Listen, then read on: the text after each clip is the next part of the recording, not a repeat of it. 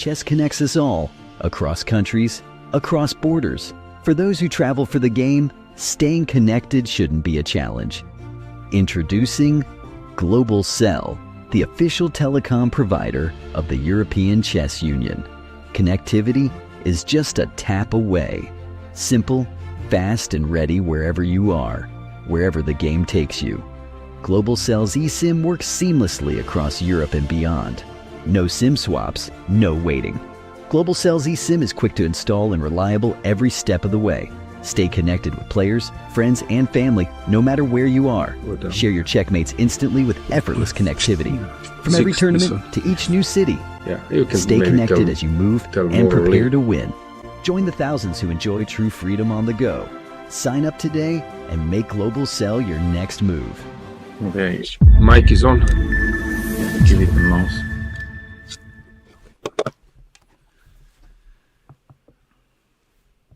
Hello everyone, welcome to the second round of European Women Rapid Chess Tournament. We are in beautiful Monte Carlo. Together with me is my colleague, Grandmaster Amir. Grandmaster, morning. How are you? Thank you. Yeah, you're a resident of Monte Carlo. Do you live here exactly? I live in Nice. Ah, you live in Nice. Okay. But I play for Monaco. Okay, so how is life in Nice? Great. Great. It's so. south of France, always very nice. So it's essential. Good, good. Yeah, we have pairings.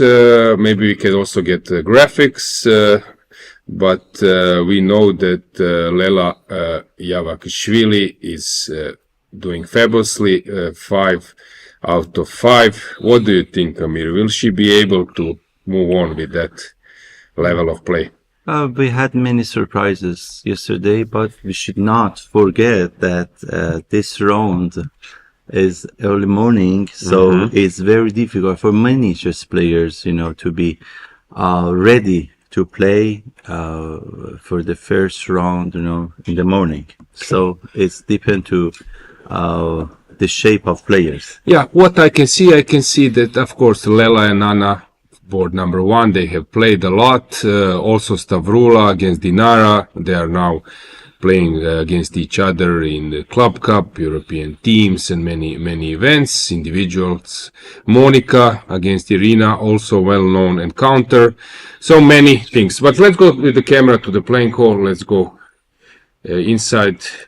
Let's see the broad view. Let's get the camera. Maybe stopboards to cover. Also that you will be able to see.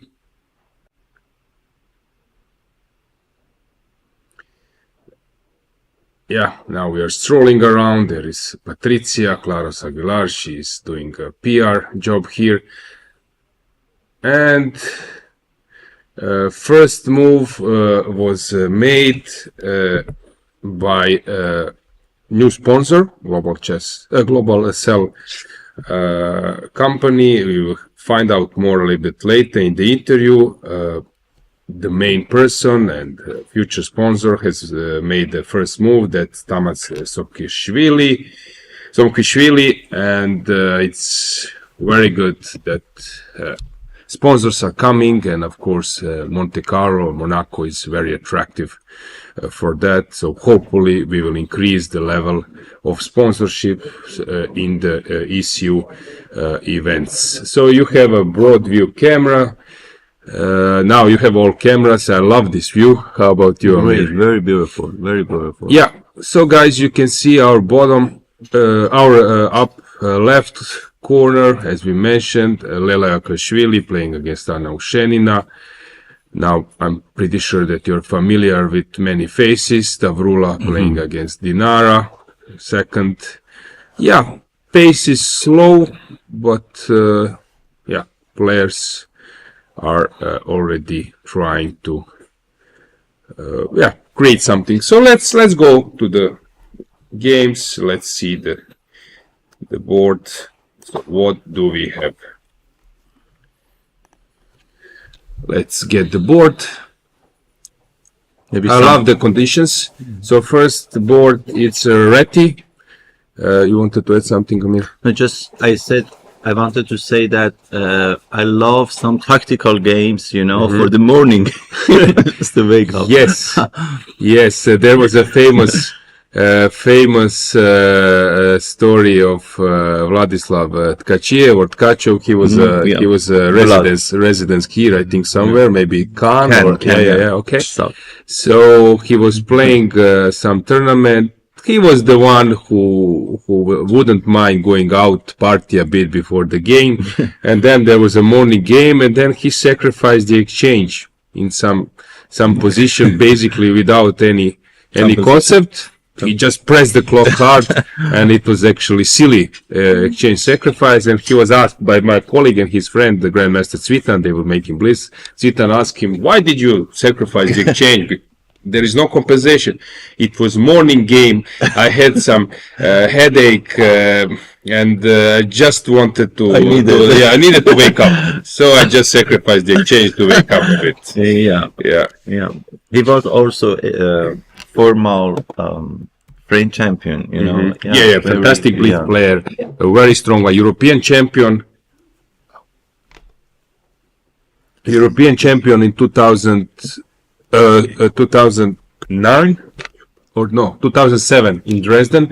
I recall when I was playing the championship. Vladislav was a fabulous player. So we have this Reti, which actually went into Greenfeld, Fianchetto Greenfeld. The point of c6 theory says that c6 stops c4, because now when you play c4, I can take and I can defend my pawn. I don't know, depends how you start. I can move on with defending the pawn, and if you go knight e5, then of course maybe bishop take, no? Yeah, bishop takes is an option. So this is the point. While if I miss this, then after c4 dc there is knight e3, knight e5, queen a4. So white can defend. White can recover the pawn. So here, knight c6 means that white would need to postpone it. But okay, these days those type of things are played on many levels. Magnus was playing this even in World Championship match against Anand. Yeah, normal. But in the end, white went for it, maybe because of rapid.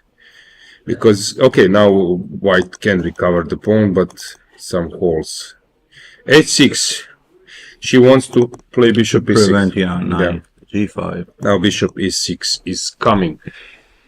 Yeah, actually, G3 and Catalan, guys, if you know chess history, actually how it was invented, there was a tournament in Barcelona, 1929 or 27, I think 29, and Tartakower was approached by the organizers, and they asked him, can you invent some opening to carry our name, Catalan name? And then he said, okay, let's play this G3 bishop G2. No one will play this in future, but you will get the opening named by Catalan, and then Catalonia, and then actually this opening became a main asset of top players. And these days everyone is playing Catalan. You will see it in World Championship matches everywhere.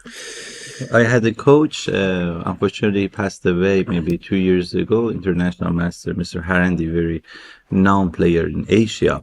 Always he said, when somebody play Bishop Fianchetto against you, c6 is a great move because you make the bishop blind. It's like a snake, always when I was young, maybe I was 10. He told me, Amir, c6, don't forget it. Limit, make him limited. Yeah. Blocks the bishop. So bishop e6 played, queen c2. Now black will switch into the other direction. She will abandon the defense probably, but then trying to exploit the ball. For b4. Yeah, so probably knight a6 when you take, knight b4. Although long term, it's easier to play this with white because you have a bit more space for your rooks, and black needs to find a way where to place her queen. And also, as I said, rooks belong somehow more natural for white than black. So this is the main difference. Yesterday, I really enjoyed when you, with Almira, you analyzed some games. You talk about outpost, and now B4 square is a good square for the knight. And you said that with knights we need some outposts. Yeah, you are correctly pointing out this, Amir. Thanks for that. The point is, so you have some openings like Trompovsky, I don't know. I could find some where basically you are exchanging bishops, even it can be London and so on. And the point is that you stay with knights. So knights need outposts. These are the squares which cannot be controlled by opponents' pawns, so eternal spots. How you can create it? Sometimes you get it for free. You know when you get it for free, when you're playing against weak opponents. Weak opponents and players who are not experienced, they tend to push pawns, and as we all know, pawns cannot go backward. And the point is, you're getting it for free. Against stronger players, you need to provoke it somehow. So how you provoke it by pawn pushes. So when the opening phase is over and you are with the knights on the board, so you need to provoke outposts, and usually you do it by pushing pawns. So this is combination. When I'm in some like setup when I have knights, I start pushing pawns. You have this in Rossolimo, Sicilian. This A4 either allows more, or when black pushes, then some outpost is around. I think those concepts are very important. People tend to think that we have magic sticks, we grandmaster. No, but those principles, those ideas, advices, as you mentioned, to kill the bishop, c6, and so on, stays somewhere in your mindset, and then it's much easier to play. Yeah. Okay, that's why actually people are hiring coaches. How about you? Do you give some lessons? Do you coach someone? Actually, since 30 years, I am coach. Okay. I don't play many tournaments, and for a while, I did painting. So you're artist. That's why I stopped playing chess in tournaments, because it was I was stressed. So are you better chess player or artist or painter? I think I'm a good coach, actually. But you know, to be a good chess player, you need many factors. So not so easy. I agree fully. Okay, so we will follow this one closely. It seems to me that black is doing well. I did notice that Anna sometimes has something, maybe the word is too strong, tragical in her play. She plays fantastic for 20, maybe even more moves, and suddenly she gets into time trouble or she misplayed it. So I would say efforts what she's bringing in openings in the early middle game is sometimes tremendous, and I start to think, okay, this is a level of 2600 player, but then somehow she misplayed it, and if she has having everything under control on a good day, she can really play like 2600 play. But also it's possible to see some really blunders and some mistakes which you don't expect from players of that caliber. So this is the reason why she's maybe a little bit lower rated in the recent times. She's not having results as before.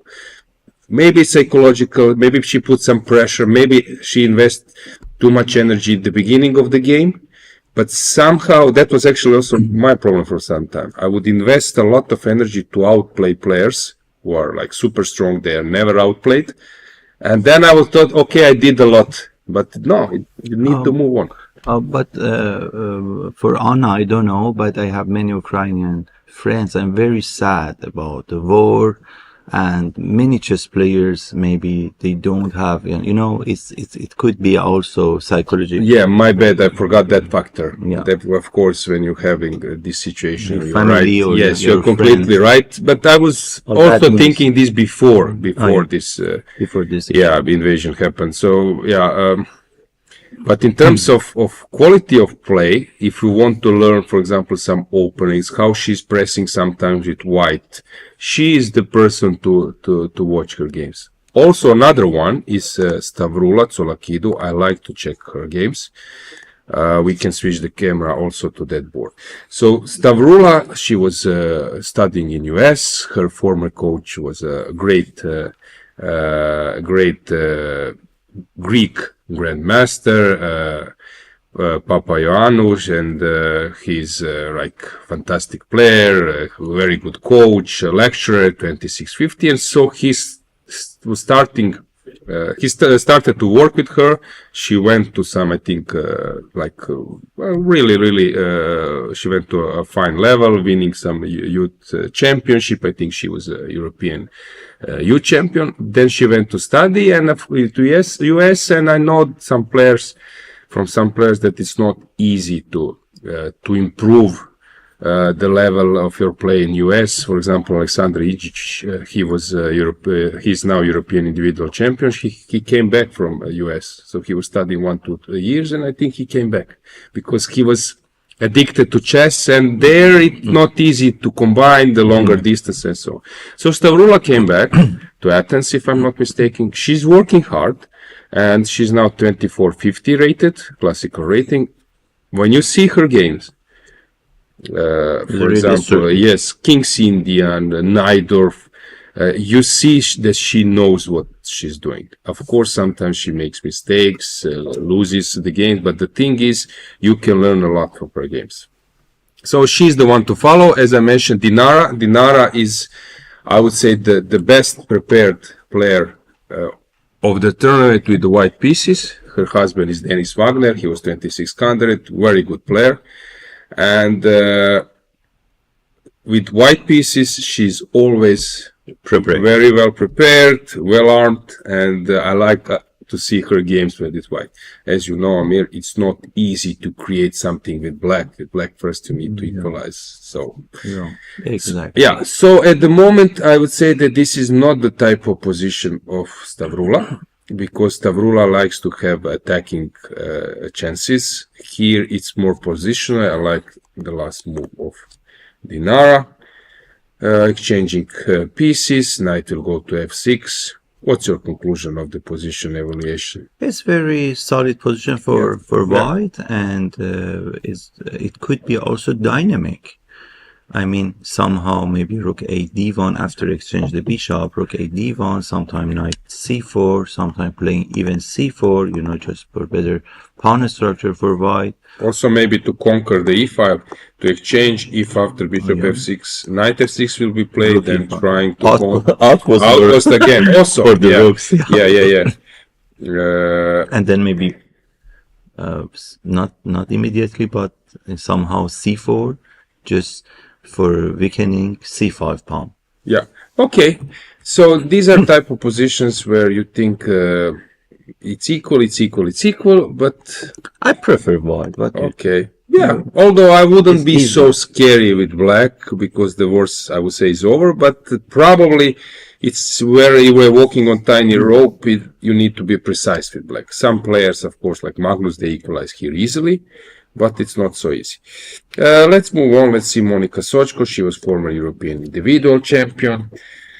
On a good day, she's playing really well and somehow scoring many wins without some huge effort. Somehow she knows how to slowly outplay opponents. But Irina is also very well prepared. At the moment, Amir, we can say that this is probably the solidest position of the first three boards. Right? Yeah, but as you know, I played Caro-Kann, and the problem of black now is the bishop on d7. So your idea is minority attack on queen side, but always we have problem with the bishop on d7 and the outpost on c5 somehow. e5, and maybe it's quite better for white. Yeah, actually Caro-Kann is the opening I'm suggesting for beginners, because before people were mainly playing e4, e5, which I think it's not so easy, because in symmetry, white is always first one to start asking questions. So when, according to my advices, which I'm advising to students, this is forbidden. This is forbidden. C6 is the main. c5 is welcome, and even g6 and then fianchetto or something. Why? Because when you play c6, d4, d5 on a lower level, they will immediately take. Yeah. This is a normal reaction for beginners, because when I'm playing chess with my kid, wherever I offer him to take something, he immediately takes. He's 5 years old. So somehow this is a immediately beginner's reaction that when they can exchange, they do. And that means that you will get a square for your knight. And what's natural, your pieces are coming out in a normal, nice way. So this is something where actually you survived the opening, and you have this bishop, as you mentioned. The problem was in the previous position we have in this Sochko Bumaga game, is that bishop is in the chain. But here you are getting it out. Actually, I was saying how Caro Khan came as an opening. So first people were playing d5, and after e5, queen d5, realized that you need to move away, because you mean you don't have any bad piece? Yes. Is it possible, please? You show us, in French, your bad bishop on c8. Yeah, that's why sometimes I said, okay, when I play queen d5, my opponent will play knight c3, and I will need to return or run away. Okay, why not to prepare it and to take with the pawn? But then came this e5 stuff and everything, and you realize that your bishop is stuck. And then someone smart said, hang on, let's do it from the other side. And that's how the Caro came as an opening. But the problem is, when you proved your level, you realize that in some cases, even exchanging the bishop, so your main weakness, doesn't mean that you solved all the problems, because there is a space issue. And also your opponent can try. So you're an experienced player of Caro, you know it better than me. For some players, they think I solved my problem, but when you are on higher level, you realize that that's not so easy. Exactly. And it's interesting, when I work with the beginners, I say French system is exactly, it's look like Caro Khan system without any with bad bishop. And I call French system is a Caro Khan with a bad bishop. Just like that, they know that pawn structures always look each other, and you should be very for that. To make things clear, I'm not saying that that French defense is wrong. It was played now in World Championship match. Dimiren actually won For first round. Armenian but players. in the World Championship match, you started World Championship match with a win with black, and then later it paid off. I think he scored some maybe 50% in French defense. So basically, or maybe even, I think maybe even more. French defense is something you can play, but I wouldn't advise you that it's your main repertoire. So you play something, then out of 10 games, you play 2 or 3 French. First game, 5th game, 9th game, so that your opponent cannot prepare. When your opponent is fully prepared, it's quite tricky. There was a studio, of course, I was doing a commentary in European Club Cup, and Vidit and Mendonca, they joined me in the studio. They play French defense in the Club Cup, playing for different teams, and it was drawn, and it was funny. Vidit said, we were laughing at some stage, I mentioned some things that Black played precise. He said, French defense is an opening where white needs to play imprecise in the opening, and then when black plays super precise, it's a draw.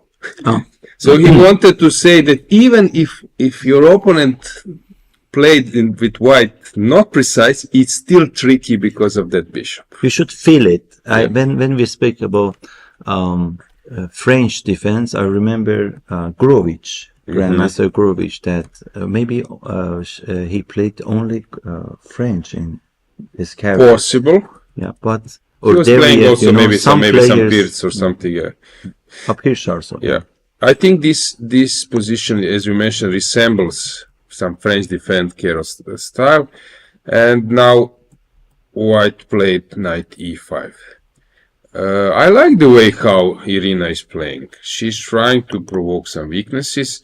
Of course, white will try to build a battery This is typical when the pawn is on e6, but my feeling says that black should be fine here. Somehow she will. Question of your taste. I think the bishop on the black bishop on a4 is quite bad. So maybe rook d2, knight d4, and I had a game. I played queen g4, rook e3, and I managed You some want to attack. build up the attack. Yes, and rook. Yeah, and in that game, my opponent played b5, a5. I played a3, and somehow I played b4, and my rooks from the third rank defense c3, and I attack in kingside. It was interesting. It was in California Championship. I won the tournament in 2003. Oh, Yeah, against Philippine a grandmaster from Philippines. good. Okay, let's go back. Let's check is there's something going on in others. Sarasadet. Okay, she's pressing a bit. Zhukova, she's always in time trouble, but here she seems to. Okay, this is an interesting encounter because they are very experienced both. Rubers is playing against Schulze, and that's a mess. That's also interesting. Okay, Teodora Inyac now came to the top. So let's go one by one. Let's go check. Okay, hang on. We have crazy stuff. Let's see. So, 95 played. So she allowed this. Yeah, but when she played c5, maybe it's the best move c5, but I didn't like it. After c5, maybe it's theoretical move. Yeah, maybe it's engine move. Maybe it's the best move. But I didn't like it. It's suddenly all pieces become void, and you should really calculate many variations to defend your king. That's a complete mess. So let's check what has happened. So takes, knight b5, queen conquering the pawn. And the king is naked. Yeah. Very interesting. It seems that white has having fantastic compensation for, not compensation, but basically material also. Let's count. 2, 4, 5. Yeah, white is having two connected pawns. Usually it's important when you give two light pieces for a rook and pawn or pawns, that it's important that if you have two pawns and a rook for two light pieces, that they're connected. If they are not connected, that pieces can regroup and fight against it. What do you think? I prefer white, and the knight on a6 is bad place, not active, so we need just maybe push our pawns, h3 g4, rook d1, and maybe somehow h3 g4, rook a3 coming to the game. Many idea. I think is completely better position for white. There is not any bad piece for white, so. Oh yeah, rook f d1. But I'm the guy who likes to play with pieces against pawns. So I was playing many times being, for example, with two bishops against rook and 3 pawns or 4 pawns. I believe that, okay, engines probably tend to now give a significant advantage to white. But I believe if you have a feeling how to coordinate, it's not easy to start pushing the pawns. Also, it's an important factor that queens are on the board. When queens are on the board, that means so your advantage are pawns here. That means that when you start rolling your pawns, your king will also become weak. This is a long-term factor. If we remove queens, get them off the board, then you can push slower. And then I believe in the endgame, if you know how to push, that you can squeeze. But engines tend to give like a huge plus, but I know that sometimes pieces can regroup. When you said you prefer pieces than pawns, I remember that players generally they prefer to have bishops than knights. But me, I love when I have knights, against bishop. It's sometimes it's question of your taste, you know, the style. You your have style. players like Vishanan, they say when Knights, he yeah. started to jump Indian in style. Knights, yes, that you're busted.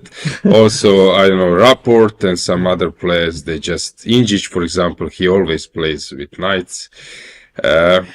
Bishop pair is something, is important, it's obvious. There was actually one podcast where Kramling was there, Rajaba was there, and Ivan Ljubicic, who is a tennis coach, who lives here, resident in Monaco. We were mentioning this, Almira and I together. He likes chess, adores chess. He plays on some very good level. He asked them, this bishop pair, for us, not amateurs complete, but for example, sort of beginners and maybe club players, when this bishop pair, on which level it starts to be an asset? And then they said, Kramnik and Jabov, they mentioned 2300, because on a lower level, bishop pair doesn't mean much. As you mentioned, knights are jumping and knights pair. Yeah, exactly. But if you are a skillful player, 23, 24 maybe plus, more, you know how to arrange the bishop. There are no bot-winning bishop. And the main thing with bishop that they can work from the distance. You were mentioning outpost. So knights, they need to outpost to be able to penetrate to opponent's camp. Knights, when they are, let's say, on the first 2-3 ranks, they are not so strong. While bishops, you can put them on the initial square, so somewhere down, and still they are putting some pressure on opponent's position. So this is I think the main difference. Bishops, as Botvinnik was doing, you can keep them down, while knights, you must enter the opponent's camp. That would be just the only thing, just to complete, you're saying, with knights, there is always some surprises. With bishop, there is no surprises, because knights can change, you know, it's not the diagonal, you know, you can change the squares, or any squares could be good for you, but with bishop, just you obliged to stay. But Bobby Fischer would disagree. There was a famous game, Fischer-Tamanov, where he squeezed and penetrated with king in the end. So, and also there were many masterpieces from Magnus. I recall one online tournament. Magnus was playing against Croatian number 1, Ivan Šarić, former European champion, 26-70. The way how he squeezed in online blitz rapid game, it's fabulous.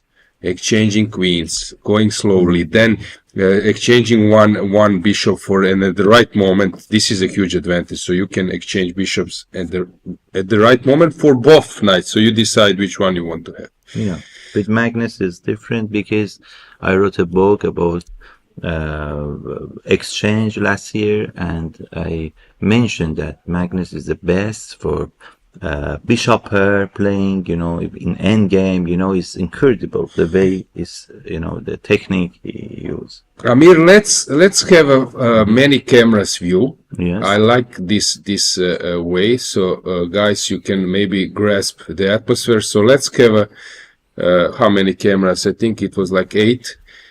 So let's have this many cameras view.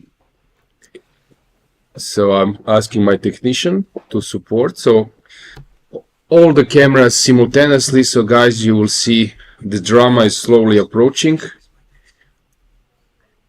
Here we see that Lela is... Okay, we can go full screen. Yes.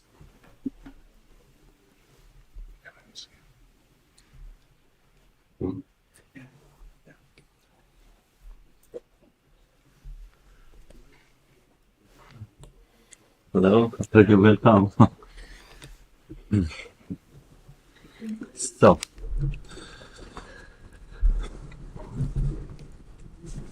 thank you for coming. Thank you for inviting me. It's a pleasure.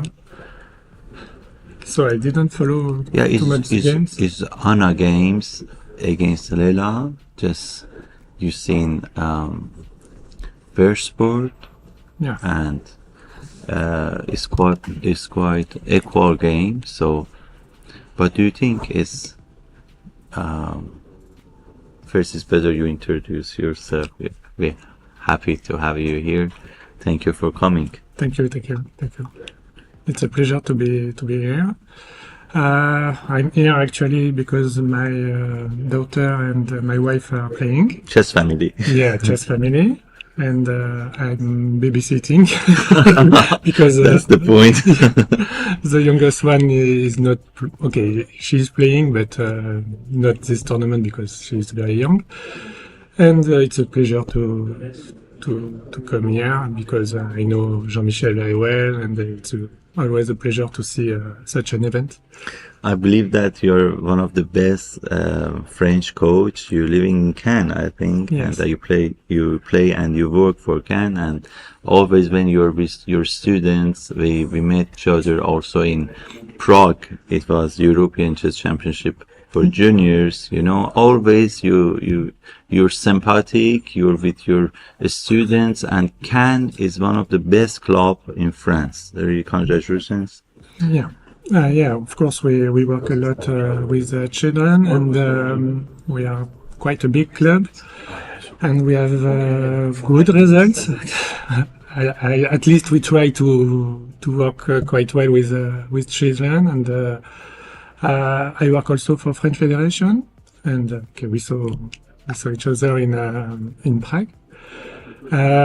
So I work also, yes, with French talented players, and yes, I try to do my best and to help children. And What do you think about the organization of this tournament? It's fantastic. Of course, Michel is known to organize fantastic events. Prestigious, yes. I was here last year. I came also for Grand Prix, I think. Mm-hmm.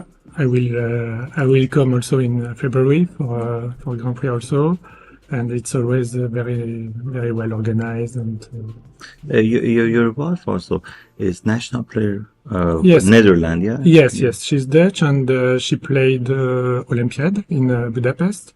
And she stopped chess during some years because kids, of course, and now she's coming back to. What's to your business. goal for your daughter? So super grandmaster. No, I'm just enjoying playing, that's we'll see. That's wise answer, yeah. Yeah.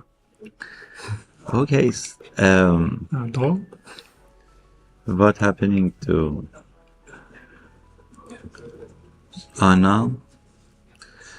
Anna games? Draw. No. Yeah, we switch for the second game. Okay. Dinara. What about time? Oh, just 56 seconds. Not so easy. What do you think? Okay. The position. It's okay. White are clearly better, of course. Up.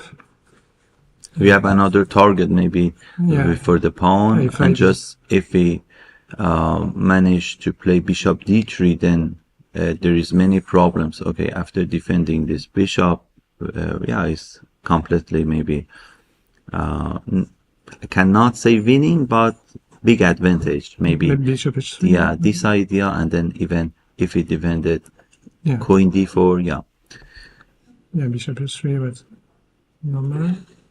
Okay, even queen d4 maybe, no? Queen d4, I like this move if it's possible. Yeah, she played, of course.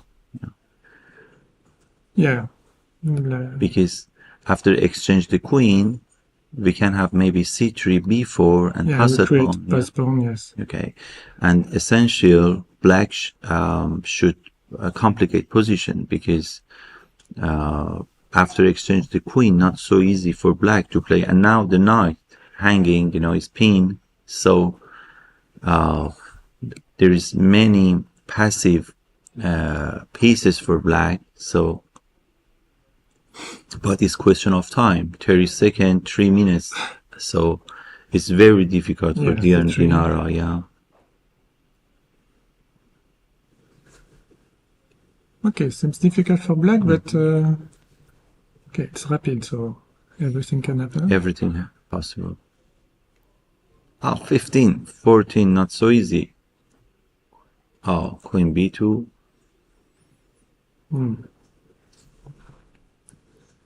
The problem is knight, cannot play. bishop is just Passive. passive. We consider it like a pawn. Yeah, Okay, pawns are- great, great, are very logical. Now you have push. 2 passed pawns, so you should exchange the queen. If not, just we push the pawn, and so easy. And now it's always hanging there, the miserable king there. So a5, a6 maybe. Yeah, just push the pawn. Yeah, The bishop on f1 is. it's important when you Yes. want to push. Do not push the b pawn because it's here, to defend. But a is better because then you have another extra. Okay, maybe I'm wrong, but yeah, maybe both are winning move. But it's my experience. Yeah. I'm sure that you advise Of your course. students. Of course. a5, a6, a7. Yes. Okay, but it seems winning Yeah, we switch to Monica. against Irina. Yeah, I know- Monica games. I yeah, know Irina against very well because she's playing for Ken. Yeah, please, third board, Monica against Irina. So, Okay, Irina seems winning. piece up for black. So, a passed pawn that is incredible on d3 because it limited bishop on b1. Yeah. So, everything for black. So, let's see. Sarah Khadem, fourth board games is equal games. What do you think of this game? Okay, black seems in good shape. A bishop d6, No? tactical move. White has bishop pair, and just I think when you have bishop pair, if you exchange your queen, is really nice because there is not maybe there's not enough compensation for your opponent. So queen b5 to exchange the queen. Yeah, good. Yeah. So then your king could be active, and if you bring it to the center, then it's very easy. Yeah, pawn on d4 can be a target also for later. Anyway, Sarah is Iranian, and I follow always her result is unfortunately she played for Spain, but maybe it's good for her, for her future in chess, and she's very talented. She played in Olympiad also for Spain. Mitra Hejazipur, former champion of France, also played for France in Olympiad. That's pity. We lost many players from our national team. Yeah. So now I love this move. What do you think? Even bishop c6, and then you limited this the knight. knight, yes. Yeah, and then maybe your king coming and g4, and and this the target pawn and falls. So Yeah, seems good for white, yes, for Sarah. g4 immediately. Okay, Why not? why not? Because it's losing a pawn after the 93. yeah. What a good technique from Sarah.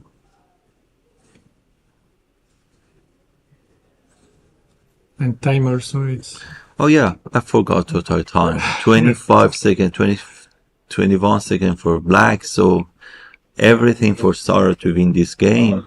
So we can just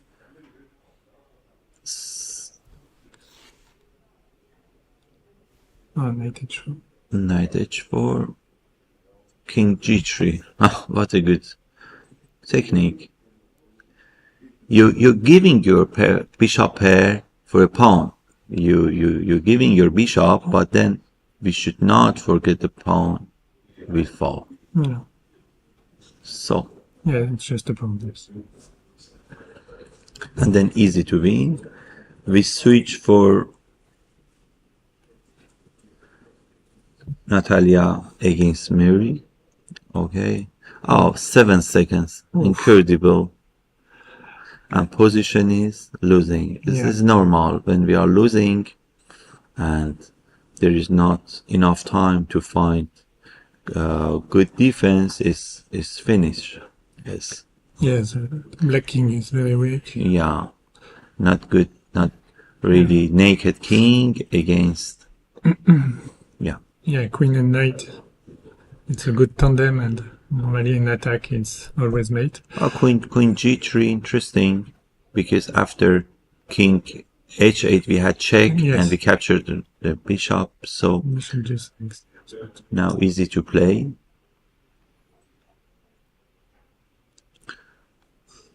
So for always this picture of is the board Sarah playing, but we switch to just to see second board Dinara are completely winning. Yes. Yeah, and 13 seconds. Piece up for white. Queen come back and then b6. No counterplay, yes. Yeah, it's difficult to follow all games when it's rapid games because easy win. Yes. Yeah. Oh, they're quite relaxed when we're playing. 10 seconds. Yeah, maybe not. Yes, 10 seconds. 7 seconds. Yes, Queen H1. Okay.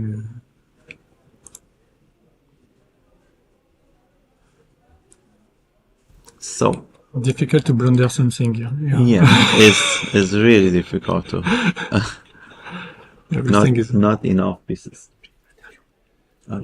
Okay, we stop. Okay, we have another dear guest, so we stop here and we go to the for the interview. Thank you very much.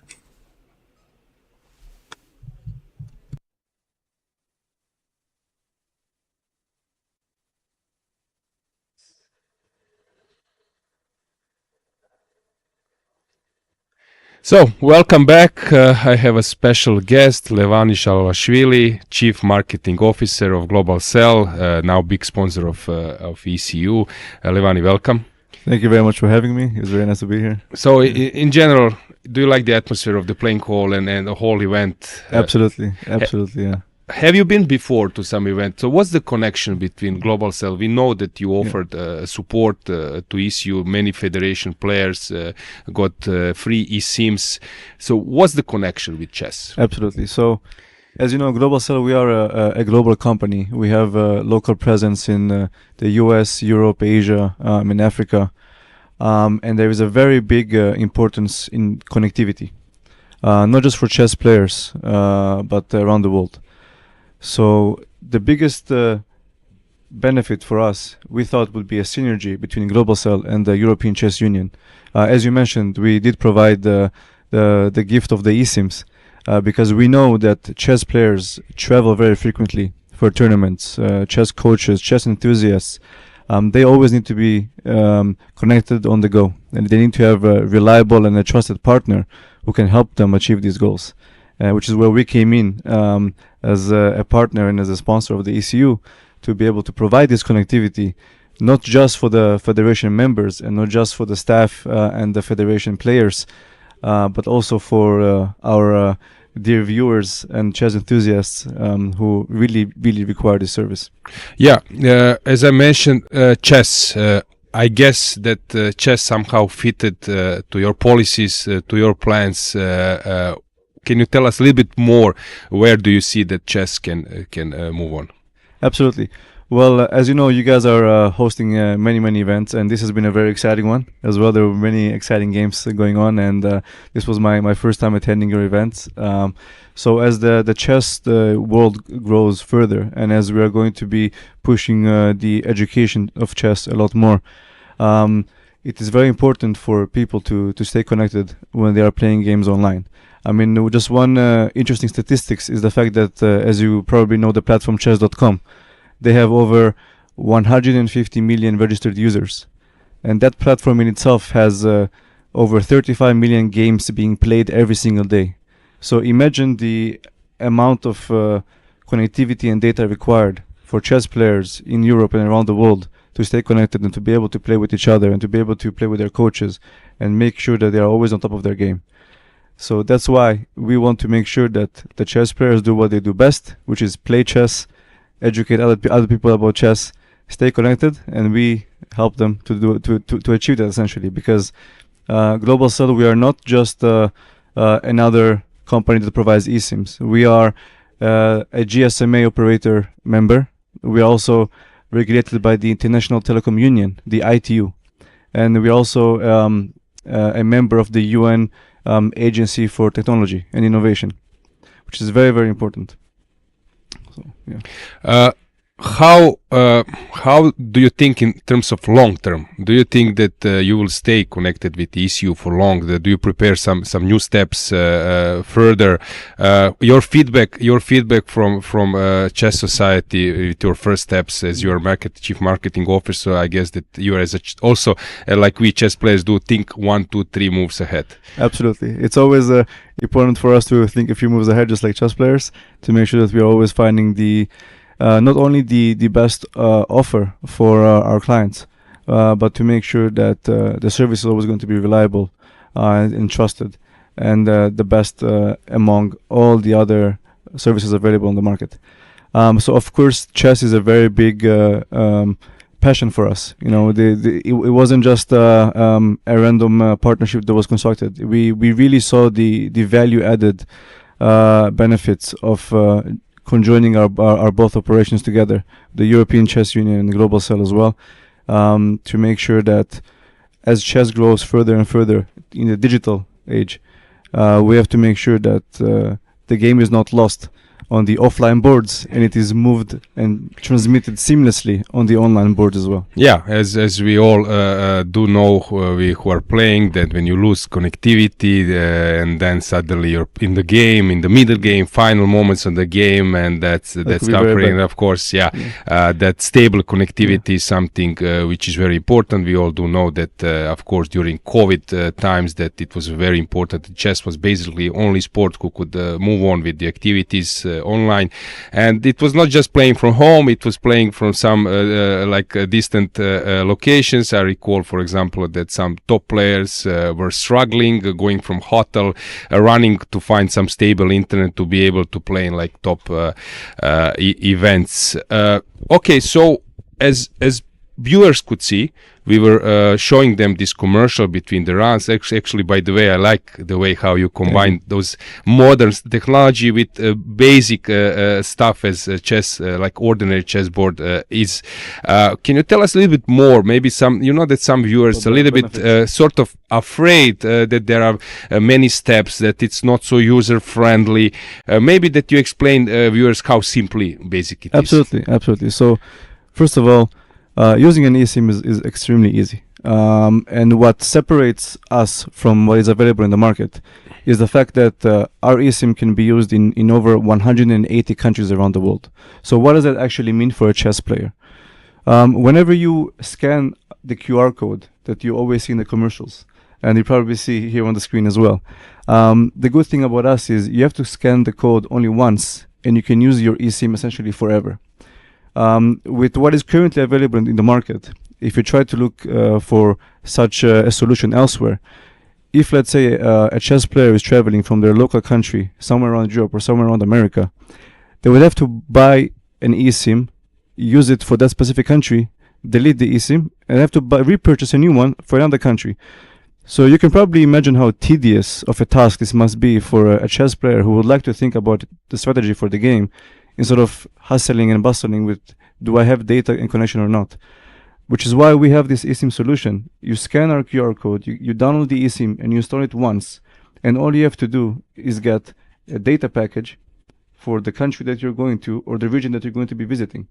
So you would never have to delete our eSIM and keep reinstalling a new one for the location that you're traveling to, which is a very big major benefit for us. Because the most important thing is that the connectivity is going to be seamless. The less that the player has to do to ensure the connectivity, the better it is for them. right?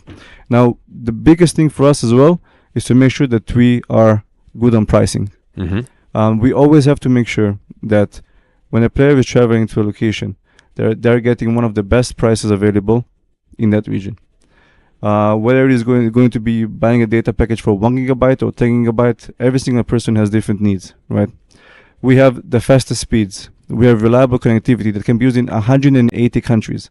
So just imagine installing an eSIM once and you use it all over the world. We are having to hustle and bustle around with activating, reactivating, deleting, keep reinstalling. There is no point. So it's about time that somebody of this grand stature like Globacell steps in, also for the world of chess, to provide players a reliable, trusted solution to help you stay connected to the game.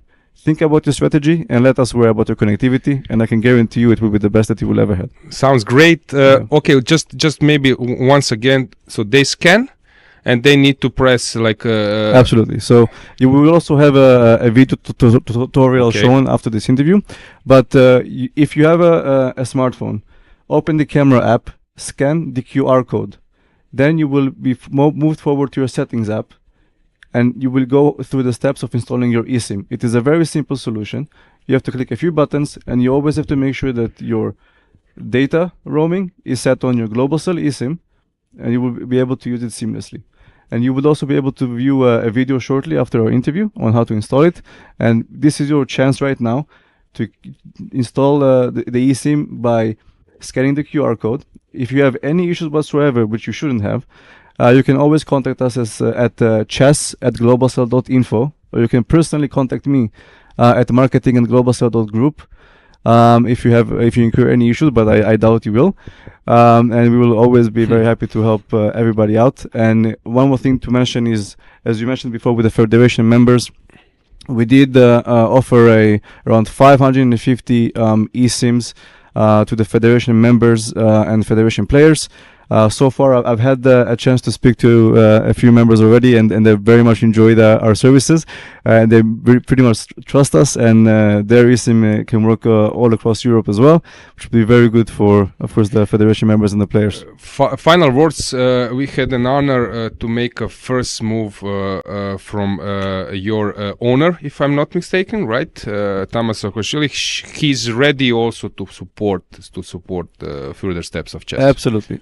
So we have our shareholders, Mr. Tamas Saakashvili and Mr. Georgi Zviadadze, who are here, and they are very much enthusiastic and happy to help support the European Chess Organization, but not only that, but support any initiative to continue the education of chess further across Europe and to our next generations, because chess is a game that transcends borders, right? So currently here we are in Monaco in the European Chess Union event, but chess in itself is a global, worldwide phenomenon, right? This is a game that no matter where you're from, you will always be able to learn about your opponent and about yourself, and you will always be able to strategize and increase your logical thinking.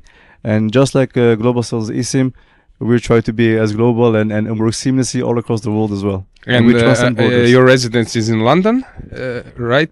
So currently I'm staying in Vienna, but I do travel to London quite often. So your location is quite good to cover all the world. Absolutely. Okay, so guys, that was it. Thanks for joining me, and now you will see the tutorial to register. Thank you for having me. In this video, you will learn how to activate your eSIM on your iPhone. Unlock your iPhone device. Open your camera application. Scan your eSIM QR code. Click on the mobile plan pop-up. Your settings app will be automatically opened. Click Allow on the pop-up message. Your eSIM is now ready to activate. Click Continue. Click on Done. You will now be asked to label your eSIM. You can leave it as mobile data or label it as Globacell. Click Continue. You can now choose your default calling line. Now you can choose which mobile plan to use with iMessage and FaceTime. click Turn On if you previously chose Global Cell's eSIM as your iMessage and FaceTime plan. Finally, make sure to choose your Global Cell eSIM as the default mobile data line. Click Continue. Click on Mobile Data and make sure your Global Cell eSIM is chosen. Now scroll down and click on your Global Cell eSIM line. Make sure your data roaming option is turned on. We can now enter our browser app to test our connection. Perfect. Enjoy your new eSIM and thank you for choosing Global Cell. For more how-to videos, check out our playlist.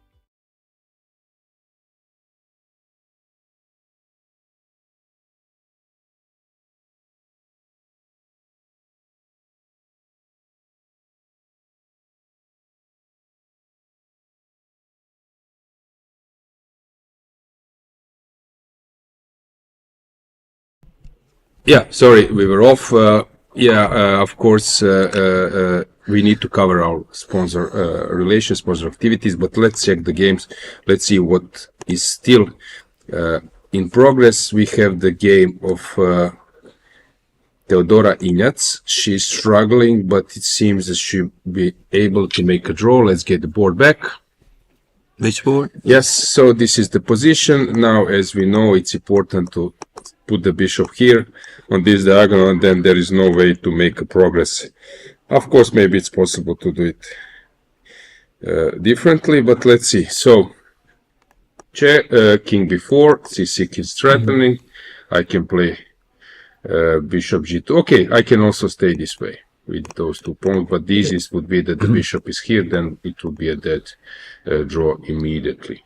But anyway, no chance for... The best square, for the bishop, is the best diagonal is on d7 or e8. Yeah. If you show us... But it's also fine this way, because there is no way to progress, because now if you give check, I'm on time.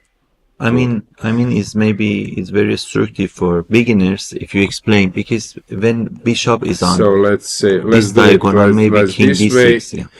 Sorry, let's say that I wait. So this is the position. This is the setup which is unbreakable, because now if king moves, abandoning the bishop, but the pawn, if pawn moves, you take, and of course this is a deal setup for black that he defends, and now I'm just waiting. So it will be a draw. Let's see how Mitra, that was drawn, and here we will have another one. So regarding results, we can say that we have a draw on the first board. We can maybe a little bit check it. If I would be black, I wouldn't be worried so much now. I believe in pieces. That's maybe dogmatic. Now I take a7, maybe is a... Yeah, I don't believe that the white should try to collect the pawns. White should try to somehow, but it's not easy to make a pawn push. So that you can, position is okay, yeah. Yeah, it's complicated, but as I said, long term it's easier to play it with the pieces. We have this Tsolakidou against Dinara, Stavroula against Dinara. Here it was strange how everything just actually backfired for. But the black, idea because she played it should be fine for black. Okay, but very well played by Tsolakidou. And then, yeah, this was probably... Suddenly you see that you're passive, you're pinned. d4 doesn't work because of the pin, and suddenly you feel unhappy. Zhukova won against Arabidze. That's not surprise, but that's a bit...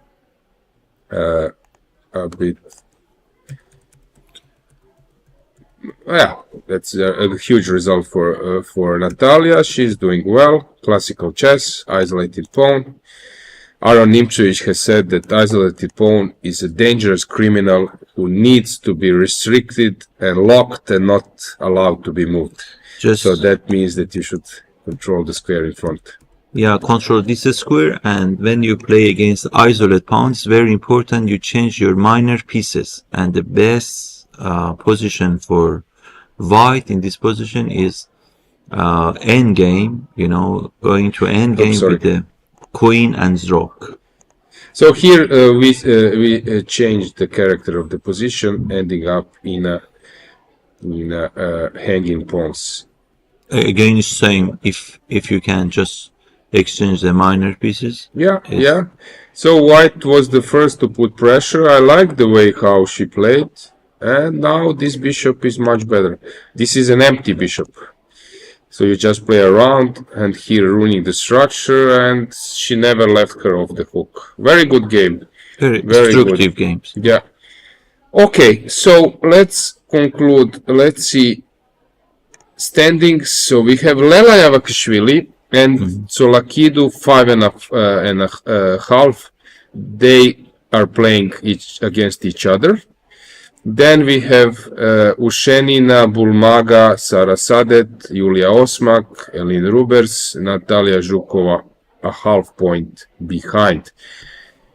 Results, you see that Antoaneta Stefanova made a draw.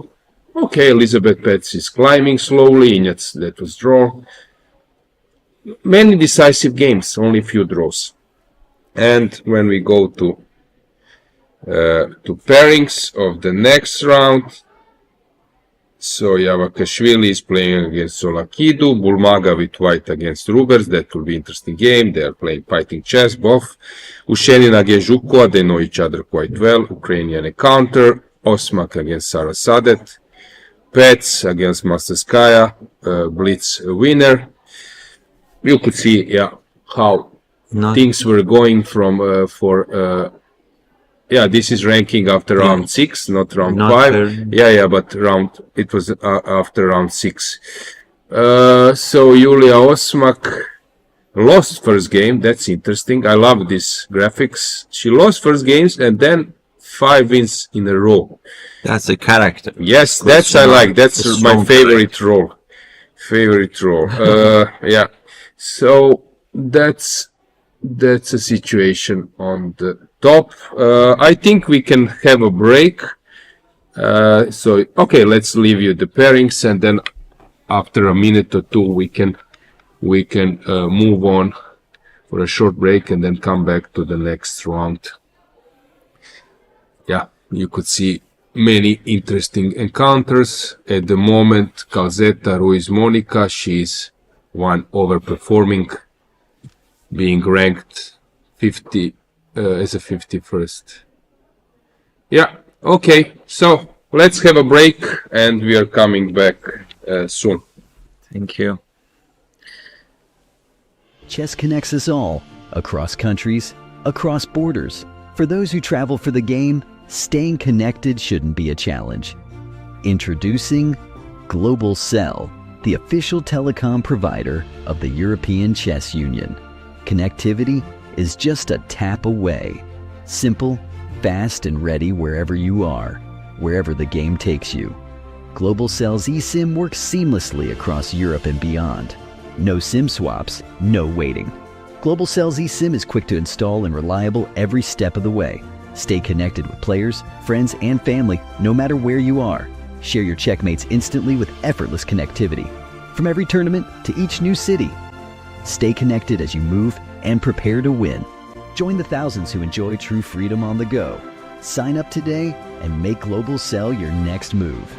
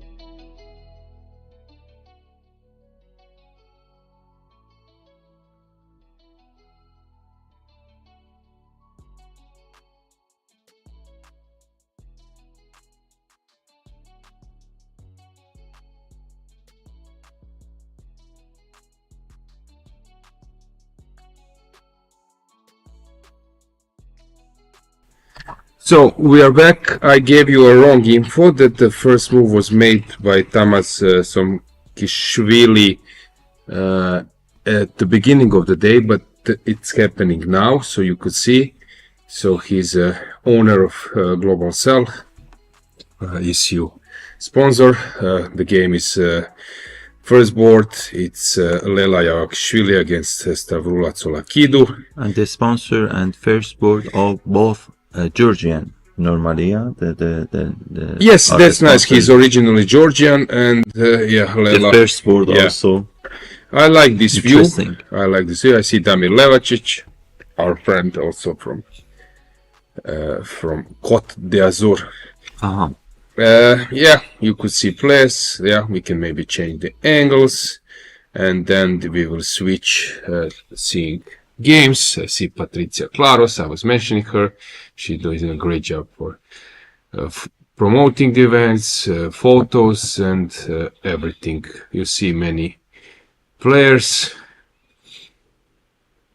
Yeah, Sara Sadet is playing against Osmak. Maybe it's a moment that we have this multi-cameras view, where we have many games simultaneously. I love it. I was joking, it looks like we are working as some kind of security guys at some shopping center, or so you're following many cameras simultaneously. Elisabeth Paehtz against Monteskaya. It's our right, board number 5. That would be very interesting encounter, since maybe Anna games is not It's active. stuck. The camera It's stuck. It's board number 3. But all others, we can see in the board number 6 how Dinara Wagner is blitzing her moves, while other games players are still thinking what to do.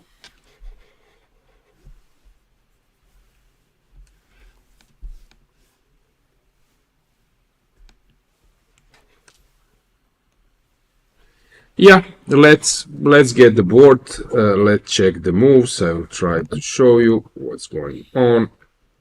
Let's explain it a bit together with Amir. Let's get the board back. So first board, it's Lela Jankovic playing against Stavroula Tsolakidou, and last move queen d3, or yeah, the queen is on d3. But let's get the board. And then, yeah, interesting. Just to provoke for playing e4 and to control e4 with queen d3 is interesting, but maybe it's very unusual move. We are still waiting for a board First to be able to show the moves. In the meantime, yeah. So it was fianchetto b3. Anish Giri has said in some comment, I think it was New in Chess Analysis, has said that usually when you have two fianchettos, stronger one is one next to the king, because the point is that the bishop is protected. That means that some tactics are not working for opponent, and also when you exchange, it's the side who is having king fianchetto can decide when to exchange it, and then in some endgames this is the way how you penetrate.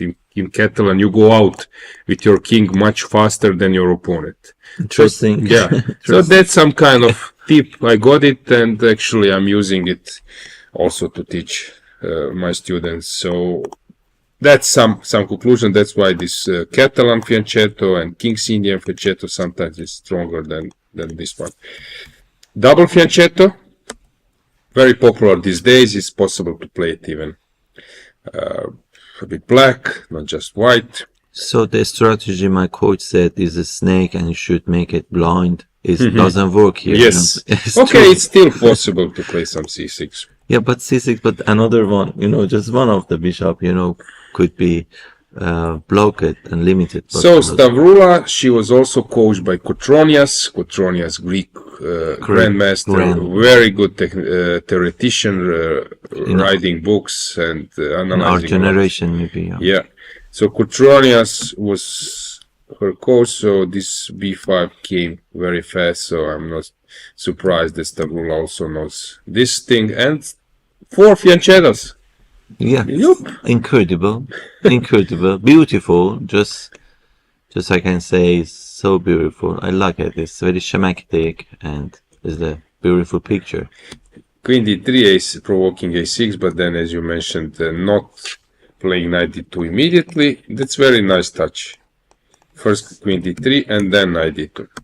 Yeah, it's now is logical because you have a tempo by attacking the pawn on b5. So yeah, but in general, knight d7 I think will be played. I love black's position. Black is having a great position because even if you push d5, some Benoni stuff will work for black. If you push e4, then I can exchange on d4, and then I'm getting this square for my knight. you mean there is not harmony for the queen? Yeah, and in general, you can only push pawns, but then you might end up with some hanging pawns, and or black can wait. After c4, black can wait. For example, some rook b8, maybe queen b6. And I don't see anything wrong with Such a good Sicilian for black. Yes, exactly. And you can move on with d5, but then we are playing some fianchetto Yugoslav variation, where I think black has already won some. Flexible pawn structure, even maybe Benoni system with black could be. Yeah, but the thing is, usually we say that these type of positions are won by players who feel more comfortable in it. It's not important what is the final assessment. Okay, let's move on. Especially for rapid games, I think for black is great. This is the game to follow. You remember I announced, I said Bulmaga against Rubers, this will be a sharp game. And actually they stand according to my my assessment. Let's get the we have a camera, thanks to our technician, dear Etienne Mensch. He's doing a really great job. So let's see what's going on here. They play this line. This is known. Sicilian with c3. Also rule says when you have a weakness in opponent's camp, you should exchange all opponent pieces that can control this square. So that should be those 3 pieces. So you leave this one. So this is the and idea. the bishop on c8 also. And for example here, let's say, I don't know, like this. In normal situation, you would never give bishop for a pawn, a bishop for a knight, unless you're ruining the structure. But the rule says if there is a hole, and then this complies to the strategy. So bishop f6, if the pawn is here, it's not a great move.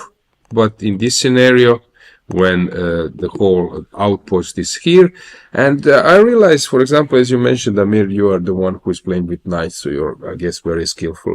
I realize that some players, they have this vision better. So I'm also trying to give advice to my friends, students.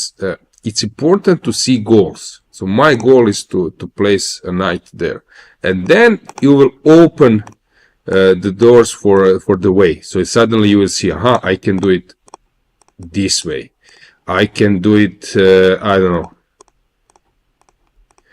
So then when you have a goal, then you will find a route. If you don't see, then it's not easy that the moves like knight c2, knight a3, knight c2, knight e3 as you mentioned, we call it plan, and for the plan we need some technique. So our plan now is the weakness, we use the weakness on d5 and playing against the bad bishop on f8, and the technique says that how we bring our knights to d5. So it could be from a3, c2, e3, or d2, f1, e3, or somehow maybe to exchange the defender of d5. We can play h3, knight h2, knight g4 even.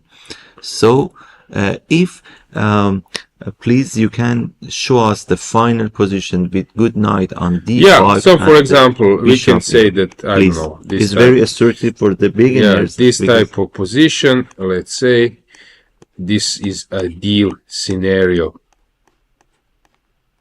Bravo, yeah, exactly. So this is the ideal scenario. This is what we want. This is what we want. And then we can discuss. Either we will keep one pair of rooks, we will keep the queen, Jose Raul Capablanca duo. Will we just stand with the knight against the bishop? But this is the... And you see some tiny small pawn move. If the pawn is here, then c6 and position is very Just good. 1 pound. Just Yeah, pushing so 1 pound pawns precise. tend not to go backwards, so guys, watch out when you're pushing it. Knight g5 play, this is of course also known. Take takes, and there is this knight f7, which is nice move for blitz and rapid. I would love to play this type of positions. I like to play with pieces against, sometimes against rook and pawns, even sometimes against 3 pawns, but if my king is safe. So if my king is safe, I don't mind playing with a piece against 3 pawns. But if my king is unsafe, I'm always the one who likes to play it with the one. And Amir says, is sometimes when I ask my coach, Igor Zaitsev was second turn of Karpov. He was my coach. He was your coach? Yeah, 2-3 years, you could tell us a little bit more about this. It's fun. Yes, wonderful guy, good personality, chess lover, really. You know, always he believed that schematic you have to evaluate your position, because we are not a robot, we are not a computer. Sometimes, as you said, as you mentioned, you lock some position if your king is not good, is not safe. Maybe you don't lock if your king is safe, you lock. So even in high level, in chess high level, you can see that the evaluation is not just by calculation, sometimes it's by the intuition. So you should feel it, and by your experiences that you had in your life, you feel that this position is horrible for you, or is good, or okay, is it could be defended. So thank you for your example, and it's interesting you show that how much is important, you know, which taste you have. Yes, for example, there are some positions, Amir, I don't like to play it with white and with black. Both. I don't like it. I don't like it. It's somehow I don't feel well. There is no dynamics. There is no dynamics. There are ugly, ugly, and I run away. There are some players, for example, I know Kozul, who was a European champion, my coach, and together we work on chess later. He tried to avoid positions of Nimzo Indian or positions where he has double pawns. He would rather have some dry position where he bring some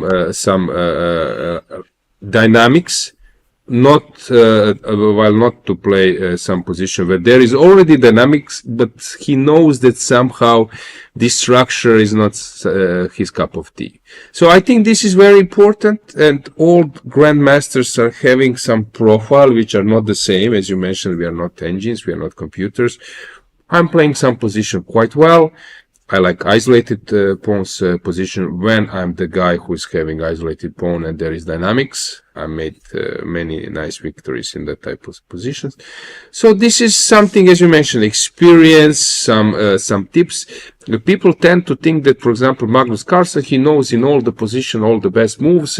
No, but he calculates much faster. He has those tips from Kasparov, whom he worked, and some others and so on. And of course, when you're well armed with all those tips, experience, other players' experience, then you are skillful. So people think that they are like computers, precise. No, I think they have skills. They have much more skills than we do, and then they can find a way how to navigate much easier. Accurate variation, calculation is very important. Yeah. So here I'm curious, is this something prepared by Irina? Probably it was. And I like Elin's approach, since she's not running away from this type of positions. I think this is very important for improvement of young player. Because if you start to avoid something already very young, very hard, she attacks me, my king is unsafe, I won't play that type of position. You cannot improve your game. And it's very important. Sometimes my students, they say, no, I don't like it. I say, if you go to the doctor and he suggests you some medicine or something, or your parents, they suggest you eat something, you cannot say I don't like it. It's important for young generation, for young players. They play everything just to feel how much it could be difficult to defend, or how is good variation to play. We should not evitate, some way that all grandmasters they win. Yeah, but the thing is, as you mentioned, top 10 players, they are universal. So they know how to attack, they know how to exchange, they know how to swindle, they don't know how to... Superman in chess. Yeah, but that's why, because they play everything. Yes, they were playing everything, they were not running away from some complicated stuff. And, okay, for example, Adrian Makishchishin, grandmaster, non-coach, he told me, there are no bad position, ugly positions, but only effort. Are you ready to put effort to get all those nuances, details to learn them? And what I saw when Zaitsev analyzed with me, he follow complications. Sometimes we are very fragile. We are, we looking for some insurance, some security, we scared of complications. But in top levels, they play for complications, and that's their power. That's very important. Here, I also like this approach. This is also typical when you got some material, opponent has sacrificed something, you are the one deciding where to return a part of material. Like a gift. Yes, like a gift, or like you're on the boat and it's too heavy and suddenly you start throwing some things to make your way faster. So here she decided to abandon the defense of the knight to pin to be able to run away. Regarding Zaitsev, I will ask you later, has he shared some moments of Karpov? Also, Zaitsev is inventor of this well-known Rui Lopez opening, which is very, very good. But let's analyze the position. Let's see, Amir, what's going on. You said something very interesting. I remember one of my coaches said, Amir, you don't take any sacrifice. When your opponent sacrifice something, you don't take this as a gift forever. You give him back somehow. Is when you change this advantage, with other things. It means that, as you mentioned, we take something, we take some pound, and we give it back with something extra, This is typical when you see like super sacrificing game. King is out in some center or ran away. The defense was destroyed. When the side who is under attack actually winning the game, this is because of the reason that at the right moment they gave up some part of material.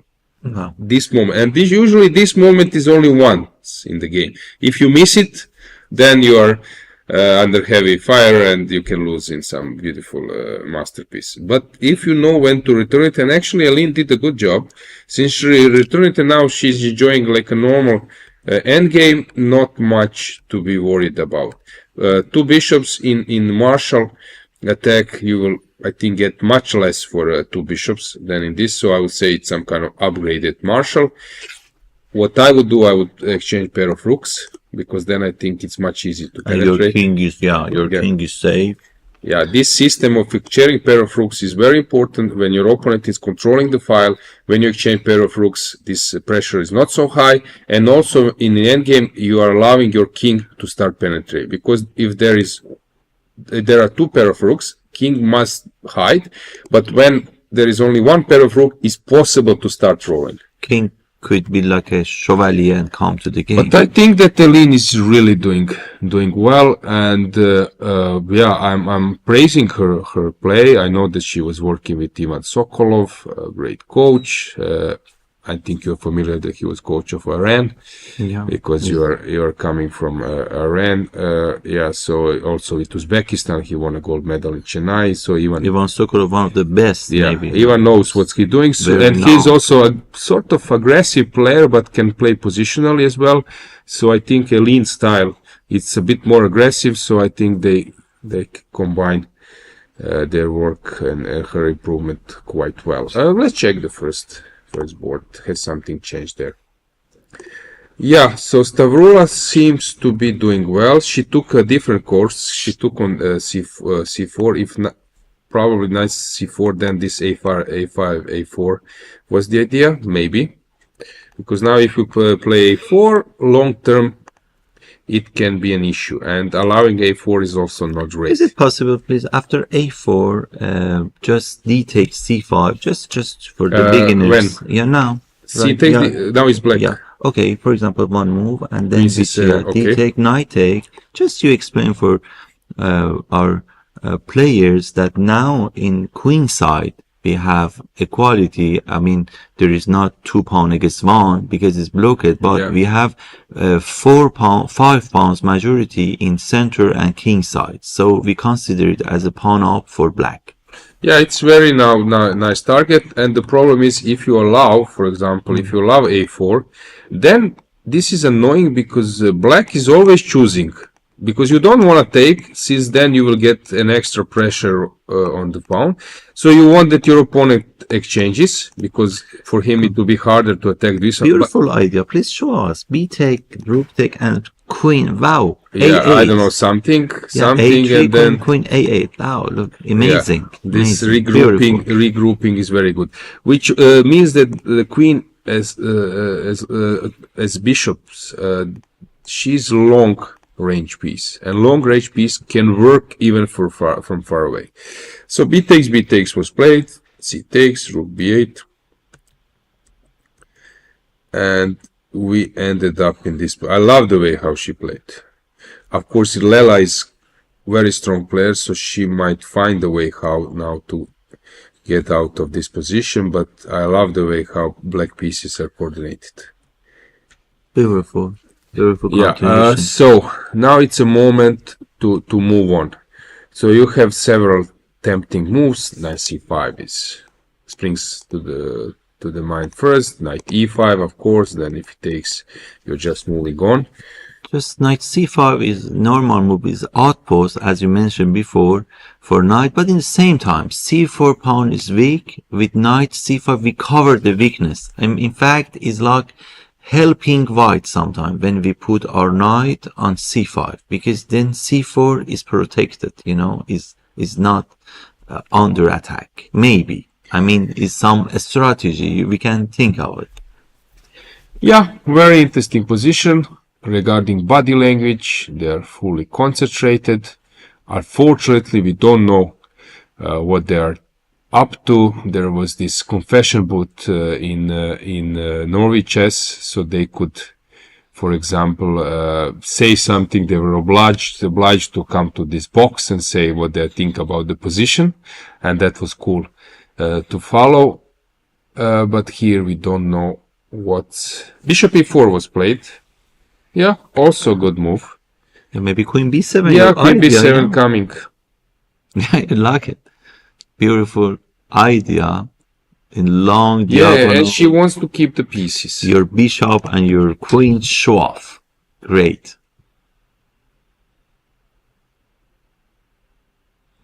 Very interesting game. And Stavroula is more classical player, so I'm not surprised that she was not doing great in Blitz.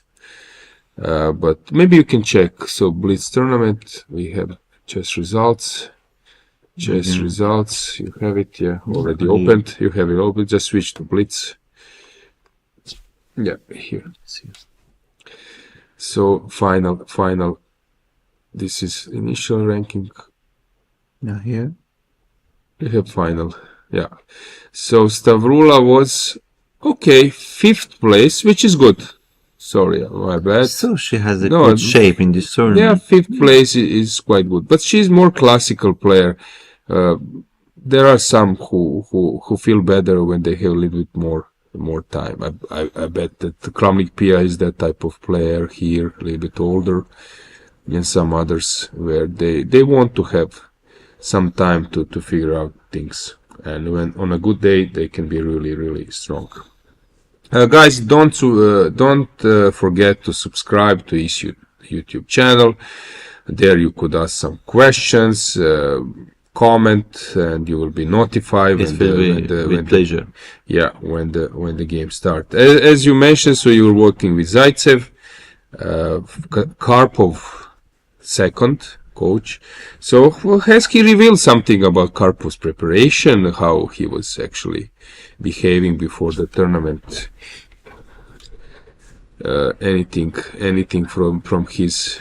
Yeah, he showed me many preparation with Karpov, but I really not maybe prepared in terms of routine comments. Do you have something which crosses your mind now?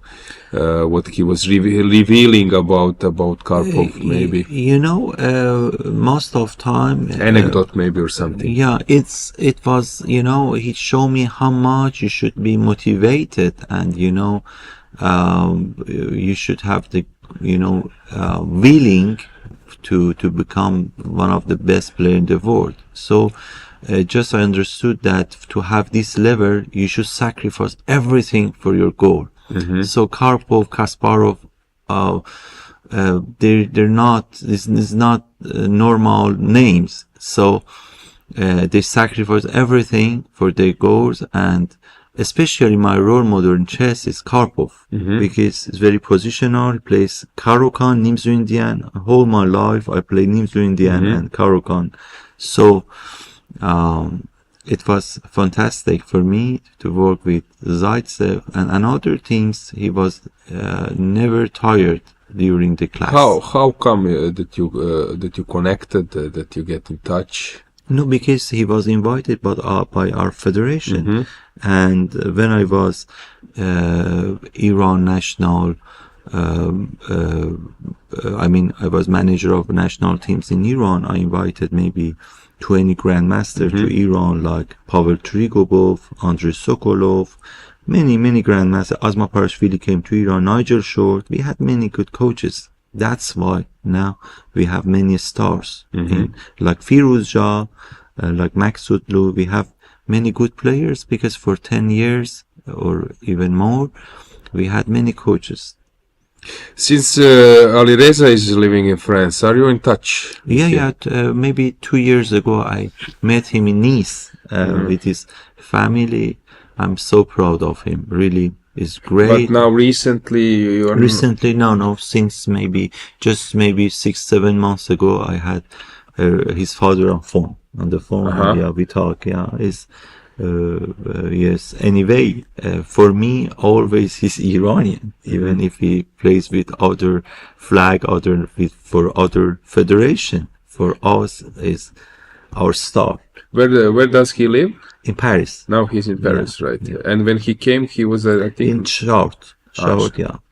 You share him or his father your experience about how to adapt in France and everything. But it was useful, and I thought I said always to his father, but Alireza doesn't need any advice. He's a really genius, he doesn't need anything. When I see how he's talented, really, just I watch his game and follow his results. Yeah, actually, probably you know him when he was so young. Yeah, and remember that Ivan Sokolov has said that I think Alireza was like 15 years old, that this is a world championship caliber, and at that time he was like a number 3 or number 4. So he sensed that this is something special. Although I was very impressed when Amin Tabatabai came to my studio, the way when he plays white, how strong actually he is. Yeah. Amin also very talented. Is now second super grandmaster in our national team after Maksutlu. Both of them, they're very, very talented, very strong. And what's important, after Firuz Shah, I was very sad because we lost one very good grandmaster, but then I saw many young grandmasters like Daneshvar, Bardia Daneshvar, or others, they're coming. Amir Tabatabai is very strong players, Maksutlu. So that's good that even now, without Firuz Shah, we are strong, but if we had Firuz Shah, it was another thing in our national team. Last question before we move to games. Alireza and fashion. Is this something we think he will take this direction, or it's like an or exaggerated that of course he played chess and his main focus is chess? I didn't want to be noisy. I didn't talk about this with his father, but Alireza is a handsome boy, so sometime when you're handsome, when you have many talent, in many fields, so it's big problem, because maybe you lose your concentration in chess. So maybe it could be also a problem in his chess, because he's talented in many things. Yes, he's not just talented in chess, even in fashion, Yeah, because we don't know much about his fashion. I would say role. We only see in tournaments that he changed his clothes and everything, but we don't know much about his plans and what is he up to in that field. Yeah, is anyway. I wish in any field he continues. He will be successful. Okay, let's go back to games. Let's check the first board. Let's see the board. The game will follow its second one, where Elin Rubers is doing great. But let's check what's going on in the first board. So some complicated stuff happened. Of course, this is normal since it's a rapid. I think that basically Stavroula is going all in. She wants to checkmate Lela, but it doesn't go so easily.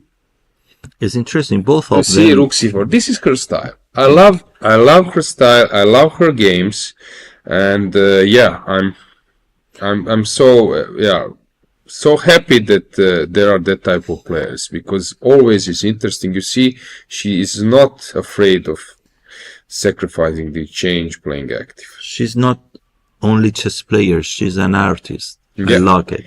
So Rook C4, and now Lela is thinking. And what happens sometimes in Stavroula's games that she gets long time, and you think that she's in problem, but basically she burned a lot of time to find like unexpected resources. And now it's opponent who needs to start thinking more.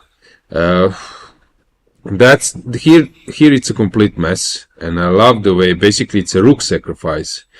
I love the way how she played. Now Lela is thinking, and if I would need to bet, so now she's on 4.5 minutes, I think that Lela won't make a move for at least 1 or 2 more minutes. Maybe I'm wrong. It's very interesting, because when you see rook capture the pawn on c4, it means that you want disattract the defender of f3, knight d2, defend f3, so she cannot take. We can show the point is that here knight f3 check. Of course, if you come here, then or anywhere across this diagonal, that you're busted, so you need to come to f1. And now, is there a possibility to repeat the moves? Probably it is, because this looks very bad. If king moves on, queen d5, maybe immediately, or first taking a lot of stuff. Knight can go to g4 because queen is hanging, and so on and so on. So probably she has a draw in her pocket, and maybe she can go for a more with some stuff. I don't know.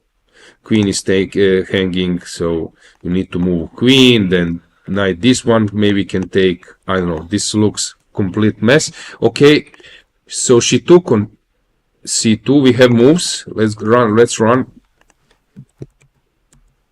And now we see, will she repeat the moves or not? King g1 play. In her place, I repeat. Yes. Okay, we have a draw on Elin, but it looks that she was doing fine. Let's just briefly check what has happened there in Bulmaga against Rubers. So what happened here? Some exchange, a pair of rooks exchange. Rooks c3 looks promising. It's interesting, she didn't want to chase this pawn. Rook c1 Rook is the move. c1, rook c4, bishop d4. Maybe. But this looks okay, very complicated. Very complicated. Question of one tempo. I can start pushing, but Who's then quicker? yeah. And yeah, maybe it's just a draw, but also it's some Just kind please show us king b5 maybe doesn't work. yeah, now g4 or f5, and Bishop I think c3, that yeah, I'm just g4. faster. If It's you very take- interesting question of one tempo. Who is Yes, faster? yes, and you cannot catch the Yes. pawn. Yeah, It's difficult so to it calculate. it was a draw, but let's run to the first board. Let's see what's going on there. Knight h2, and let's have a camera. So Lela is making a move, she's repeating, but also Stavroula is repeating, and I'm curious, will we see a draw by repetition? So knight g4 now looks very complicated. So what do you think, Amir? Will she go for it? Will she sacrifice and move on instead of taking I a think draw? she's going to, because she show us that always she's looking for complications, so she doesn't go for draw if she's not sure. Okay, she did. So she did, okay, it's also Knight reasonable. G4, what happened? Yeah, but Please. this is crazy. Knight g4, queen is hanging. How? You must move the queen. And now if I go like this, you need to play only move king g2. It looks very scary.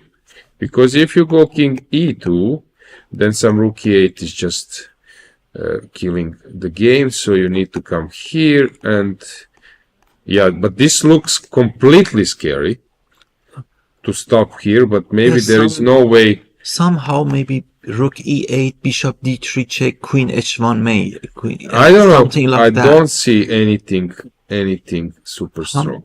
What about, maybe because of time she accepted. Yes, yes, because that's the reason. she had 50 No time seconds. to check what's happening. We need to run because here it seems that Natalia is doing fantastic job. She's just winning, and yeah, she scored 4 wins in a row, and it seems that she's heading towards another one.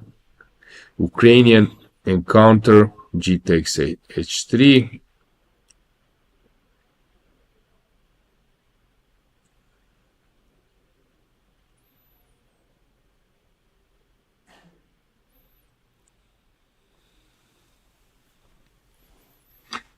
Both Ukrainians, so they know each other very well. They're well prepared for sure. Time. Time ran out. She lost on time. Oh my god. She lost on time. She completely forgot in totally winning position. Bishop Totally c5, winning she position. just wins on spot. You can show the game. Yeah.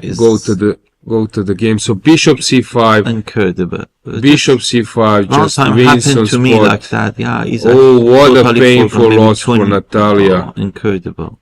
What a Very sad for her. She upset. tough moment. We all had it in our careers. Maybe morning happened more. The Yeah, brain is, But it's rapid and sleepy. it's blitz as well. It happens. Very painful loss for Natalia. But that chess can be very cruel. Yeah, We it's can cruel. see that she's disappointed, but of course it's super normal. Let's get the board back. Let's see the What happened to Ivanchuk last month? Yeah. yes, it's very- exactly. Let's see how Yulia Osmak is doing against Sarah Sadet. Okay, Sarah is doing great. Elisabeth Paehtz is outplaying. Oh yeah, the Right. pawn. Yeah, convincingly better time. Here we have some mess. Maybe we could stay here for a while in Wagner. Which board? Oh, Yeah. Also some others. I see that here is a mess.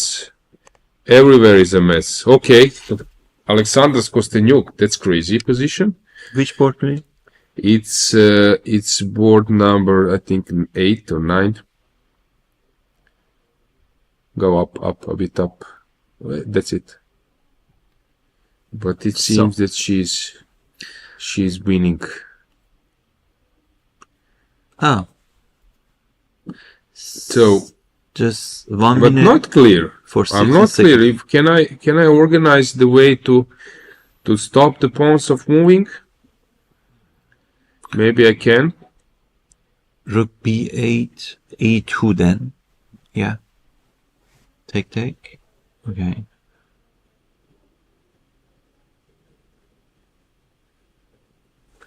Yeah.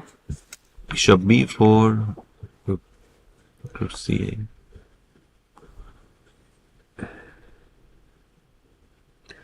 Rook c8. She wants to play c5.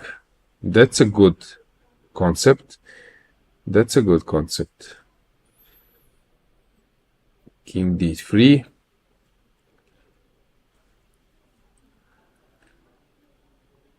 Yeah. Simple chess. Take c5, bishop takes c5, I guess. Ah, but there is knight c4 in the end. Takes, knight c4. Yes, and what then? Maybe g5 or... Yeah, you're right.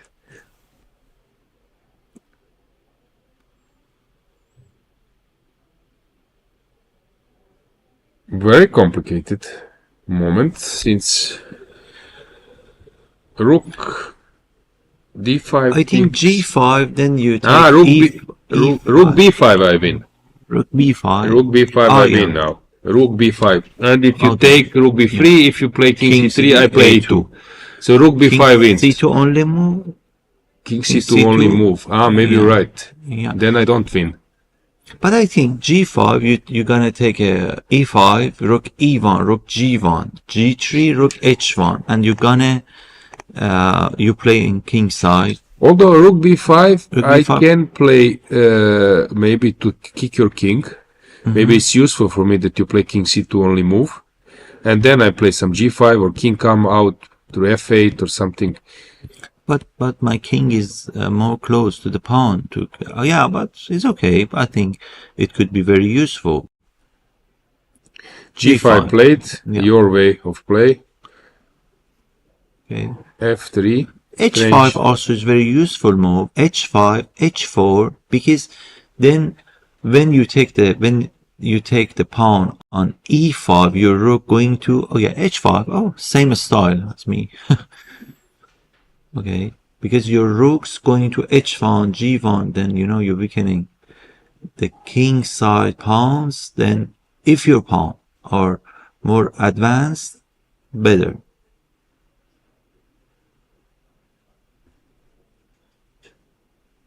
h4 also reasonable, but now I think that this is useful for black, that basically black has achieved. Is rule of two weakness.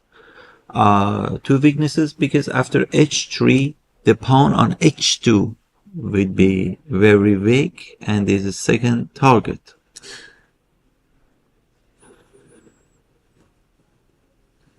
f4, no, h3. But the king also can come from, king h6, g5, f4. Okay, it's easy then. Rook d4 then, or rook d1, and the pawn will fall on h3. Yeah, And it's very I far think from your... it's just going to be a victory for black. What's going on here? This might be a little bit more challenging. Sara Sadet is playing against Julia Osmak. She's a pawn up, pushing pawns, but there is a knight. We can get them on camera as well. I see Mai Narva has finished her game. I don't know the result. Yeah, it's completely winning for Sara. Just important a1 square is black, and black is protected by your bishop. So it's a good news for Sara. Yeah, but still she needs to finish her opponent off. 1 minute, both. Almost 1 minute. Same posture. Very well concentrated. A3, rook b3 played. It looks more simple when you're not playing, but when you're playing, you're trying to be careful as much as you can. Our national women teams like Sara, Mitra, Atusa now, Atusa Purkashian, wife of Nakamura, they work for maybe 2-3 years with Alojzije Keveni's first name with you, and Andrei Kovalev. So they're very good in tactic because for 2-3 years they work on tactic with Andrei Kovalev. And with Kavanis, they work on positional play. Okay, she's doing a great job at the moment. Yeah, some 8-3. Okay, she allowed. Knight a5 blunder. No. Oh my God. Oh my God. You see? Oh my God. Incredible. Chess is It's really cruel. cruel. Yeah, she it's had cruel. 50 seconds on the clock and she makes losing move. Oh my What God. a painful defeat. From here till this moment, she was making like a Last fantastic mistake is victory, and decisive. some rook c3 now just probably Just wins. always last mistake is And decisive. then a3, a step into the wrong direction. So because if you come here, then you're dropping the pawn. If you come to the c file like this, then some checks, and you cannot again step to b5 to b7 Again, because yeah. again fork, and suddenly it won't be easy to win. Yeah. But to lose this type of game, okay, that was a huge present. Let's see which game are still. Probably we have Atalik against Rakhmagulova. That will be a draw. Matnaze is still playing, and this is draw. Toncheva against Rudzinska. This game is a little bit more interesting. We have Gaponenko, also interesting endgame. And here, yeah, interesting. Will Monica be able to create anything? But let's see. G5 played. Okay, interesting move. She wants to come up with her king. Let's see how Matnaze. Interesting. Yeah. Ah, sorry. I thought the pawn was going up. Sorry, my bad. It's just winning, easily win. Yeah. Rook h3, and that's it. You need just one bodyguard for your king. Yeah, This yeah, group yeah, can yeah. come To and build a cover bridge. your- To build a bridge. Yeah. Here, Rudzinska, what's going on? I say to my students, somebody's shooting, your king, and you need your rook as a bodyguard just to save it. So,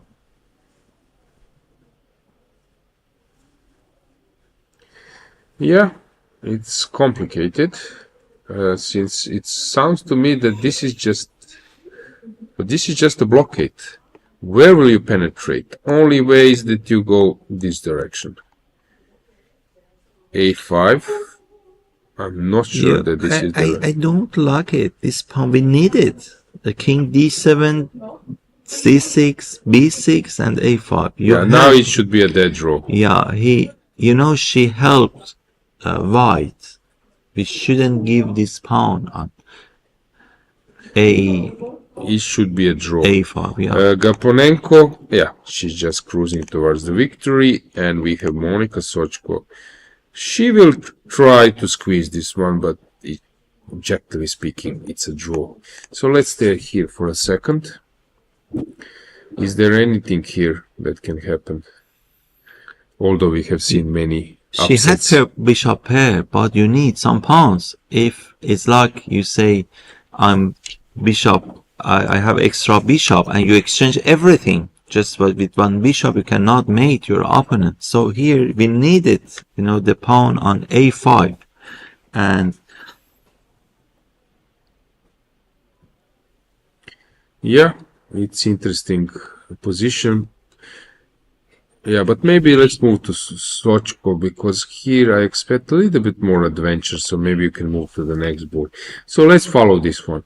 It looks like a draw, but it resembles a bit Dingley Ren against Gukesh last game. It's sort of, everything looks drawish, but still, Yeah. of course, it's possible to lose when you are many surprises when today. you're under pressure for a long and you're trying to put a tough defense. It's better you don't play g4 and you play, somehow you play for the bishop, some checks, or it could be some. It's drawish position, but there is some chances in time trouble. So g4 doesn't work. Probably because of king. We had yesterday, Stefanova had the same, knight and rook against rook. It was draw. It against Mitra, I think. Yeah. Rook played. Okay. It's possible to go wrong here. Now she allowed g4. Will she go for it? Will she exchange? Yeah. Bishop immediately? Probably. She will sacrifice immediately. And then we will have 50 moves rule. No! So she didn't go for g4.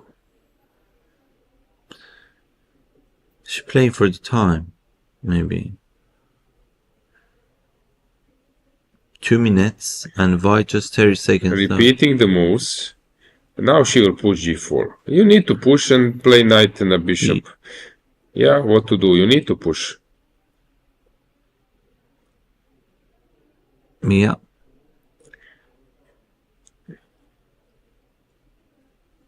So, classical drawish position, just it's question of time. Rook c2 will be played maybe, but then knight d3. You have only 40 seconds against 2 minutes. Everything is possible, but position completely drawish.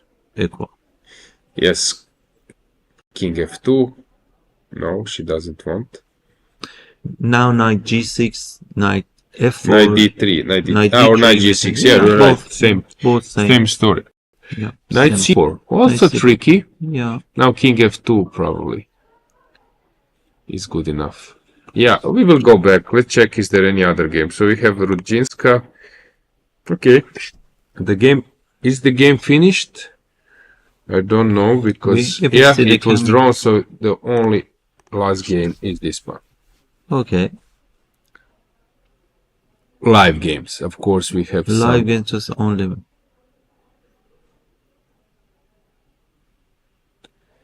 Yeah, they will move on forever, but what to do?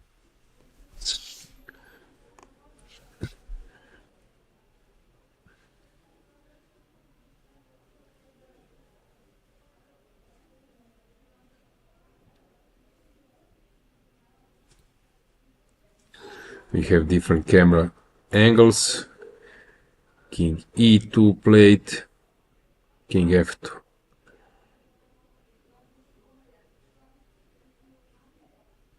Okay, she will try forever, but not changing the final assessment. 20 seconds, that's just like... If it bleeds, it would be a little bit more tricky. Strange that she went here, not to e2, but... Knight f5, normally not something better, but it's nothing to do. Oh, she heard what I said.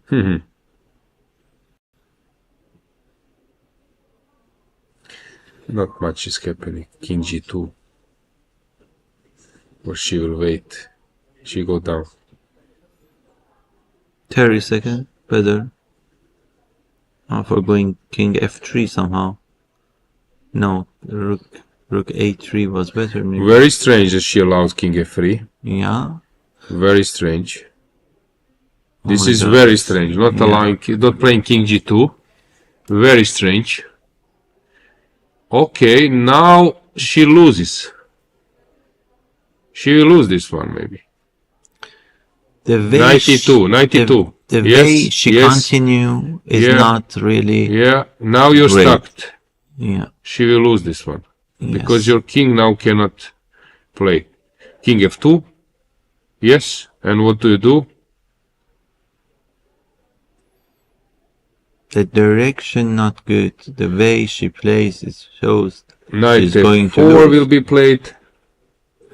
Rook a3, what's happening? Knight rook a3, we can get the board back. Yeah. If you play rook a3, I play rook check, and then I switch the side. Yes? They're completely losing. Only move, maybe. Okay, not so clear. Hang on. So rook h7 is necessary. I need to give check. Maybe check rook g7, and then. Okay, or somewhere. Let's say I move the rook. Okay, let's say that I move it here. You move. Now it's tricky. Yeah, I need to rearrange somehow. But okay, it's complicated. Still. Rook b7, okay.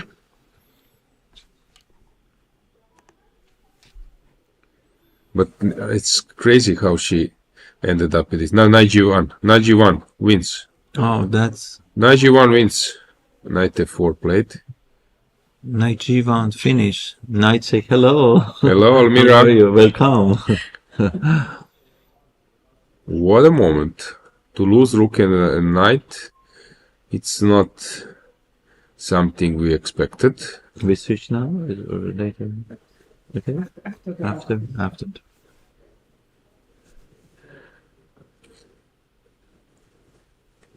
So king h1. Okay, still putting a resistance. Maybe king f1 with the idea rook, I don't know, knight d3, something like He that. needs to come Rook with the g7. knight to f3. f3, yeah, better. So knight, rook f7 again, and knight e2. Rook f7 and knight goes to e2. 16 seconds are very difficult when, it's a miracle for black. Yeah. It seems to me that Monica managed to do a miracle to end up in this type of position where she is cutting opponent's king, but now she needs to compose herself and trying to find the winning concept, which is not easy. I think that the point is to come back with the rook to f7, stay with the rook on the f5, and then try to go for this knight e2, knight e4. Yeah, I think your it's idea, yes. main way to win the. And rook f6 maybe is possible. Rook f6 to cover the king. That's necessary. Rook f6, you're right.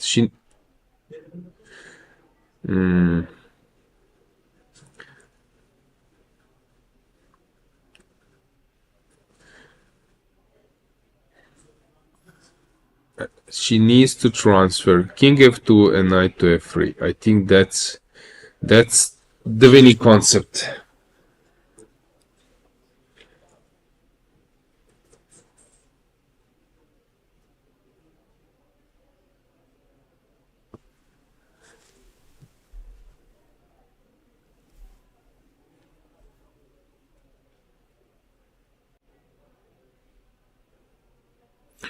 Waiting move. Yeah. Rook h6. Just for our players, sometimes you need some waiting moves to give. But your hang on, king opponent- g3. King g3, that's it. King g3, checkmate. Let's finish, yeah. Just What a tough loss. What a tough loss. Sometimes She managed, she played the rook instead of h7. She played it too close, and now she realized that she lost the game. She lost the game. What a tough loss for Maria, but fantastic achievement for Monica not to give up, creating chances. And rook h7, rook h8. She shouldn't put tough her loss. rook on h6. Tough loss for Maria. Yeah, and Bravo. very nice effort from Monica. Okay, let's check the camera. Is the playing hall empty?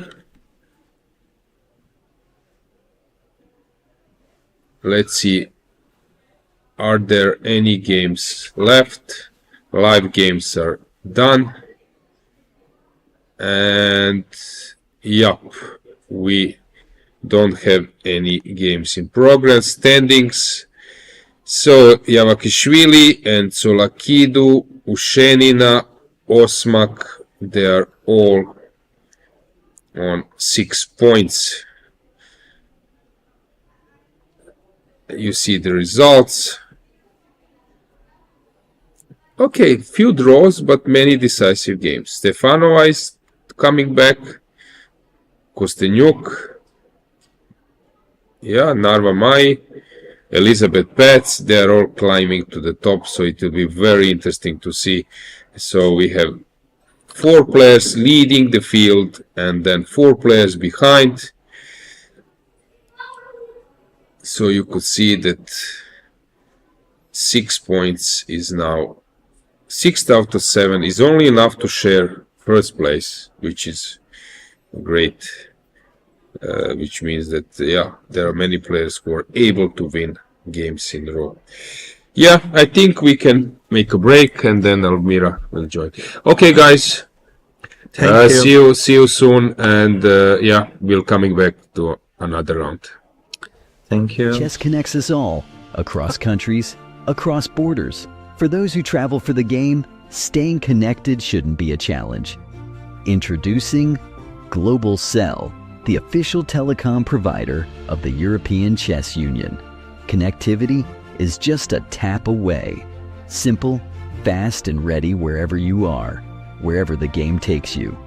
Global Cell's eSIM works seamlessly across Europe and beyond. No SIM swaps, no waiting. Global Cell's eSIM is quick to install and reliable every step of the way.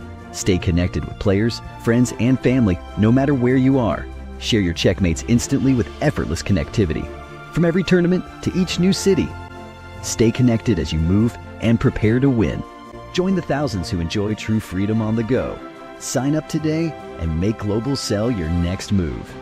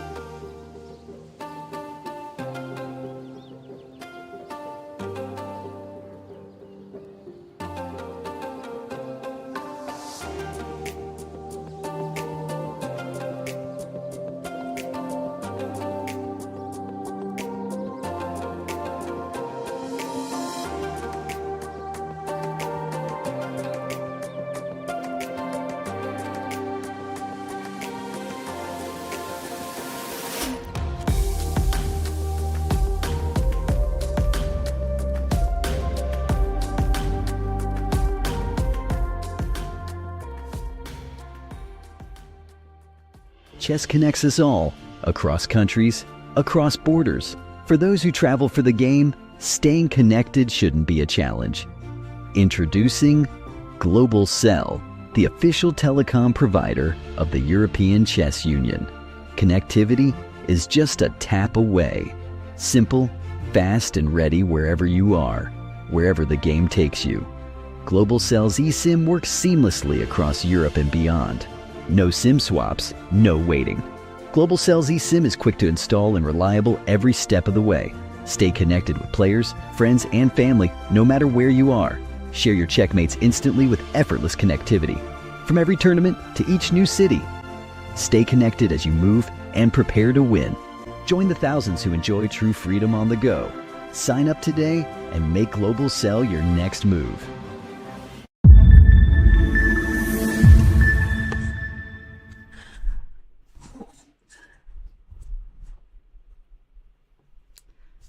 Dear ladies and gentlemen, welcome back to the Women's Rapid Championship, the European Women's Rapid Championship. This is the second day today. I'm your host. My name is Almira Skripchenko, and Alojzije Jankovic is filling in for Amir just for the first 5 seconds of this broadcast. So welcome, Alojzije. Yeah. How did you survive without me? For very hard. Your energy, we were missing your positive approach. So yeah, I'm pretty sure that viewers are happy to get you back. We can immediately run to see the games because the game started, but Amir will join. We will switch, and then in the last 2 rounds we can do it together. Yes, some Sicilian is already played.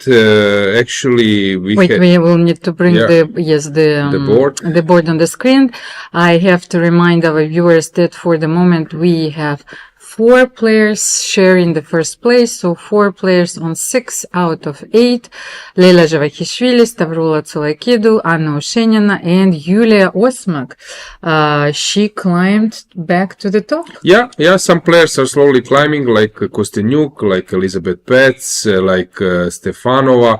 So yeah, they will catch soon the leaders, so it will be very interesting to see last round because we will have like direct encounters of the main top seeded players. Of course, so 5 players are trailing the leaders by half a point, and here are the pairings. A direct match between Stavroula Tsolakidou and Anna Oshenina, and Yulia Osmak and Leila Zhavakishvili. We will know if there will be a sole leader who will emerge after the 9th round. 15 minutes plus 10 seconds. Maybe we should also show the prize fund and the regulations, like the format of the tournament. We have 11 rounds, so the finals rounds are going to be played today. I think one of the most important rounds that we are going to commentate together is the 10th and the 11th. So let's have, the tournament presentation very shortly. So the European Women's Blitz Chess Championship of 2024.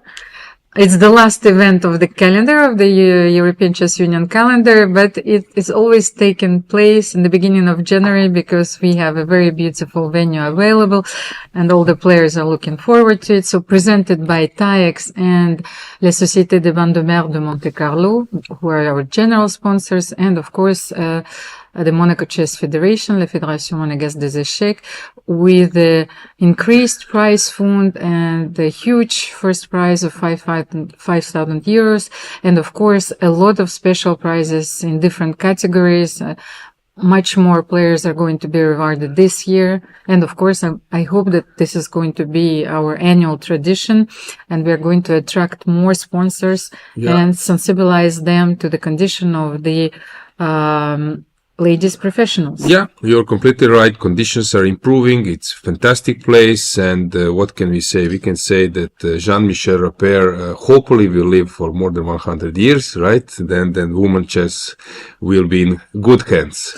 Yes, we started this dynamic like almost 20 years ago, and I'm very, very happy. He's now around 40, right? Something like this. Yes. Okay, good.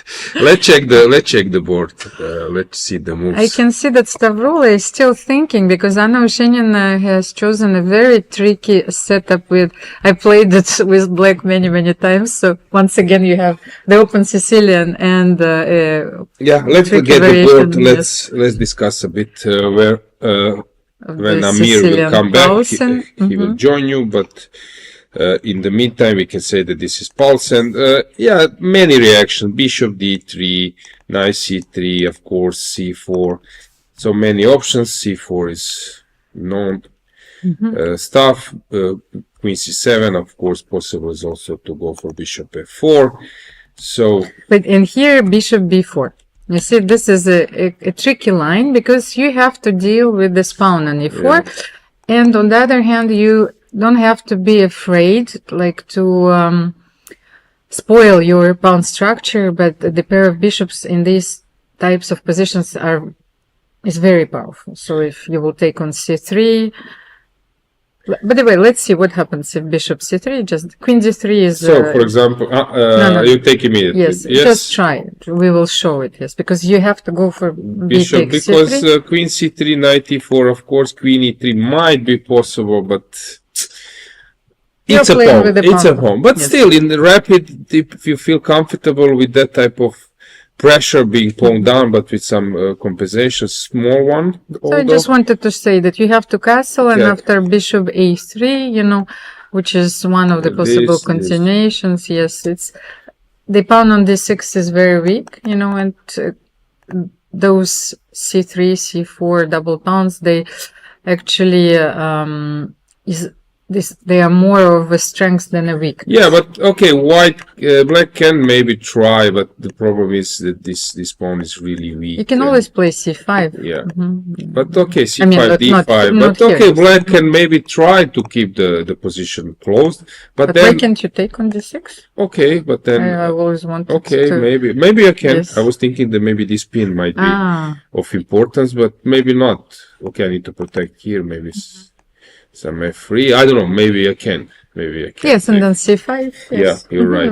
But I wanted to say that even if I don't take the pawn, it just castle and start rolling, sometimes this position becomes passive. And this knight reroutes at some stage, and although it looks nice, in long term, the c5 is always on the menu, f5, f4, f5, and it's, I think, looking better than it is in practice. Julia Osmak is having some interesting stuff. Okay. It's very interesting because Julia normally is a d4 player, and she decided to play e4 against Leila Zhavakhishvili. And Leila, not surprisingly anymore for me, because she chosen the Alojzije defense yesterday, and she repeated this opening. So maybe this was one of the reasons that Julia decided to play e4, because the Ukrainian school in my times was very well known for those lines. Principal line, okay. So knight e5. So you see, like, what is happening? This is very cool. Could be very cool. The home preparation. But this is known. But white should be better. Knight c3, playing a rook on e1. Maybe something like this. So it's, I would say that this opening experiment didn't pay off for Lela. This is just better position for white. Even if the pawn was on f7, that would be a normal position, right? Almira, let's say the king on g8, pawn on f7, that would be normal. But here, it doesn't feel right. Yeah, let's go with the camera like full screen to this multiple view, and then I will need to go, and Amir will, so we can go full screen, and then Amir, I will leave you with Amir, and in the last 2 rounds I'll be back. So Almira, enjoy your day. Thank you, Alojzije. So, well, such a pleasure for my eyes to see all the boards on the screen and all my friends and colleagues fully concentrated, maybe dreaming about the title. Who knows? It's like you cannot come to the game and expect to win in 10 moves. As we said yesterday, you have to be ready to play a very long game, a match in 5 sets, and if along the way you will manage to win a beautiful game a bit earlier, then why not, of course, but you have to be ready for the battle. What can we see here? Because we analyzed the position between Yulia Osmak and Leila Zhevakhishvili. I think that we should also... Almira. Yes, hello, Amir. Hello, everyone. Yes, welcome back. Thank you. So now the to audience see you, is going you know, to see the we smile miss on your you. face. Yeah, So let's get back, yes, you're to the our best. analysis. You're the best. It's always the pleasure, you know, working with you. Yes, I wanted to get back to our analysis because we have a lot of important games, and please go to the board number 3. We have Eline Roberts conducting the white pieces against Elisabeth Paehtz. You know, so Elisabeth won her last game. So I was trying a little bit to situate the players psychologically. Yes. So is this the point, Amir, where you start dreaming, or not yet? For example, when you're at 6 out of 8. Yeah, it's you know, it's always the first enemy in our life, especially in chess or other field, is our ego. We should be humble, very important. Like Indian players, I think the best personality between chess players is for Indians, because they're cool. You see Anand, even in World Chess Championship in 2002, I think, in Iran against Shirov. You know, he was very cool. You know, you thought he's in the park, he's playing against, you know, a guy just friendly. You know, maybe it was for big money. It's very humble. So it's very important. Each game, each move, you keep your shape, your you composure. know, exactly. That's important. Of course. So, and we shouldn't forget that, of course, chess is a battle. It's a sport. You can feel the tension. And cruel also. Yes, but those are also moments of pure contemplation. Yes. So we are looking for the best moves, as you said, for aesthetical beauty, for joy. So what I wanted to say, we were talking about music during all these days. So chess is music to our ears. Yes. Yeah, so exactly. so what is happening here? Last move, F5. And Eline Roberts is thinking, why did Elisabeth choose such an aggressive approach in this position? Does she want to build the center, like F5 then E5, but she didn't castle yet, Amir?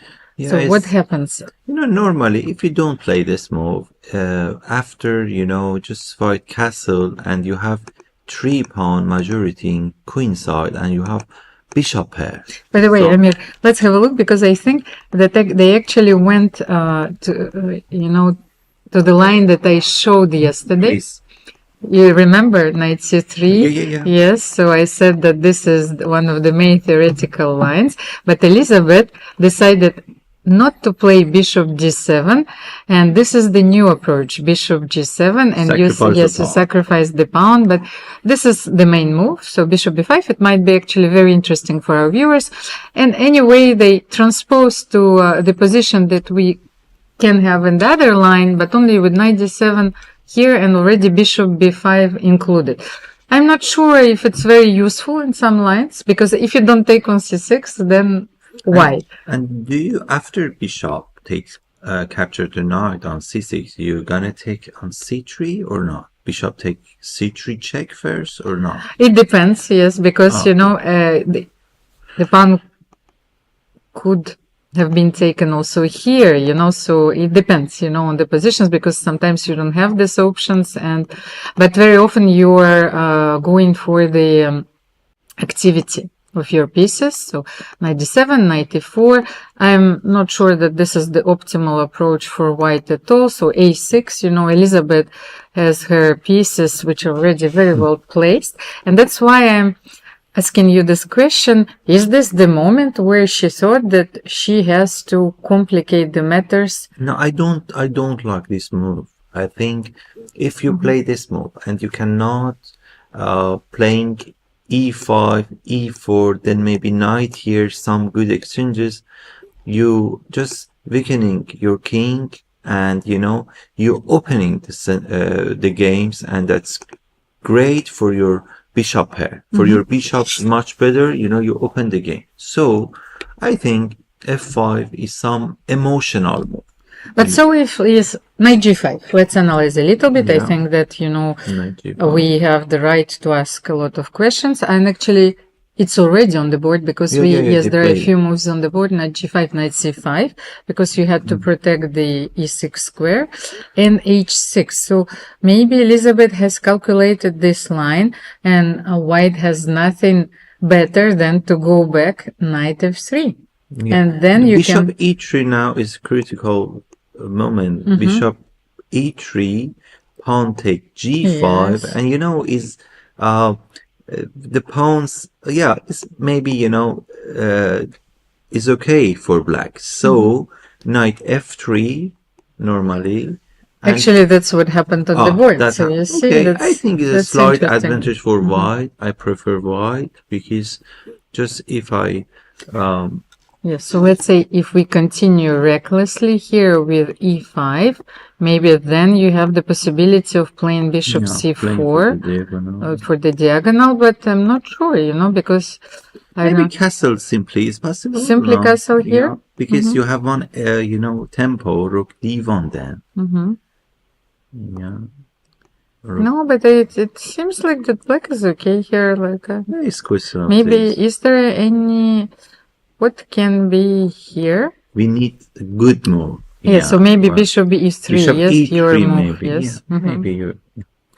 Okay, so let's leave it at that. It's a very the way complex she played game. it with preparation is something that you cannot play. Just. Of course, and Elisabeth actually went for e5, so that's exactly the move that we analyzed. Let's wait. And she goes in for bishop e3. And she's good in theory. Yes. But you see, I think that both sides are playing very sharp, because it seems that they both are playing for the win. Yeah. So let's have a look at the fourth board a little bit. So it's the game between Maya Narva and Irina Bulmaga. Maya Narva. So what do we have here? Is just queen on f3 is it's okay if we can play knight d4. We're playing for, it's okay for white. I think we have even knight, somehow we can play even a5, b4, we play for just more space. Knight d4, rook e2, rook coming, somehow maybe attacking, h3, g4 even, It's very interesting, Amir, because I think that was the Berlin, as curious it is might seem, where white didn't go for the symmetrical structure, didn't play d4, but developed the bishop on d3, so you cannot exchange the light square bishops, which is one of the main, ideas in this line when the pawn is on d4. So the knight can go to g3, knight d4, you're absolutely right. And the bishop is developed on the big diagonal, and black cannot exchange. I have the feeling, whose move is this, actually? You mentioned something very important. Maybe she should play knight e8 and bishop f6 at some point. Your problem always with your bishop on e6. You mentioned something very important. If it's possible, I can show you some opening.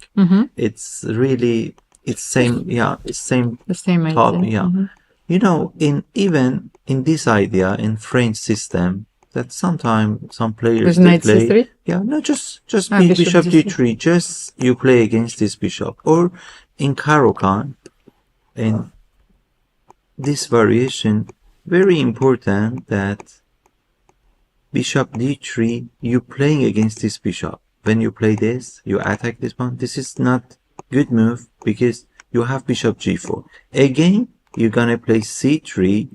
Just you playing against bishop. It's Zugzwang position. You play this move for playing bishop here. Again, h3, you have to play e5.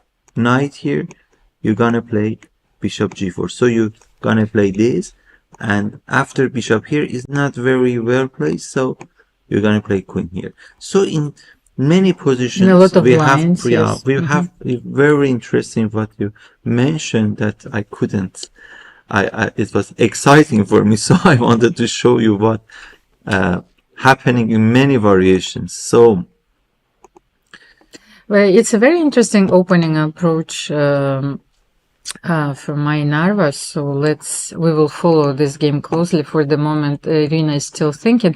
Alexandra Kosteniuk is playing on the board 4, I think. Yes. Five, yes. 5. So she is climbing the standings as well, and so does Teodora Inac. So it is a very important game for both of the players, but the first thing that I see here, Amir, is that Teodora has only 2 minutes left on her clock, and Alexandra barely spent like 2 minutes. And maybe engine says it's a equal position, but I prefer white because at first pawn on a6 could be a good target for our rook, and king is not very safe. It's not weak, but is okay. We have many idea like bishop here, b4, c. We're gonna play for d5, and f line is more comfortable for white. What do you think? It's interesting because if I play this position with white, I see nothing. If I play this position with black, I see nothing. That's I was like, how am I going to win this game? It seems so equal to me, but of course, there are different plans, and black in this position has to adapt, has to be very flexible. So, you have to consider white strategy first, and then, you also to be very precise, because one move on the left side, yes, and then everything is gone. Yes. So the main problem here being the open f file, of course, and this bishop on a2. You have to play bishop e6 at some point, and that's why I think that Teodora has played queen e7. So she wants to play bishop e6, get rid of this pressure. Alexandra went b4. It was already played? No, just I wanted to show that just as important. Normally we don't capture the bishop, because after f take, maybe there is, this weakness is covered, and f line, and maybe some counterplay. So I think it's better we let black to exchange the bishop on a2, and then rook coming, and this pawn stays always weak, and maybe even d4 then it could be. Of course, but Amir, that's why I'm saying that black is always adapting. So if bishop b6, let's say, or even if I take on a2, you will double the rooks on a2. I will double on the a file. I will double my rooks on the a file. You will double your rooks on the f file. I will, protect everything. I can tell you something. When my students talk to me why you play, for example, what's the point? I say this rook can go to vacation, but this rook cannot go to the vacation because you have some responsibility. But it's multitasking on the same hand because it's protecting the a6, f7, and these lateral moves are very important. So that's why actually Teodora is burning so much time. Because things are interesting. Yes, but that's exactly why, because I haven't even seen the evaluation of the computer, because those decisions are not easy. Every decision can have some positional concession, and you need to know why. Because for the moment, you also have this d5 square, which is up for grabs. And if you will manage to bring the knight there as well, it will be a very big improvement in white's position. I played many passive variation like Caro-Kann. In whole my life, I defense. But now, with more maturity in chess, I think it's better you attack, not defending. So let's see what happened. King h2. Okay, I think that black has to play bishop b6 here. And what do you I think? was Sometimes wondering if G4, rook yes, D1? exactly. I was wondering if Alexandra is planning something, then bringing this rook to G1, And this knight rook to F1, to G3 maybe, knight F1, knight F1, knight G3. But don't forget that you have just this by one. check, some Yes. tricky move. We need to sacrifice it. Okay, let's quickly go to the game between Anna Matnadze and Antoaneta Stefanova. And Amir, it's the next board because Anna Matnadze is also down to her last 5 minutes, but so is Antoaneta. What is going on Is here? piece up? Oh yeah, Yes, it's okay. piece up. Yeah, Antoaneta has an extra piece and a lot of active minor pieces. So just okay, you have these 2 pawns in the center, but they are blocked. So they and your development is complete. It's with black, nothing, no problem. Just if your bishop d7, rook d8 or rook e8, then there is no problem. a5, bishop d4. You have many good moves for black. Then on the let's go to the 7th. Bella Khotenashvili against Ina Gaponinka. How is this position? It's interesting.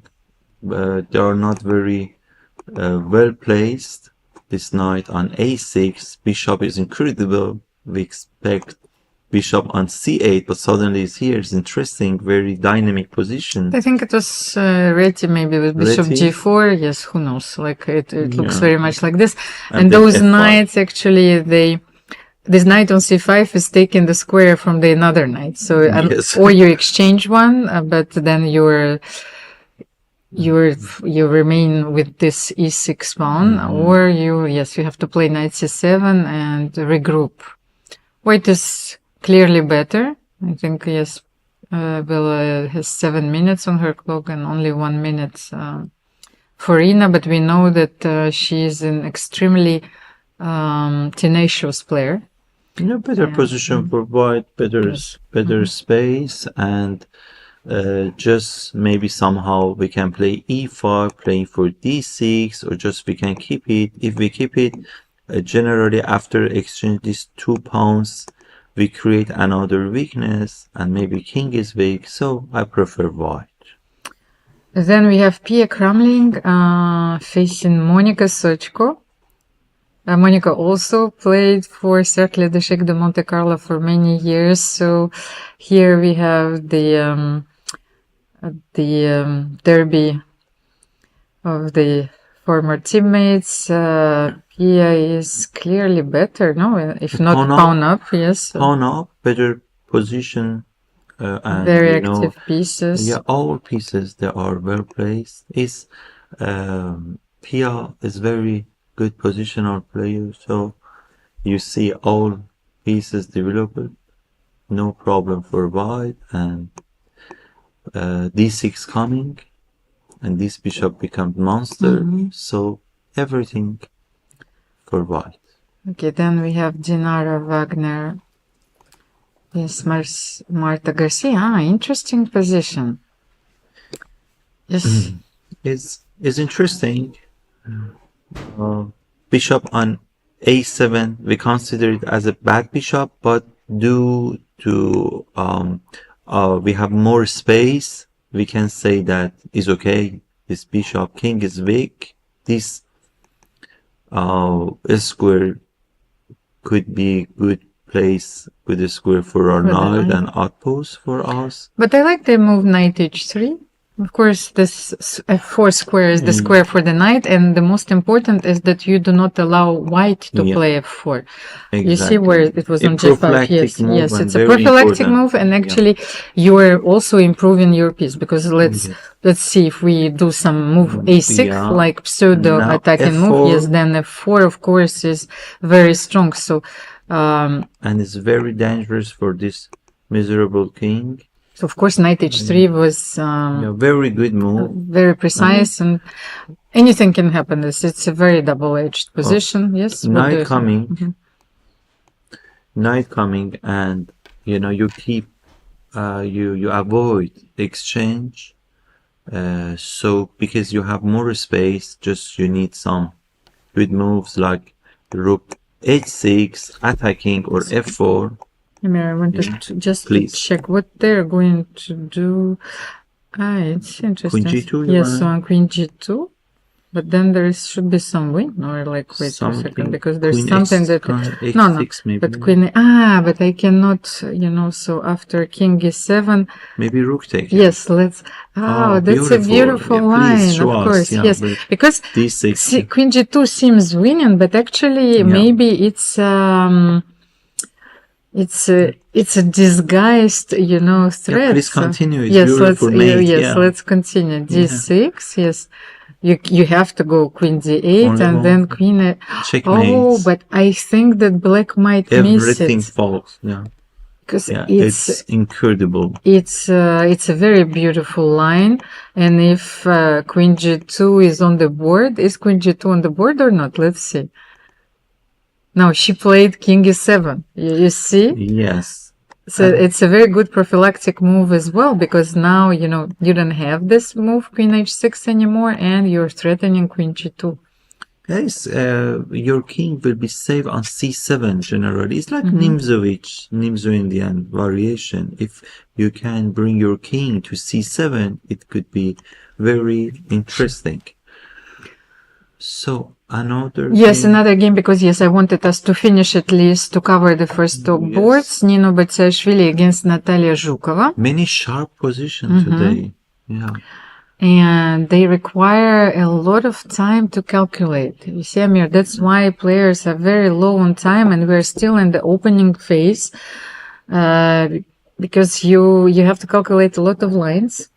And actually, to be sure, because they started in the morning, of course, and your mind is not sharp. Maybe it's like a knife. With your food analogies. When you start the service in the restaurant. Where is my bishop? So you need a very sharp knife to prepare a beautiful meal. So Japanese knives, by the way, are used by the chefs. So the Valerian steel is in the Game of Thrones. For those who love those references, I hope that you will enjoy it. So what do you think? I actually like Black's position. Natalia is in the driver's seat, I think, because, Nino's king is stuck in the center. Of course, she is threatening all sorts of checks on F6, H6.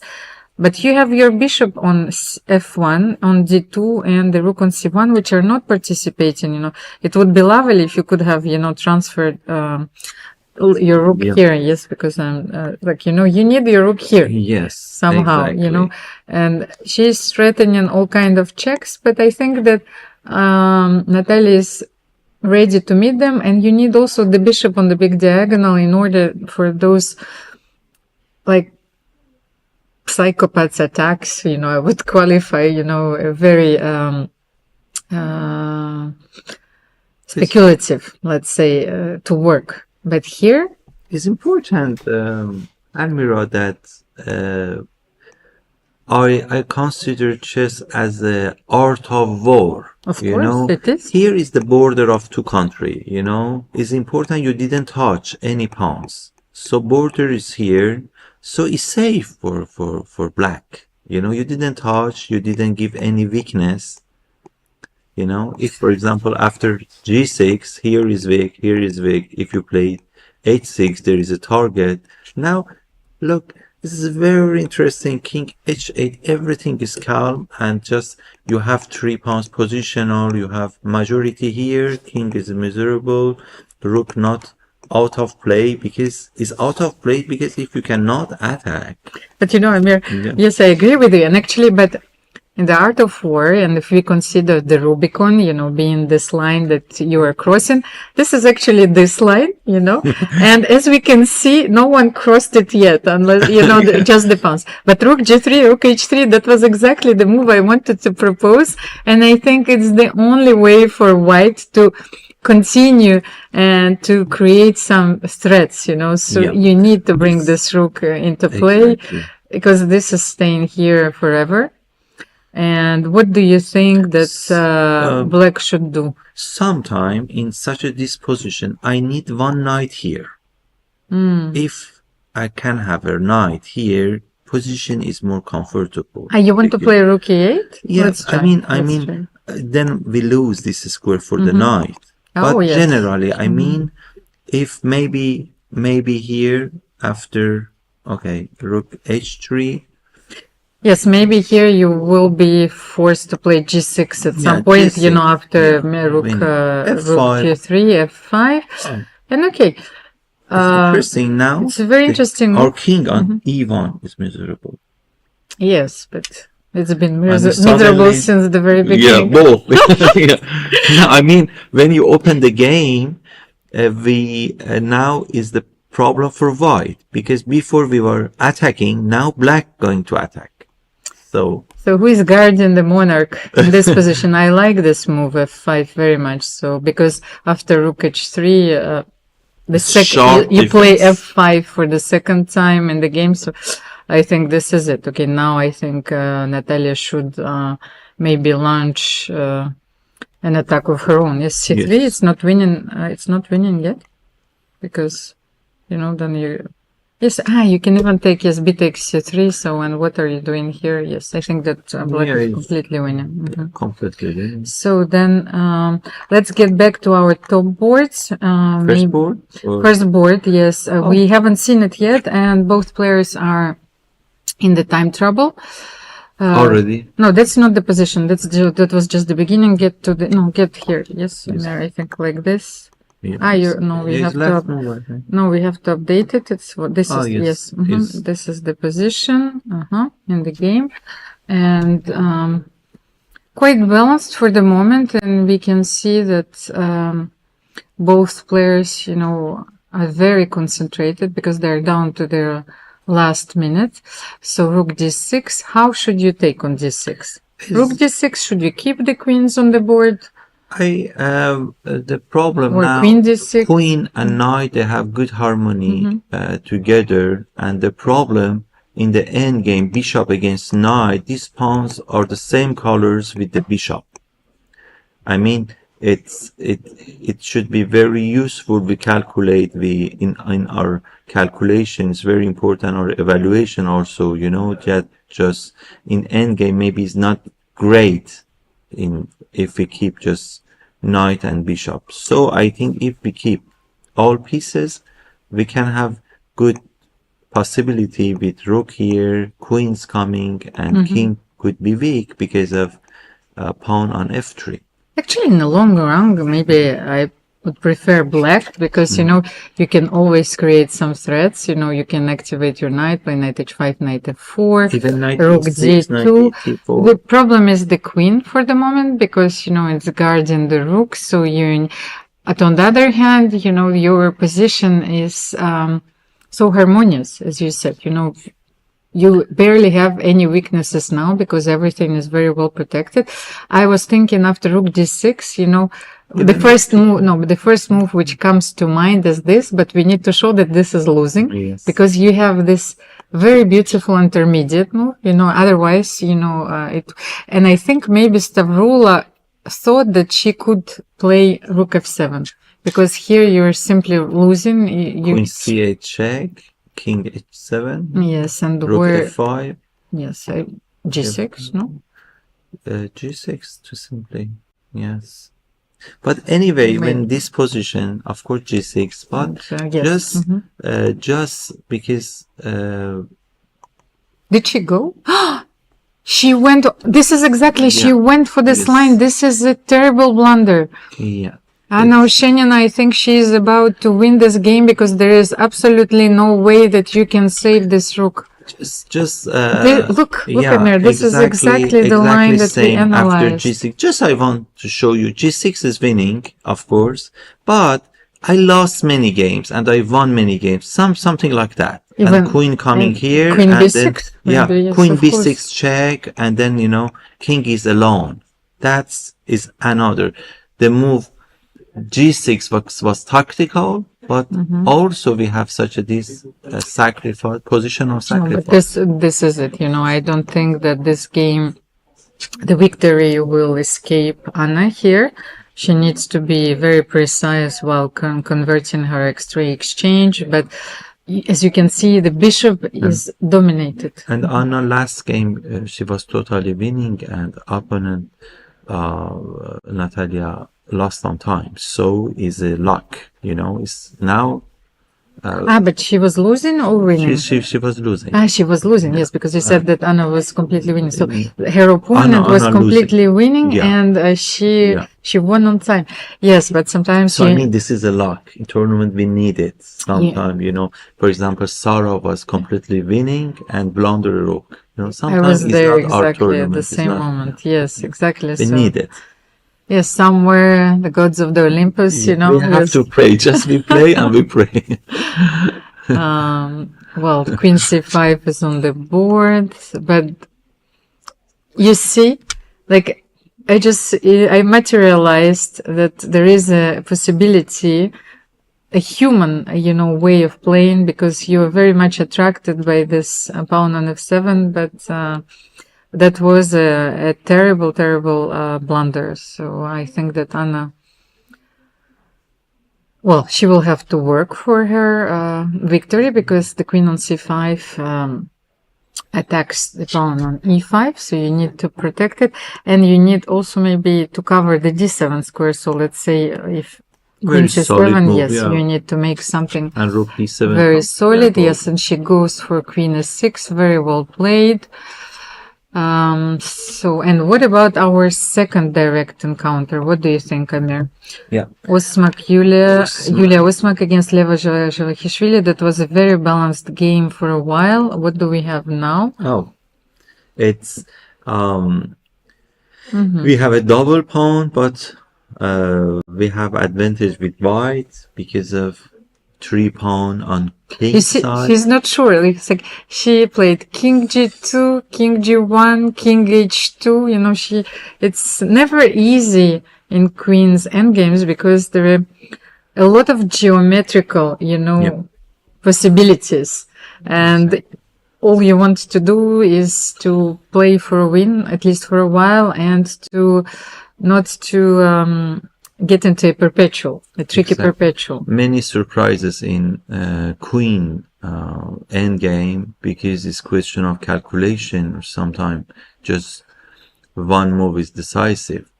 So, but I think here Leila will be able to hold the draw. It's not so easy. The only thing which you have to be careful about is, of course, not to blunder the pawn on or king h3 checkmate on h1. Of course, that's why this move, which Leila made for the second time, is very precise, because you have this check with the queen f5, yes.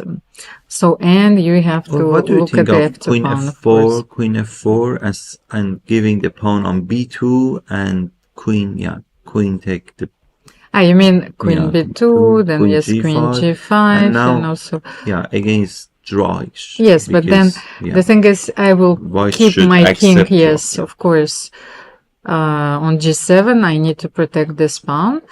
It's not enough. And what you forget, that this is much closer. Yes, of course. You don't need any pawn now except b5. Whenever, actually, it's a very good advice, especially when you're calculating queens endgames or pawn endgames, is just where is your passer?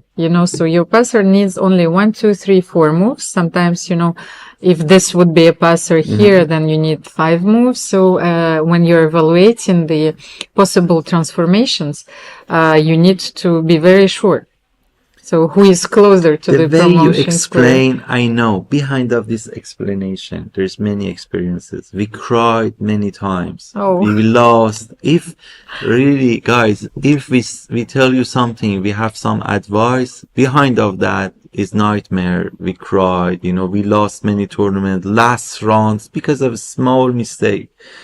So we share with you is easy now, but behind of that, it was the suffering, I think, Amir, our audience is wondering that someone replaced you. You're a new person now for this round. You're telling a lot of stories. You're being yourself, and sharing not only your memories, your expertise. This is very important. I think this is actually the point of those commentaries. It's like you offer your unique perspective.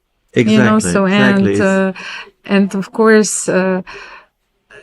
Well, we are not playing those games, we are not under pressure. That's important to remember, because it's so difficult to make those moves when you have a few seconds on the clock. So it's easier for us to analyze a lot of possibilities and then to establish what is the truth, the absolute truth in the position. But very often I'm telling myself that maybe it's just, a game. There is no absolute truth.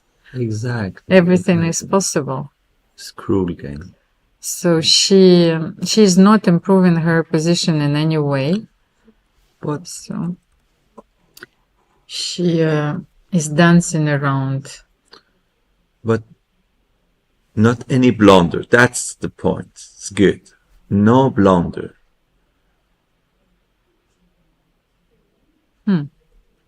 Let's say that here, of course, given the pawn structure, it's a bit easier to play for white, but there is no clear plan, So in order to win, maybe you have to go with your king somewhere here. But how can you do so? Because black will always give checks. So the most important things for white is exchange the queen. That's its principal idea. If we can exchange the queen, we are winning, because we are pawn up and we cannot count on queen side pawns for black. But okay, let's see. No doubt. We cannot take a game. Yes, but here you cannot, because incredible. Because then you're losing. Yes, of course. Let's say we need to show, because the king is in the square, so this is the promotion square. So you start with c5, and then you're completely winning. So you see, sometimes you cannot exchange queens. Yeah. Yes, so there is nothing else that you can do. Somehow, when you had your king on h2. No, she didn't take it. No, she but played. Imagine if we had our king on g2 and it was by force, queen c6 check. It's some tricky moves, I won and I lost many queen endgame, by tricky moves. So it's not so easy. Okay, so they're still playing, and meanwhile, Eline Roberts, she won against Elisabeth Paehtz. Yes, so this is the final position. Yes, bishop b5, pinning the rook and winning the rook.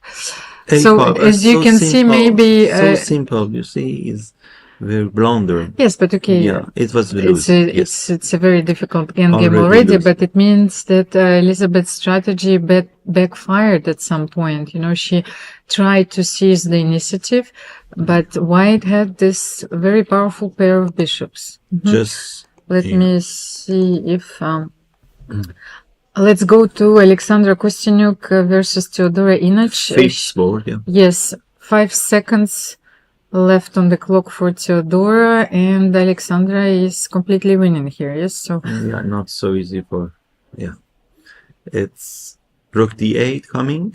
So is there a chance to give a perpetual or not really? At all? No? Not really. Yes. But okay, but let's calculate. We have some time. She already played rook d8. Alexandra calculated it for us. King yes, coming, okay. king coming, rook check, and king coming. Is no defense for white. Okay, so here we it go for is. 6. We switch for 6. Yes. Bella Khotenashvili, so Antoaneta Stefanova won. Yes, but she was a piece up. Bella Khotenashvili is probably also winning against Inna Gaponenko. Is rook g4. 6 seconds. Yes, but you're losing. Losing position. Of course. So the queen is attacked. I had a friend, when I was maybe 10, his father played chess. And one time I said, what about his game, your father? He said, he's losing his queen down, but he has bishop here. It's like, we are queen down and we have also less time. So Bella Time pressure. won. Okay. Pia won against Monica Sochko, but those games, were very convincing, So Dinara Wagner won against Marta Garcia as well. But she won. Let's have a look. What happened actually? I think that Black, yes, Black missed this. You see, at some point she missed a different idea. Let's see. I think this game is not very long. Let's have a look. So King is 7. But she played very well, because always when you play f4, there is some problem on this diagonal with this pawn. So she moved queen on e1, and then she prepared, you have check on h4, it's extremely, your pieces are active. So Queen like A1. that, very beautiful. And now f4, it's very class. Take. Here, the only move, I don't know, maybe the only move is this move. Again, you have e5, maybe, I'm not sure, and knight take. Yes, no, but this is less clear, don't you think? Or maybe, yeah. What is no? Let's see. You should take with the pawn, no? Yes, it's only move, of course. not with the knight. So let's see what happened in the game. The problem, Black totally forget that after knight take pawn, we captured the knight, and now e5 and it's finished. You don't need even tactical issue, because now in positional play, you don't have your pieces active, and then rook here, and you're gonna take the pawn. So f3, this is another mistake, because she's defending against rook f4. It's understandable, and but she forgot the queen h2. You see the geometry, yes. the beautiful geometry, and what do you do here? And you resign. Yes, it's you had bad bishop, but miserable king for Black, and more space for White, so it was decisive.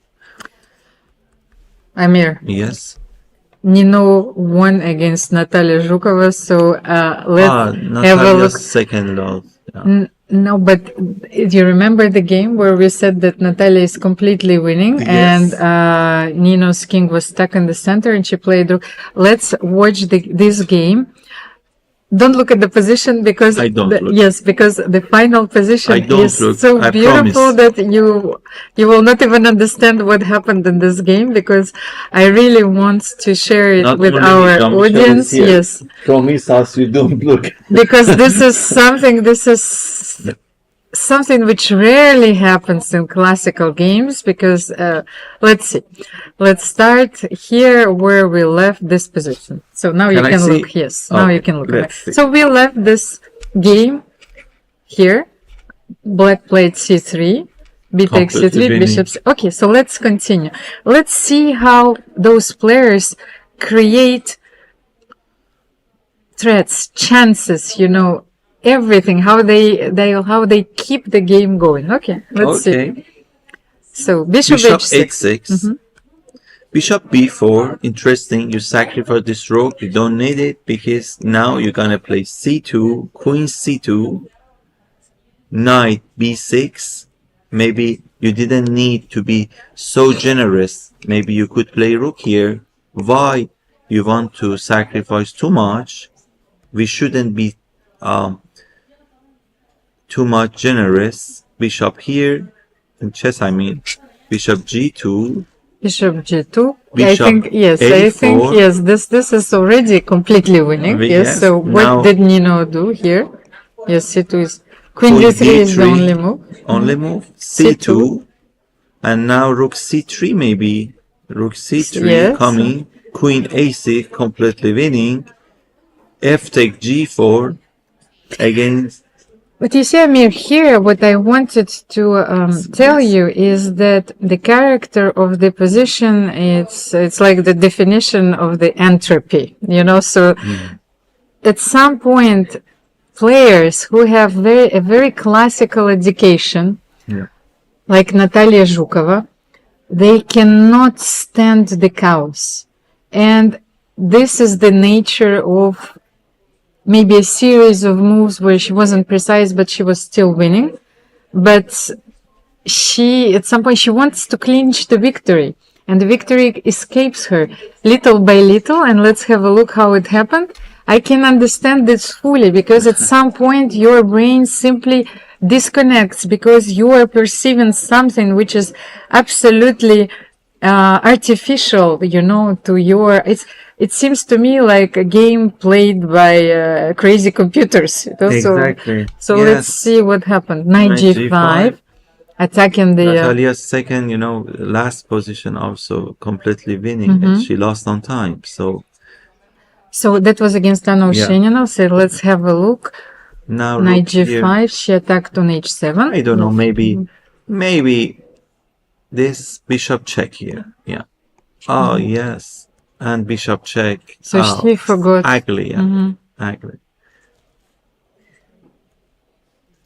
Yes, but this is not over. Let's see how the games continue because position is completely winning. Winning still completely winning for black. Queen H8. The king is running back to the queen's side. Such this position, maybe here bishop come back, but king G6. Okay, knight E4. She wanted to find a shelter. It's understandable, but here, what happened? Again, winning. Bishop D2. But why bishop D2? Maybe king B5. Wait a second, but no. Of course, it's pinned. So you cannot take queen F6. Yes. But queen F6 is queen F6, and white is completely winning. But no, I wanted to see this move. The bishop A3. Yes. What is the difference between bishop D2 and bishop A3? Maybe it's the same, no? Yeah, it's same. But it's my experience. Instead, bishop D2, also some moves like that. You force this knight to decide. King is here. You want to take it. If you take its position, you simplify. Yes, you simplify. It's very. I agree with you. King B5 is a very nice move. Bishop D2. Although you already ran from H8, your king is on C6 takes and incredible position. Again, is winning. Queen G3 maybe. So bishop here wants to. I don't see anything. It's knight B4 because she was. We have to give both players so much credit because they've been probably playing this game with only 10 seconds on the clock. Incredible. But yes, look at the nature of this position. Bishop check. Okay, problem start here. Okay, it's incredible. Queen take D4. I don't know why we didn't take it. But did we need to take it? Yes, I think no. But can we simply... No, we can't. But why can't we move our bishop? What was black's move? Because of the bishop check. Yes, and we don't give check, But so... Oh, knight here. Oh my god. But what? No. But what is happening? If you take simply on...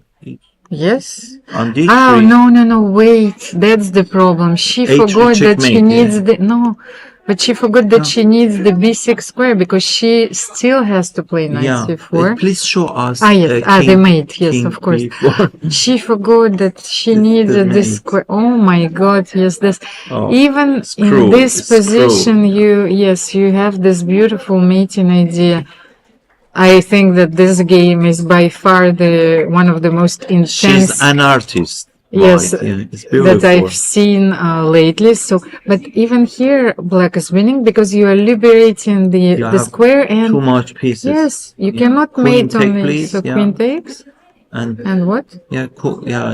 C1 coming. Okay. And the last check. So this is it. Yes. So queen f7 even and bishop queen d7, No, queen c7, I prefer. No, of course. Okay, and of course, because now you're forced to take and c1 check, and this is it. You queen up. Amir, so I was right that you had to close your eyes? Always, Almira is... What a game. Incredible. You have more experiences, it's great. Wow, I it can was barely breathe beautiful. myself. We were Literally, shocked. yes, We it's forgot that we're working here, we're just player, and when we see such a disposition, we excited. It we're was completely so absorbed. emotional. Yes, and how many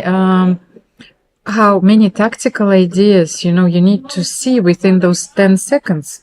So, Nino kept this game going, and she was, like, an artist, the equilibrist, and so every false movement and you are falling, and she won this game in such a style. Of course, she needed a lot of luck as well, but I am sitting here in admiration, literally, so I don't know what do you need to win a chess game? Yeah, I think you need to die a few times in the process. you should win 2 times, not 1 time, 2 times. It's unbelievable. Some players, they don't give up. So, but Anna Oshchenina won. Amir, I think that the round has just finished. Maybe we can show the standings and the results, of course. So, one victory with the black pieces featuring Anna Oshchenina, and 2 victories with the white pieces by Yulia Osmaka and Elin Roberts. Elin is getting closer to the leaders. I am not sure if Anna played Yulia, but this is going to be our key match for the next round, probably. And then Leila Zhevahishvili is still on 6 points. So Alexandra Kosteniuk is getting closer to the leaders as well. Antoaneta Stefanova, Bella Khotenashvili, Pia Cramling, and here are the standings. So Anna Oshchenina and Yulia Osmak are sharing the first place. Elin Roberts is on clear third. Well, third and first. So, and a lot of players are trailing them by a point and half a point from Elin Roberts. So anything can happen, actually. I think that the players are too close. The pack is very close, if we are using the cycling terminology. So let's take a small break and we will be back to you for was the round 8, to cover the 9th round of the European Women's Rapid Championship. Thank you, Almira. Chess connects us all, across countries, Yes, I think that- across Thank you. borders. For those who travel for the game, staying connected shouldn't be a challenge. Introducing Global Cell, the official telecom provider of the European Chess Union. Connectivity is just a tap away. Simple, fast, and ready wherever you are, wherever the game takes you. Global Cell's eSIM works seamlessly across Europe and beyond. No SIM swaps, no waiting. Global Cell's eSIM is quick to install and reliable every step of the way. Stay connected with players, friends, and family no matter where you are. Share your checkmates instantly with effortless connectivity. From every tournament to each new city. Stay connected as you move and prepare to win. Join the thousands who enjoy true freedom on the go. Sign up today and make Global Cell your next move.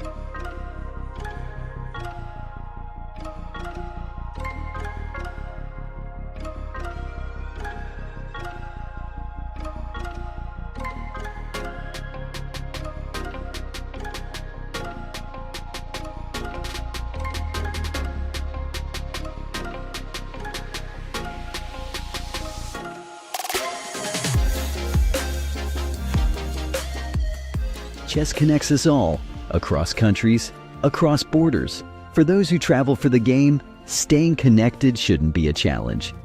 Introducing Global Cell, the official telecom provider of the European Chess Union.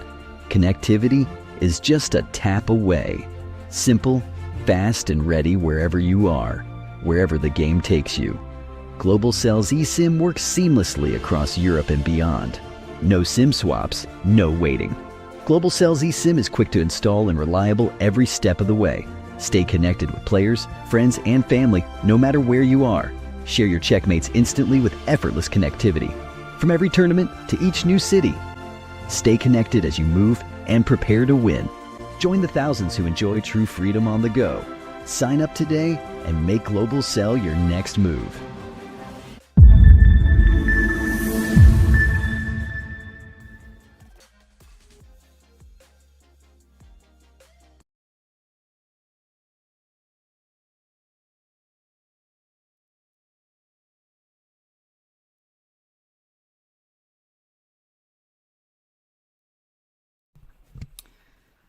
Dear ladies and gentlemen, dear chess friends, welcome to the 9th round of the Women's European Rapid Chess Championship. At this moment, the president of the Monegasque Chess Federation, Jean-Michel Raffaire, is awarding a special prize to Julia Lebel Arias for her wonderful chess career. She is by far the most experienced player in this event. She is going to be celebrating her 81st birthday very soon. Wow. She absolutely loves chess. And so you have this beautiful trophy, a replica, a small replica, let's say, of the Fabergé egg, but we are using them from time to time at the chess competitions in Monaco, especially for kids and ladies events. So bravo, Julia. I think this is such an example, for all generations, alongside with Pia Cramling, who is playing in this event. So I wish her many, many more tournaments to come, and a lot of happiness during those tournaments. But the round is about to start, Amir. So Yes. Without further ado, let's show the pairings, because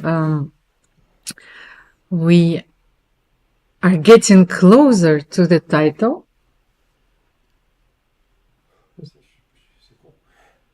Oh, Jean-Michel is here. I understand. So he's getting very emotional, and that explains a lot, because he devoted his life to chess and to women's chess, to developing women's chess. He's surrounded by wonderful women in his family, his wife, his daughters, and He gave everything he for gave chess. everything for chess. And we can see it, the results of his work are here, and Incredible. yes, so Very emotional moment. we're getting very emotional as well. So this is something that you cannot see behind the scenes, but Yeah. well, the show must go on, Amir. Yeah. Let's have a look. We have yes, the pairing, the matchup I've been talking about. Yulia Osmak is having the black pieces against Anna Ushenina, and look at this. Alexandra Kosteniuk is playing on the second board against Aline Roberts. So this game She's can back. change Alexandra, she's everything, back. of course, and she is our defending champion. But a lot of players are fighting for the medals and the titles. So Nino Batsashvili, who won such a thriller, I would say, so you don't need action movies. I think, this is, have it, yes, yeah. we have it, So if you want, something to watch in the evening, just replay this game, This is all you need. Fantastic, Yes, yes. this was a fantastic game. So she's facing Stavroula Tsolakidou, Antoaneta Stefanova against Mainarva. Sarsadat Adam Al-Sharif against Bella Khotenashvili, Leila Javakhishvili against Pia Cramling, and Irina Bulmaga against Dinar Wagner. A lot of world-class players are participating in this event. And by the way, Amir, I have to tell you, but of course this is a record-breaking number of the participants, but we have more participants in the European Women's Rapid Championship and Blitz than during the World Rapid Championships. So congratulations to the ECU as well, because they're conducting a very firm policy in developing also women's and youth events. And I think that once again, the number of participants and the passion for these events, just show that we should continue in this direction. It was well organized last year. Bravo to Jean-Michel and Monegasque Federation of Monaco. So players, they're more motivated to play a game, and it gives to players more motivation to play, because all things we saw here is positive, and it's great. Now we have...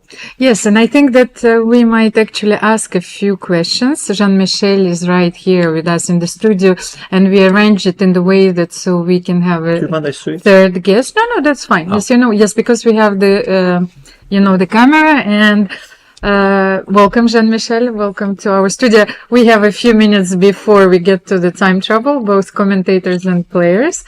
We saw that you got very emotional. Please share those emotions with us. I don't know why. But okay. I was very happy to want to give this prize to Julia, and I don't know what happened. But I cannot explain. I can understand this. A lot of, for example, jazz artists in the 60s, they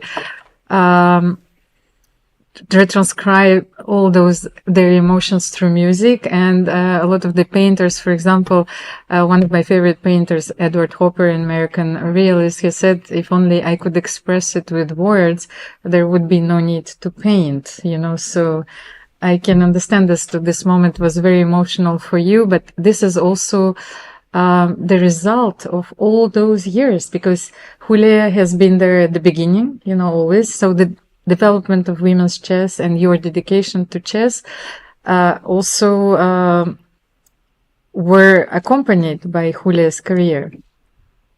Yes, because Julia had a career in Argentina, and also with French. She played for a French team. And after Monaco Chess Federation, we give to her Reborn. And this was a form of renaissance, yes? Yes. And, she played Olympiad in Tromsø with a very young girl, but it was important to have a team. So we have a girl with 10 years old, 11 years old, and Julia. So it is important for me, for Monaco Chess Federation. And of course, it's also a very, I think, powerful message that we send to women in all professional fields that, okay, Julia is about to turn 81.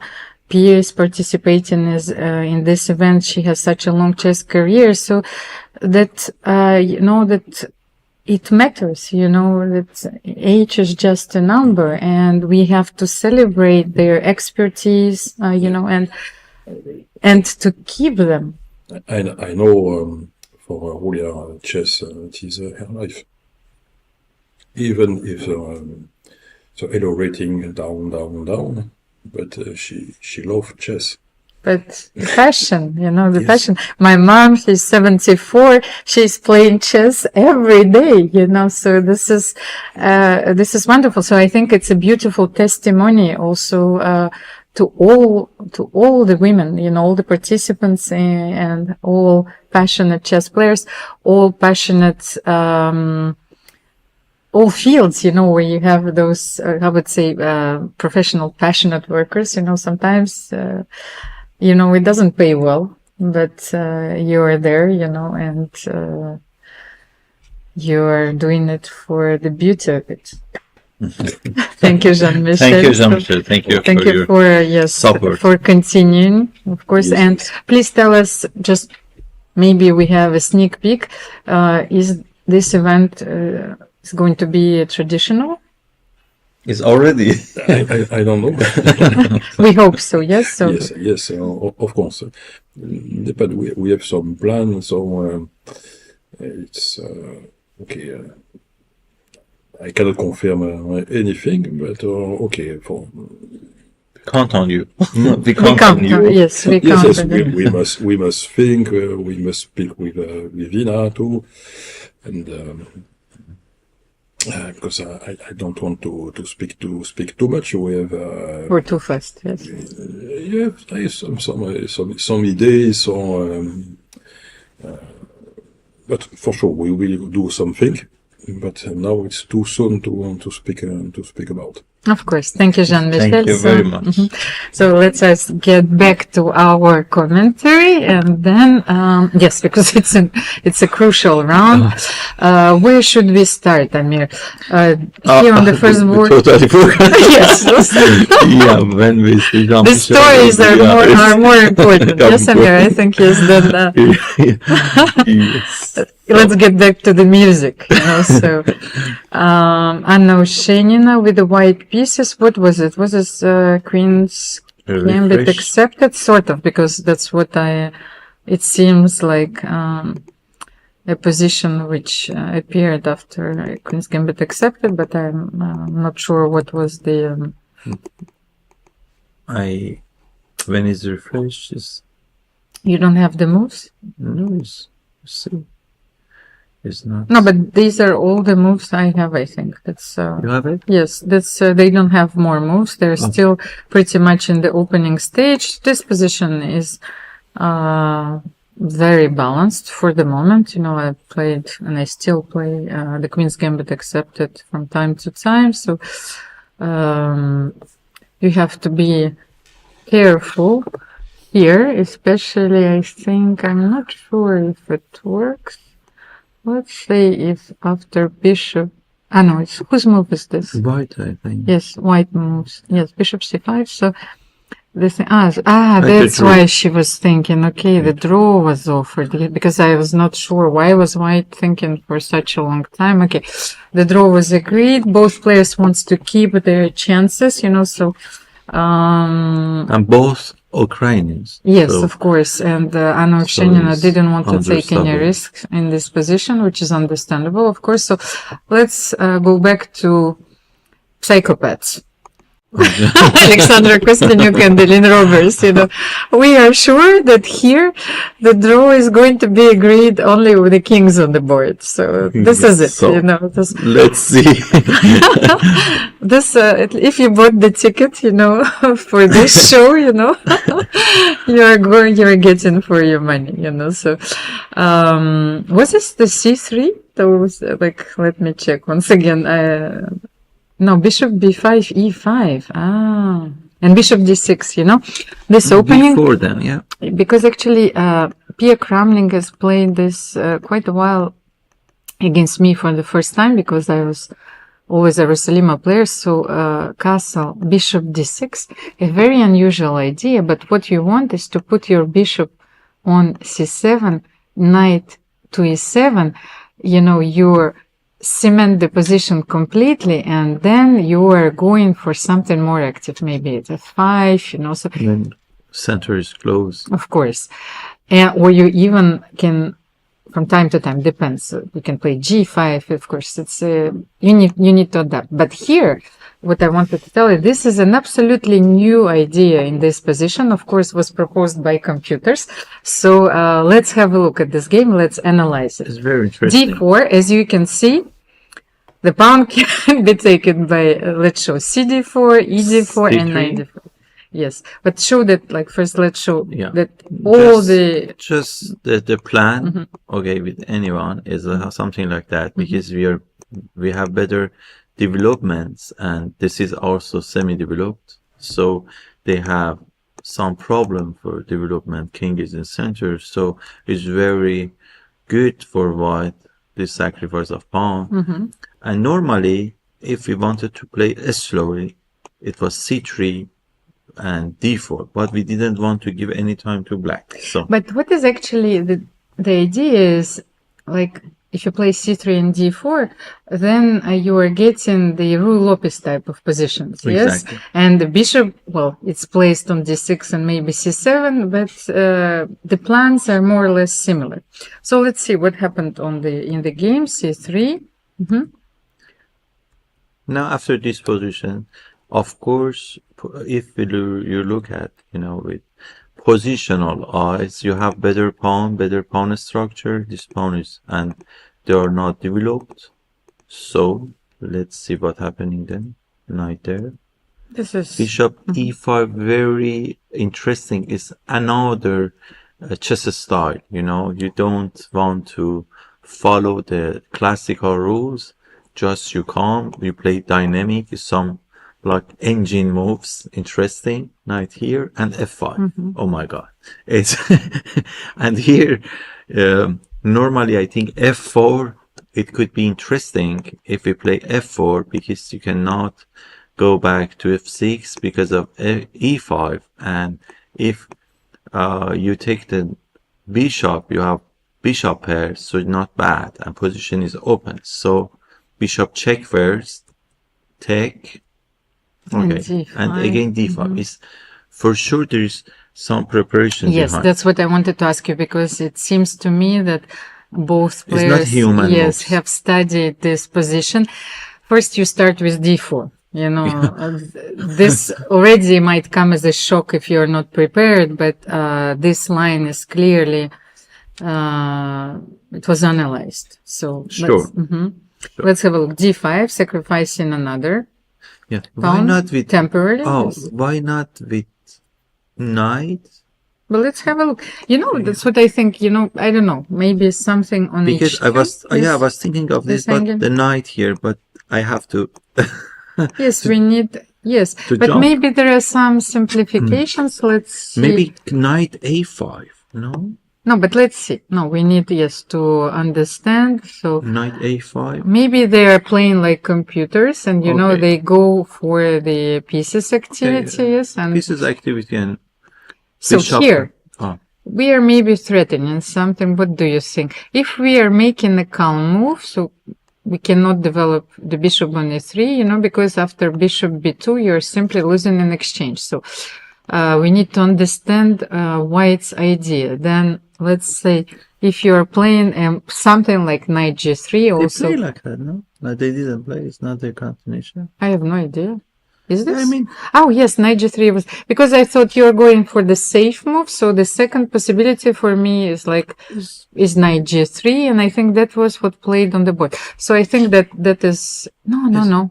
Actually, they did play like this. I'm not sure. No, bishop d5 was placed. Yes, It's similar position, but and the that's same. no, but I think yes, black is going for the initiative. Of course, the bishop pair is not yet here, but you need to take the pawn on f5. So what is? Wait. So knight f5. What is happening Rook here? take. Simply rook take. So bishop h2, king h1, and then you are piece down. So you cannot take on h2 immediately.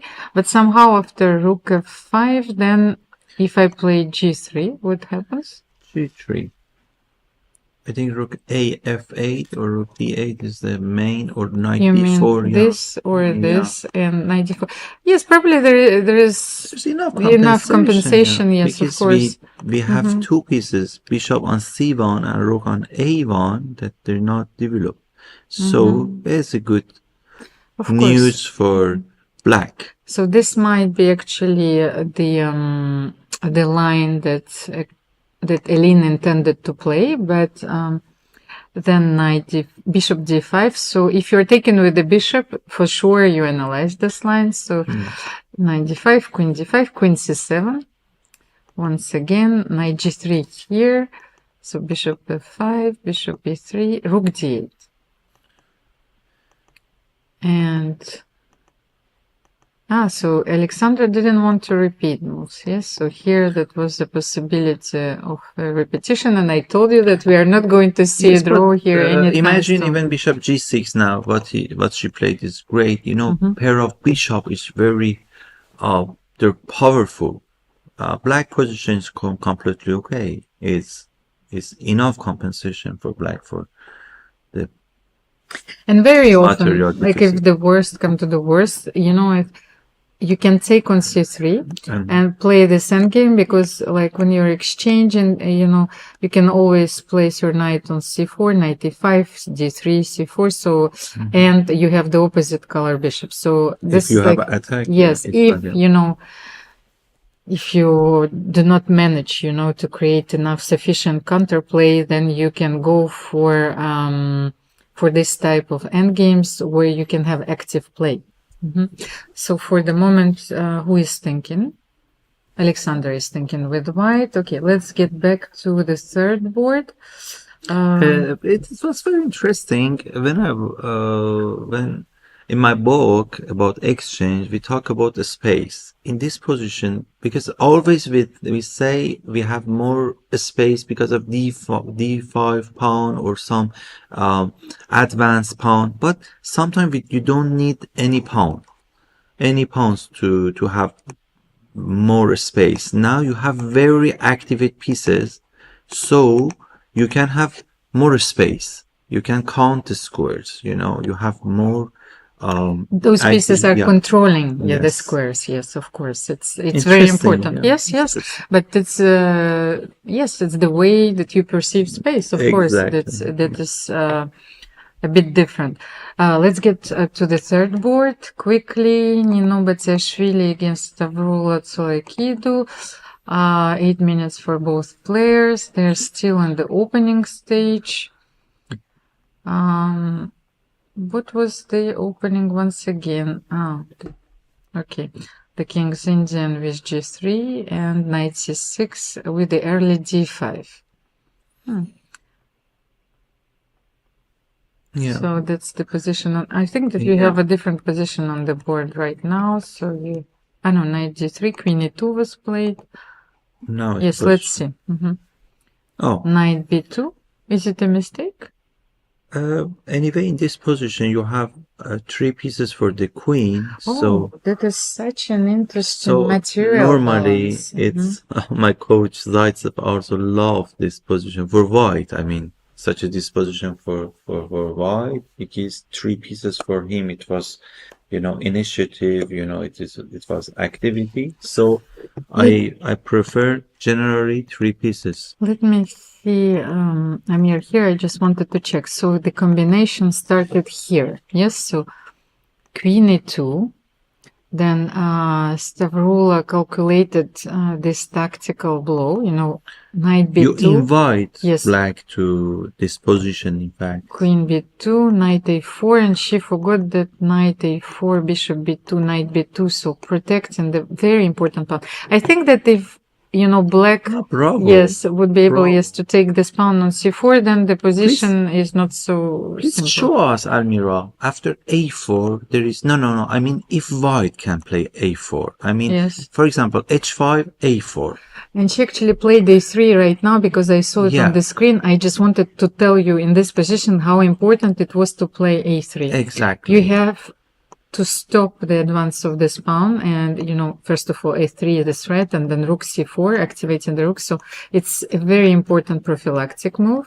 But then here, yes, what did you want to say? I wanted to say that. So let's say we play a move king g7 to a4. Now is very important. If we can play a4, black rooks cannot become active. It's very important. So position is finished. But so here it was very important to Here play maybe a3. b5 or something, you know, some compensation. Yes, but b5, cb, Yeah, you b6. take, Yes, I think have that advantage, but it's very important we neutralize, you know, black's rooks. of course. So a very tangible advantage, yes, for Nino Bagheri here. She was so creative and lucky in her previous game, so maybe the gods are smiling at her. this tournament. So next game on the board 4 is between Antoaneta Stefanova, yes, So and Maeva Narva. in fourth board, Yes, fourth board. I think that players gradually they're starting to get tired because I can see that they spend so much time in the opening phase. This is the first sign of the fatigue. Yeah. And They're sleepy when I look at their face. Generally, they're tired. It's normal. It's marathon tournament. And 2 more rounds to go. 2 tournaments. We should not forget that is second tournament. So no energy. And 13 rounds have been played in the Blitz event, so 11 rounds in the Rapid. But we should not forget that we should take the overall numbers. So 24 games. It doesn't matter that it's Blitz. You still have those critical moments where your body is so tense. So opening, middle game, end game, time trouble, you barely survive, then you have to start all over. And Almira, if you play in a small town or village, it's easier. You come to Monaco, many good restaurants, bars, casino, beautiful places, and you should 2 days, 3 days, you concentrate, and 2 marathon tournaments. Not so easy. You're in the paradise and you should play chess tournaments. It's such a boring, This is the life of the chess player, yes, but normally when you play in other tournament in a small village, sometimes tournament we play in a small village, a small town, so it's easier. Here in Monaco, when you should be concentrate 100% concentration for chess is not so easy. No, but actually I'm not so sure because I think, first of all, chess players, they have such a particular mindset. So very often you forget that the material world, like the physical world exists. So like if we take the terms, scientific terms, but, and then, the temptations, if you can call them, they're there, but, chess is everything. So that's when I was talking about restaurant and food that actually surprised me so much that chess players, they do forget about chess when they eat something delicious, so it's a very interesting observation. So I think that they really start to live after the tournament is over. So they say, "Oh, you are here. I haven't seen you." I miss it. I miss it. So this game is maybe is a bit too positional for the moment. Yes, let's have a look at the game between Sarah and Bella. Here is very interesting. There is a move. There is an idea that what is happening to Antoaneta? She's fallen asleep. She's thinking at the move. How many moves did he play? Just a second. No, I just wanted to have the number of moves of the 4 moves, and we will get back here. Yes, again. So 13 moves have been played. She burned like 10 minutes already, and she's playing with the white pieces. Not so easy. We have also Sarah. So Sarah against Bella, and it's a very nice position. Very nice position, and this is where we are weak. We have some classical plan now with a pawn not so easy, playing b4, to which after exchange knight can come here to have c6 or a6, but it's not possible because maybe after b4 just normal one, just a6 pushing the knight, and then is a free pawn and knight coming to d5. So we have more space. Yes, so you were talking about this d5 pawn. So this is the clear illustration. White has more space.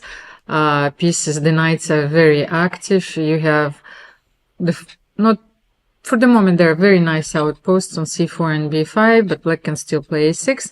On the other hand, I know that the computers always evaluate these positions as clearly better for white. they are prepared, for the assault. So for your assault. So the pawn is on f6. You cannot play e5 comfortably. So very often you need to sacrifice this pawn. So you need to sacrifice. And I just want to show. So let's say, so you would have to do something like this in the ideal. Yes. But you need to prepare it. And the knights on e8, on d7 are guarding, first of all, the pawn on d6 and the square on e5. The rooks are disconnected, of course, but it's important for the moment because the rook is a very good defender. So Sarah has to come up with a clear plan where she can not only consolidate her position, but to activate her queen and maybe to bring her rook to the e file or to the d file and to push e5. So let's see, what did she do? Queen g4, even a more active square, yes. Knight c3 and Bella now is the thinking. point. Now is the point that if black wants to have some counterplay by playing, for example, knight c7 and b5, okay, because here we have majority, pawn majority. If you want to, now is a maybe you should bring the rook, because I wanted first to bring the rook and then rook, no, like knight c7, knight I like c7, it. Then rook e1. No, maybe e5 immediately, because then we have d6, exactly. Okay, you mean queen e6 maybe, yeah? If there is no preparation, I mean this. Yes. No, you need to take f e5. Yeah. I think f e5 is better. F, yes, taking. And what in here, maybe even the knight e5. You need to exchange one knight in this position, so it will be easier to defend. Knight, you take, just and a here tricky queen move, e6. just like that. No, but you can take here. Oh, sorry, it's So knight e5 no, is it's I not mean, even I mean, I working. was thinking of this move. That No, but the thing is that is the knight, position with that I knight. was talking about With exactly. preparation. You need to do this with white, Yeah. so it doesn't matter. You need your rook here, just No, to but prepare. start, yes, maybe start here with the rook f. No, I quite like Queen queen here. g4 because that's what exactly illustrates also. She played knight g7, but okay, knight g7. Even now, maybe a It's rook. covering Yes. the king, not bad. So maybe a rook e1, and so what can you do here? And now threatening. She wanted also to have this square. Yes, so if just in case, what can you do here after rook f1? That's the problem for black, because And Sarah actually played rook a1. Yes, so that's a perfect setup. I like it very much. So she heard maybe what you said. it's like Sarah played for our team in the last European Club Cup and before as well. So I know how my players think. What a voice answer. Incredible. So Leila Javahishvili against Pia Cramling, because yes, very often the role of the captain is also to discuss strategies, and I'm virtually living during those games, the 4 games they're playing, I am there. So it's I see when you're playing with and you're talking with your players, very strong character, another kind of personality, very important to be captain, because they should, follow you. And it's always, when I see you're great. Amir, Leila against Pia, she suffered a very painful defeat. And what now? Who is better in this position? If anyone is we better. don't have the intermediate. Bishop take g7. She's taking g3, so normally we have to take it. Yes, but let's show it. Yeah. On the board? On the board. Yes, it's just here. We want to try take on g7. Yeah. Yes, let's try the variation. Just intermediate move. So we lose a pawn. It's still not the end of the world, but yes, it's better. Yes. Oh, it's okay. Queen take g7. They played it. Yeah. Yes, she didn't want to take on g3 because of a2 pawn. Maybe she preferred to keep the She wants to play rook a8 and take on a2. No. Yes. It's Okay. normally, yeah, it's the only move. Let's see. After take, Yes, rook she a8. can play this one. Okay. Queen b4 or queen b6. Queen b6, I think maybe rook here, because you protect and you're going to play this. Yes, but then I can simply move my queen to a more active position. D6. Queen d6. Yes, so you can take on a2 anyway. And Anyway, rook d8. and then e5. You know, that's the this. Maybe it's not so clear, because I think you have Rook to. d8. Yes, you have to continue, because let's say. Nothing to do. Yes, what can you do here? Because Queen c5 maybe this time, no?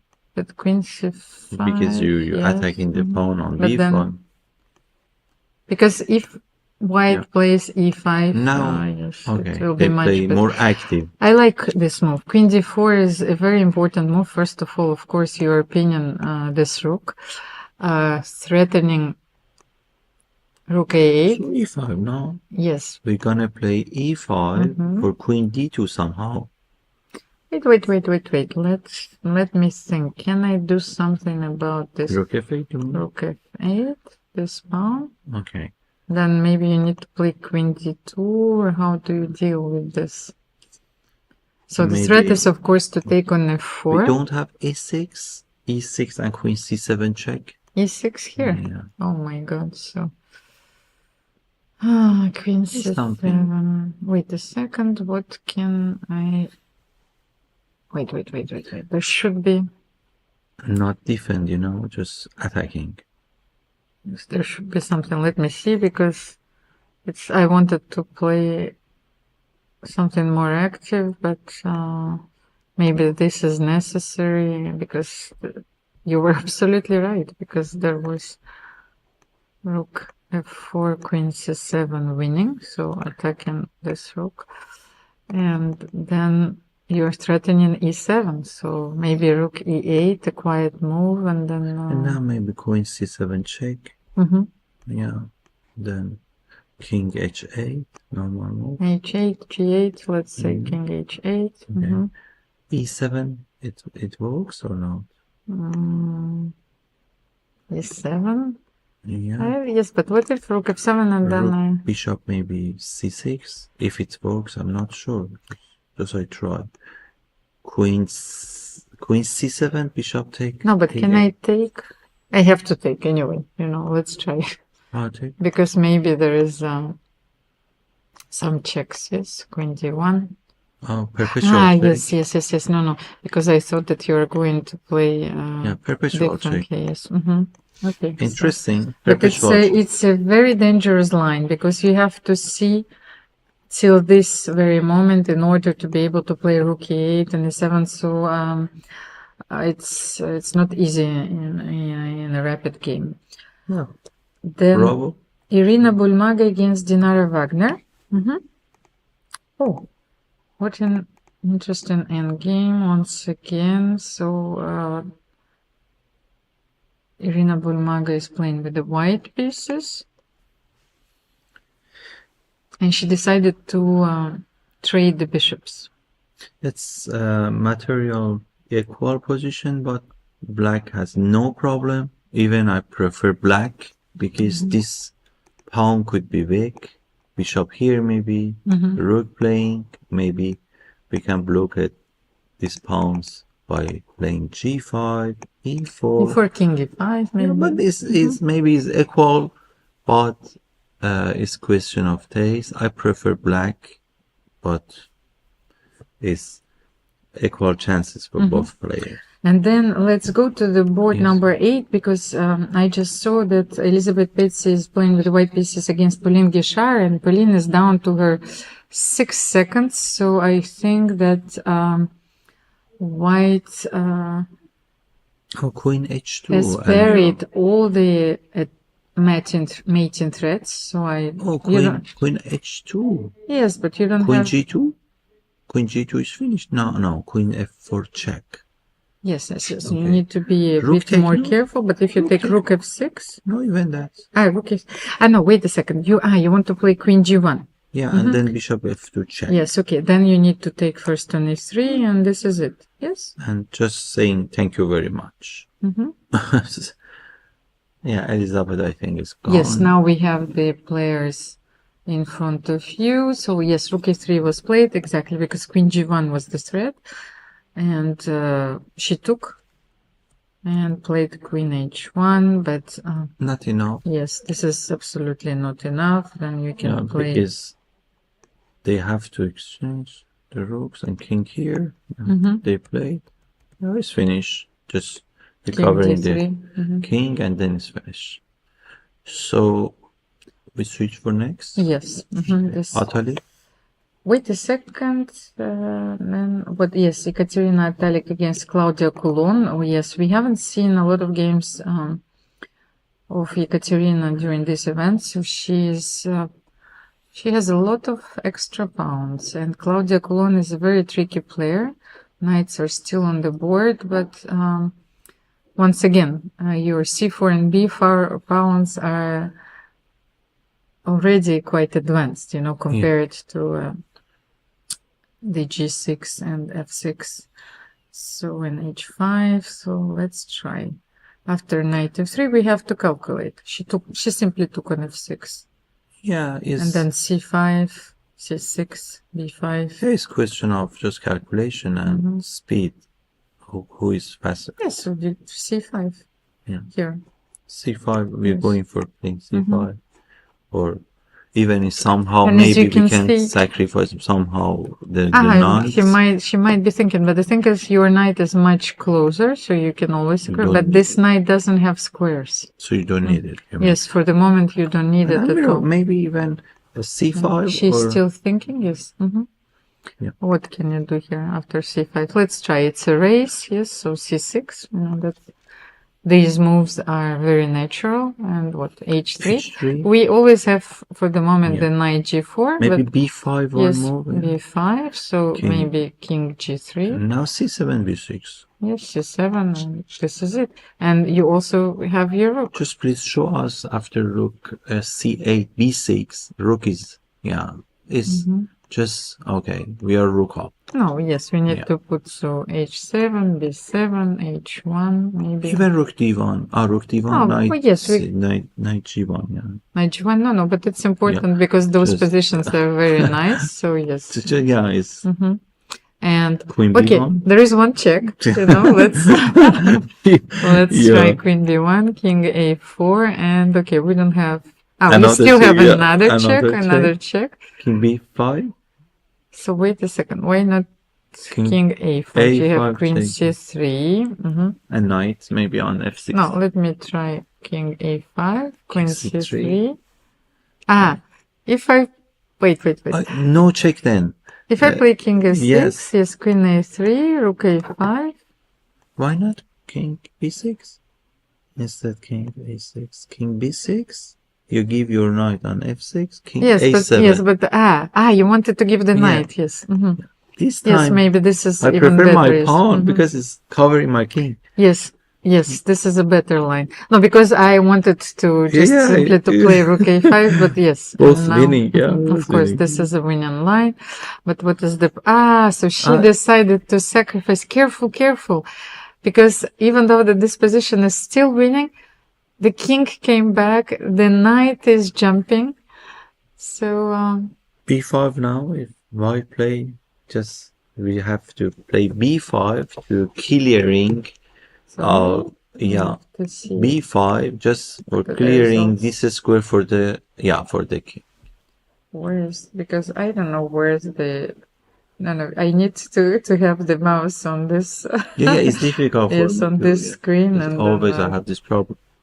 So I wanted just to check at what time. By the way, we will have a lot of guests at the end, of our broadcast, because it's not easy, to ask players to come and visit the studio during the rounds. They're like concentrated, so.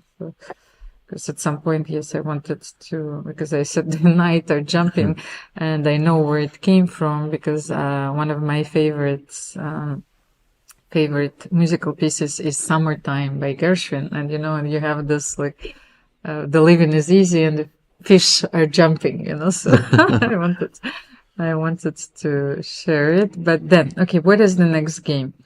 Let's maybe get back to the board number 2. We left it when Alexandra Kosteniuk was still thinking, and she has only 1 minute left.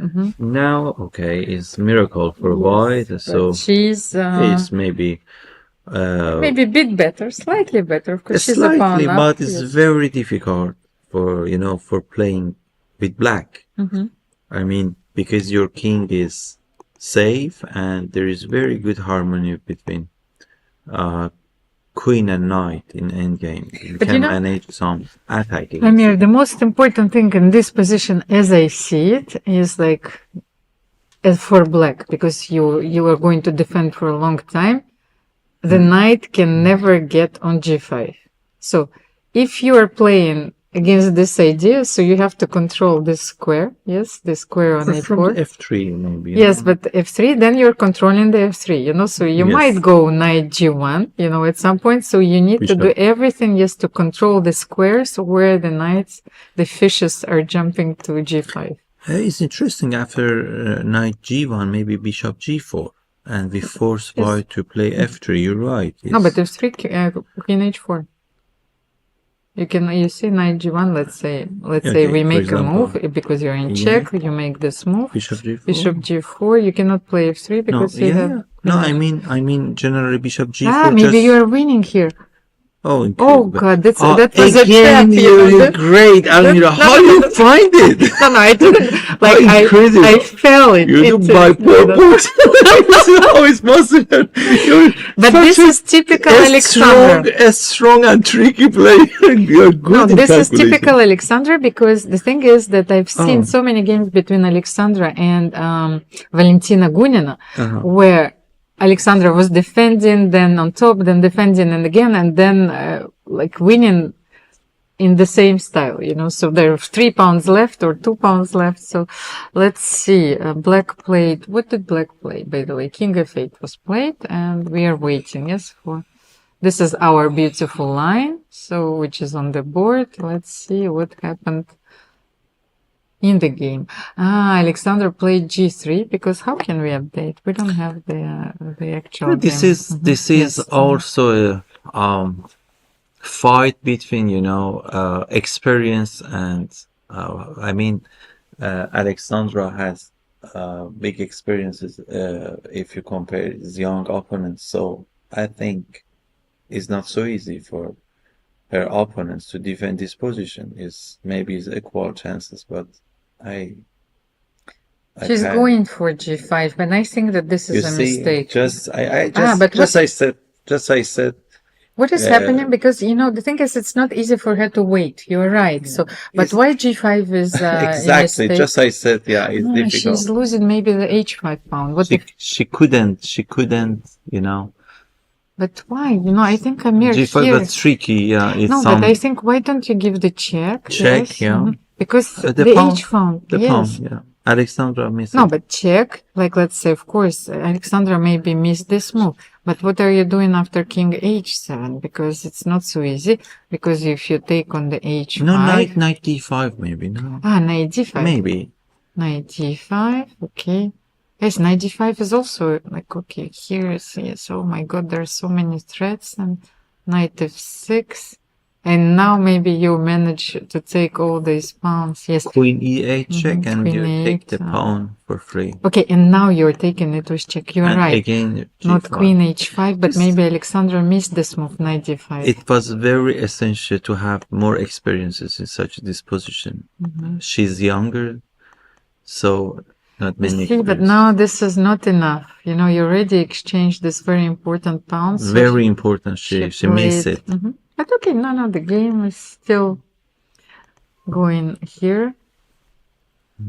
What do we want? Maybe we can do something. How can we threaten something? Amir, we need to threaten something. Yeah, but now a position is very easier than before for white. Maybe queen here, and knight can go to h4, and maybe f4. knight g5, knight e5, many outposts for knight. So maybe let's follow this game live, because It's very instructive also. Yes, it will be a very instructive one. So yes, let's update. So this is the position on the board.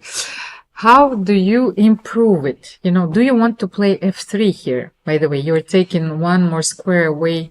You should G4 and E4, combine by the way. some positional idea with some tactical idea. Like queen e5. Look, Alexandra queen went. A5. Yes, she Yeah, went queen for our E5, variation. Queen e5. Yeah. Of course, but this is a very nice threat. Yes, so queen h8. Yes, we saw it. Here, And now? so you need to do something. That's why I think king h7 is the only move. Okay, now many moves. Maybe knight e6, knight h3, knight g2. So she goes for king h7 and Many moves. And what was the move played by Alexandra? Even you can play knight h3, queen g6, Knight queen. e5. Yeah, many moves. Okay, but maybe now she is winning. Because that was just the transposition. She repeated a few moves and then...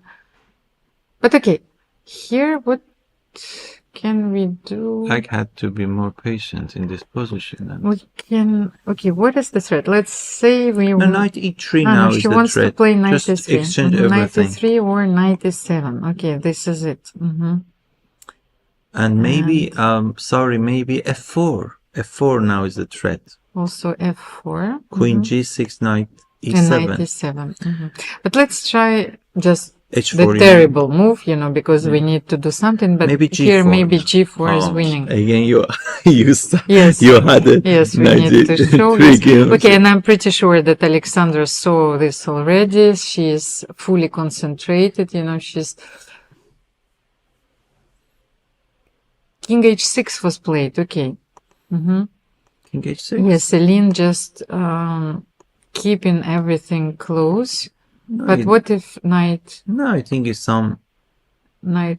She needs to protect the queen, because if knight... No. Queen h8 check and knight f6 is finished. I know. I just wanted to show you that you are not winning here. It's very important. So you need to move your bishop. But then, of course, so after king h6, queen h8 is already on the board. So I think, Alexander transposed to this endgame. And with 2 extra pawns, this is an absolutely winning one. Because you will not be able to sacrifice the bishop for both pawns. This is the only idea that you have to make a draw, of course. We don't accept. You just have to progress slowly.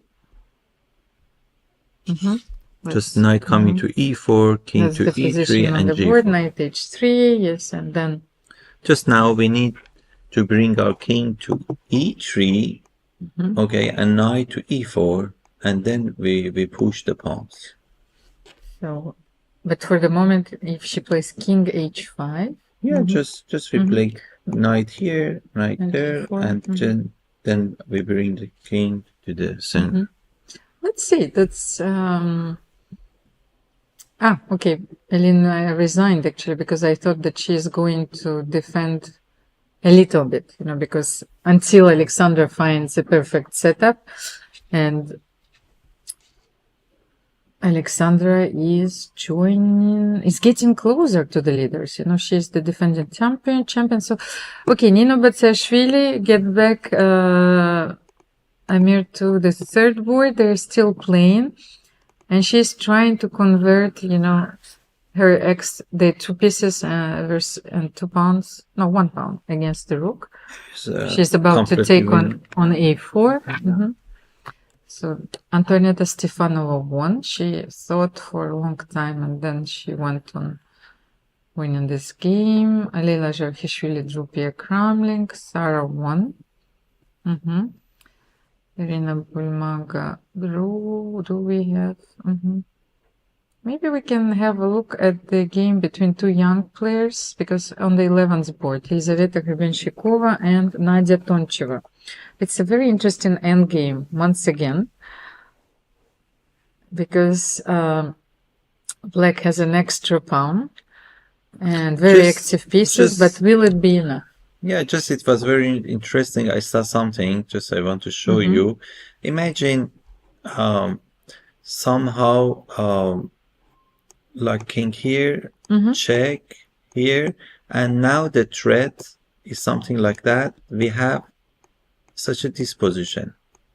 And A5. Is interesting. Wait It's a stalemate. second. Wait. B5 Yes. only move. Yes, A6 is A6. no. But You cannot control. yes, you cannot come back. No, I wanted to come back a little bit before. No, it was just a. Yes, you have just yes. some idea. I'm not sure that it works. It's tricky idea. Okay, so no, but So why not you A5? always have to yeah? think about A5. this, A5. I know it doesn't work because just I was No, thinking because if here you take check, you take. don't take the knight, Yes. and it's going. Yeah. So But white is black is to move. So we have a move on the board. Let's have a look. Knight c3 because she wants to play knight d5 maybe, and actually she waits and she needs to wait until black plays h2. I have a question. Yes. Almira, in this position. Okay. Imagine such position if we can give our knight for the pawn and we keep our pawn here, again it's draw, no? Yes, I think so. I mean, it's some idea. If, okay. Yes, because Yeah, then this you're is simply also just playing rook, could be. king h1, king h2. Yeah, somehow we should be careful if... Oh no, you couldn't. Because sometimes it's tricky. You give check and you You're let not him in to the queen time, and yes. check me. Yeah, Yes. not okay. That's a very important idea, by the way. I think that the whole defense actually should be built around the stalemate idea Yes, exactly. and It's- the knight sacrifice. and it's mathematic. Is this a type of This is the precise calculation. Yes, you know it, and you are going for this idea because you've calculated everything correctly, and it's a direct line, so you cannot make a mistake. If you make a mistake, you're losing the game. Sometimes I forget that I'm here for doing commentary. When I see some games, I like to challenge with you. We find some, and suddenly I see, we are here for another thing. So, with chess player, we cannot do. Yes, Is our patient. Yes. I mean, I just saw that the French player Sylvia Colas won against Anna Matnadze. It's a very big surprise of this round, but Sylvia is a very strong player. I think. Very experienced. First of all, of course, she's severely underrated, and maybe her opponents they underestimate her. Yeah, but she's a very strong player. Very strong. So now maybe she's a coach since many years. Is not very active player, but many experiences, many tournament played. Also, of course, very good player. So Batsashvili is about to win. Maybe we can see. Which game? No, what I want to say, I'm not sure if we're going to witness this because Nino has 2 pawns, but there could have been a possibility of us analyzing the mate with the knight and the bishop. Yeah, why not? Because I'm not sure she can sacrifice the rook for 2 pawns here. Because you will always interpose your piece at some No, I mean, this is not very excellent, this move is winning. But if I wanted to play king g6, then I move my bishop and then I play f5. It's very important to cut the king, not just only g6. Of course, it's winning, but I think the idea here is g6, yes. Knight f3, knight g5. No, it's okay. Just. But wait, as an old player, I said. No, I found something. Just let's say we make a move. I don't know which move to make. You want to play g6, g7, and f5, yeah? No, I want to illustrate the point that you can still lose this with white, but I don't know how. How? How Wait, is possible? You let's find say, something? No, let's say you don't take my rook, but I just want to illustrate the point. Oh, you mate for Yes, mate. yes, Oh yes. my God, you find it. You see, so you have to be careful, but of course this It's is possible, yes, yeah. everything is possible. So G6, yes, you can always put a piece in front. At some point you can play G7. Maybe she goes for bishop H6, bishop G5. More logical. Yes.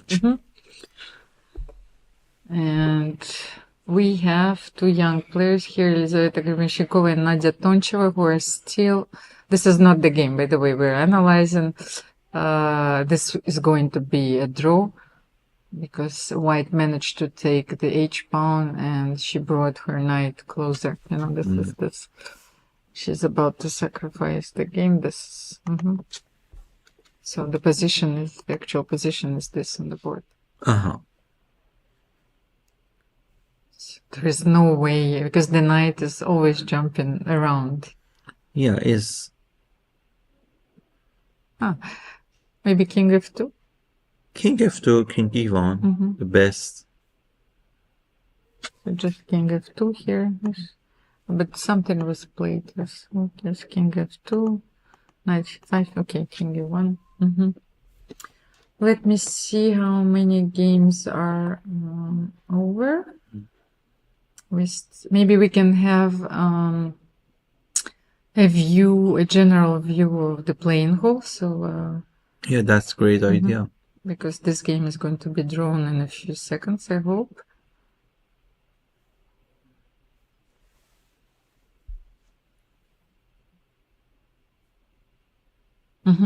So this is the last game.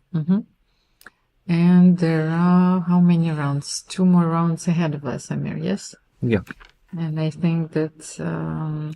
I thank to Etienne Mensch, international master, French international master or technician, is really with hard work, and always he's here, is alone for that, and it's great job. And yes, I wanted to say that if I'm not mistaken, the last 2 rounds, Alojzije is coming back. I yes, don't have any idea. we will find out this for you, of for course. next 2 games. Yes, here. Okay. Yes, I'm not sure, but yes, like Jean-Michel says, let's not count the chicken. Yes, before this. So let's wait till the end of this round. The 9th round of the European Women's Rapid Championship.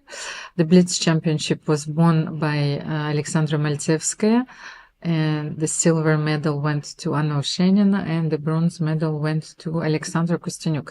Not only Anna Oshenina and Alexandra Kosteniuk are still in contention for the medals, but they are trying to win the title as well. So this will be a bloodbath, the last 2 rounds, because someone will have to make a difference. And the first prize is 5,000 euros, the second 4,000 euros, and 3,000 euros for the third. Tough competition. I think that what we didn't conclude with the interview with Jean-Michel is that all his efforts and the ECU development of the women's chess, it's an effort to say to all those women that they deserve it, so yeah. I hope that the conditions will continue to improve, and we need it. Of course we need it. Jean-Michel had a prize for that from FIDE. Yes, last year. Yeah, of please course. tell about it. FIDE awarded him a prize for his long time effort in developing women's chess, and it was a beautiful recognition from the international. First of all, the governing body, but from the international community. So we have to continue to keep up, Yeah. with the good work. Girls, you're lucky because always we say to Jean-Michel, do not forget your boys, but here, we have more tournaments, The for veterans. for veterans. The veterans, Yeah. Okay, so I think that, yes, this game was drawn. Maybe we can show quickly the results of the last round, and we will go on a small commercial break right after that. So I have the chess results here. We need to update the page and to have the standings. We were talking about the percentage of the decisive games. Amir, very few draws as usual. Yes. This is Chess this is is not the, like before. Yeah. I think that no, but especially in the women's event, this is one of the most important factors that you have to look at, and the elements that you need to take into consideration. So the results are right here on your screen.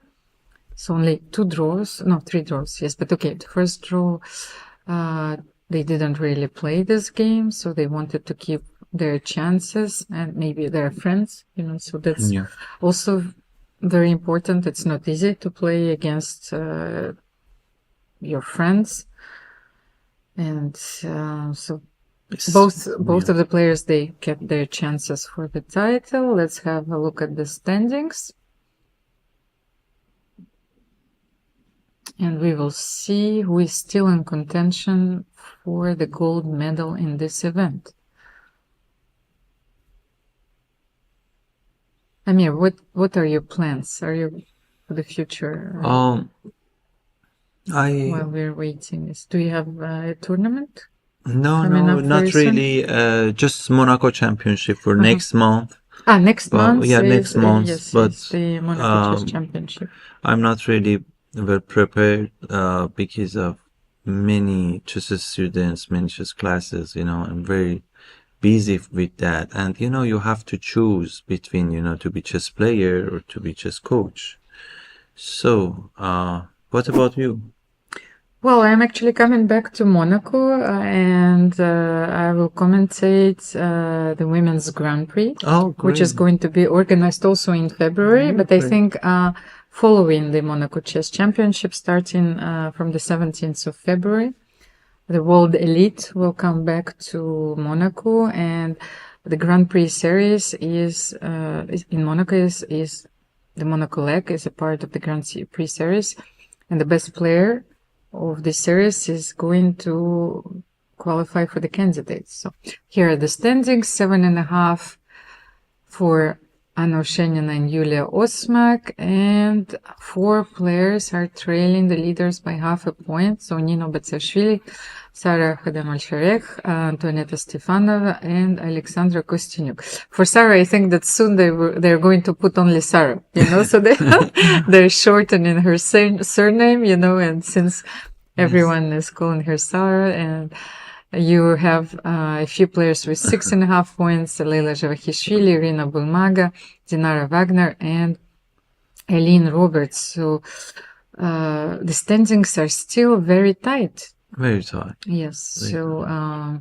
we don't have the pairings yet, I think. I do, by the way. So you have it. Yes, I have it, but I'm not going to reveal them. So let's have a small break, and we will start our broadcast with the pairings, and hopefully maybe with a few insights from the playing hall and the players themselves. Thank you. Thank you, Almira. Chess connects us all, across countries, across borders. For those who travel for the game, staying connected shouldn't be a challenge. Introducing Global Cell, the official telecom provider of the European Chess Union. Connectivity is just a tap away.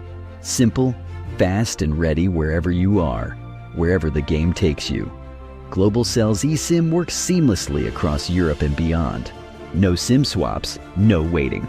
Global Cell's eSIM is quick to install and reliable every step of the way. Stay connected with players, friends, and family no matter where you are. Share your checkmates instantly with effortless connectivity. From every tournament to each new city. Stay connected as you move and prepare to win. Join the thousands who enjoy true freedom on the go. Sign up today and make Global Cell your next move.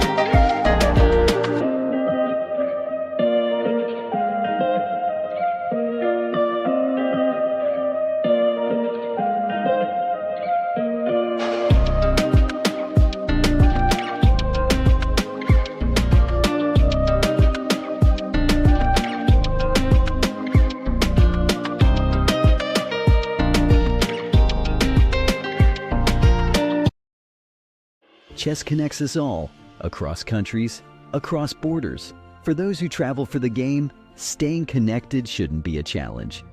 Introducing Global Cell, the official telecom provider of the European Chess Union. Connectivity is just a tap away. Simple, fast, and ready wherever you are, wherever the game takes you. Global Cell's eSIM works seamlessly across Europe and beyond. No SIM swaps, no waiting. Global Cell's eSIM is quick to install and reliable every step of the way. Stay connected with players, friends, and family no matter where you are. Share your checkmates instantly with effortless connectivity. From every tournament to each new city. Stay connected as you move and prepare to win. Join the thousands who enjoy true freedom on the go. Sign up today and make Global Cell your next move.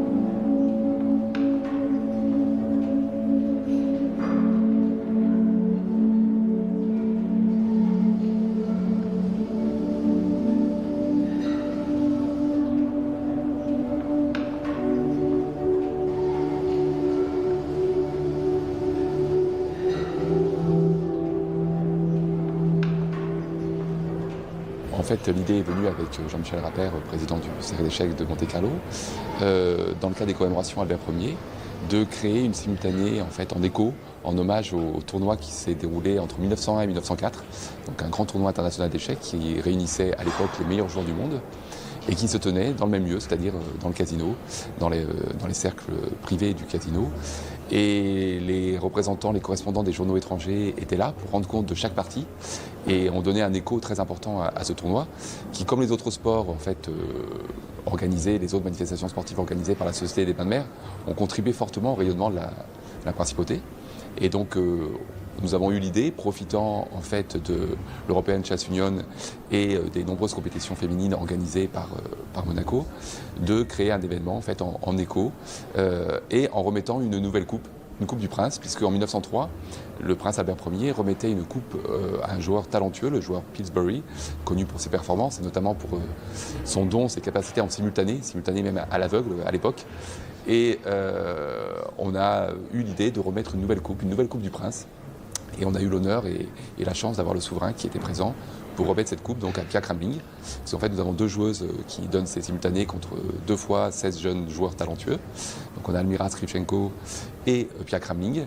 Et c'est Pia Cramling, en raison de son palmarès impressionnant, 8 Coupes d'Europe, toutes gagnées avec le Cercle d'échecs de Monte-Carlo, qui a reçu cette coupe qui a été remise par le souverain. Et puis, en bonus, chacun des jeunes joueurs a eu la chance de voir le souverain qui s'est déplacé sur chaque échiquier pour symboliquement donner le premier coup. Donc là, on a eu dans le cadre de ces commémorations du centenaire Albert Ier vraiment un très bel événement et un bel écho avec le lien entre passé, présent et futur, à une époque aujourd'hui où, comme à la belle époque, où le noble jeu était très, comment dirais-je, tenu en haute estime pour ses valeurs intellectuelles, morales, humaines, on a eu un autre bel événement à une époque aussi où, comme le succès de la série Le jeu de la dame en atteste, où le jeu d'échecs connaît un regain d'intérêt et passionne l'opinion.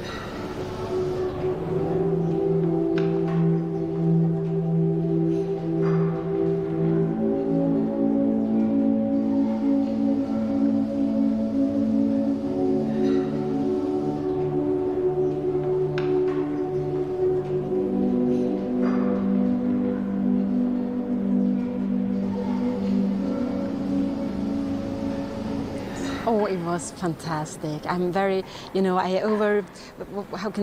overjoyed with what happened today, and I'm very honored. And I have been a part of the team for 15 years, and Monaco team, the Circle des Jets de Monaco, is really a dream team in all sense. Jean-Michel, with all his work, he has been supporting the team. He has made it possible for us to play the European Club Cup. We have also made very good results. We have had fantastic players, but we also had something I think very few teams have. We have had a very, very special atmosphere. We had the best captain in the world, Almira, but really from my heart.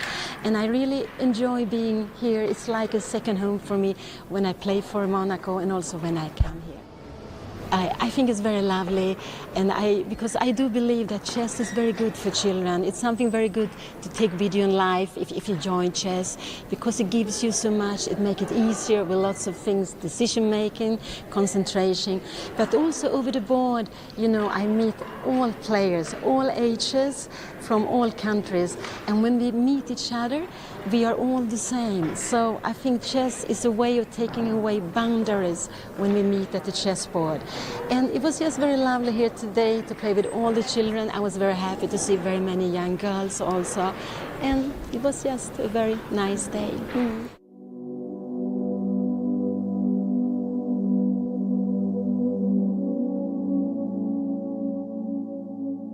J'ai joué une simultanée avec Pia Cramling.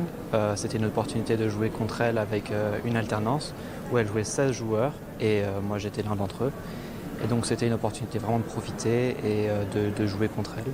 Et je me suis un petit peu entraîné pour savoir ce qu'elle jouait et savoir si je pouvais me préparer. Je m'attendais à jouer un peu plus son autre collègue qui était là. Et au final, je suis tombé sur elle et c'était super. On a joué une bonne partie, c'était intéressant et à la fin, j'ai perdu parce que j'ai fait une petite erreur. C'est pas grave. Je me suis inscrit récemment pour essayer de jouer un petit peu en plus en club. Je jouais tout seul avant et je me suis dit que c'était une opportunité pour voir un petit peu plus de gens et de m'entraîner un peu plus en personne parce que je jouais beaucoup plus en ligne et maintenant je commence un petit peu. Demain j'ai un tournoi d'échecs et on va continuer un petit peu plus.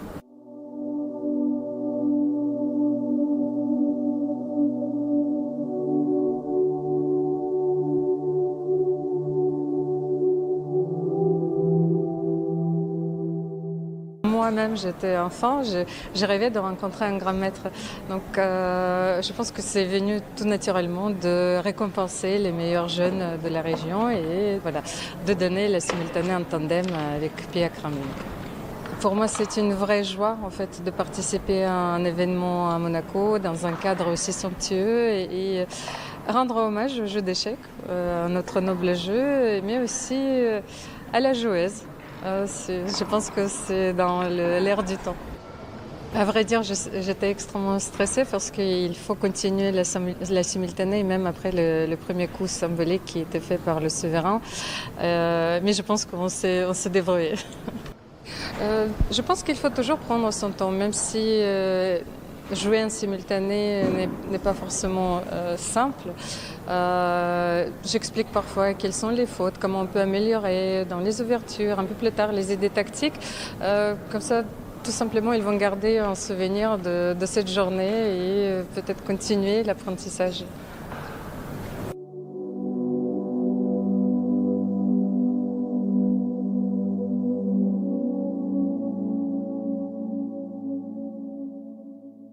Alors oui, donc on a participé à une simultanée avec le club de Monaco et donc on a joué contre deux grands maîtres, il me semble. En fait, j'ai essayé de faire une tactique et elle a vite vu et après elle a contré en fait et après je me suis retrouvée un peu dans son jeu et elle a réussi à me mener jusqu'à la perte.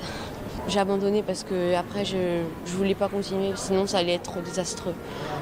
Alors oui, ça doit faire depuis que j'ai 6 ans, il me semble. Et j'ai fait des pauses entre-temps et là j'ai repris cette année. Du coup, là j'ai fait les qualifications pour le championnat de France. Après, j'ai fait les départementales et régionales. Et oui, ça va. Je me suis qualifiée pour les régionales, mais après j'ai pas réussi à me qualifier. Mais je vais aller faire quand même le championnat.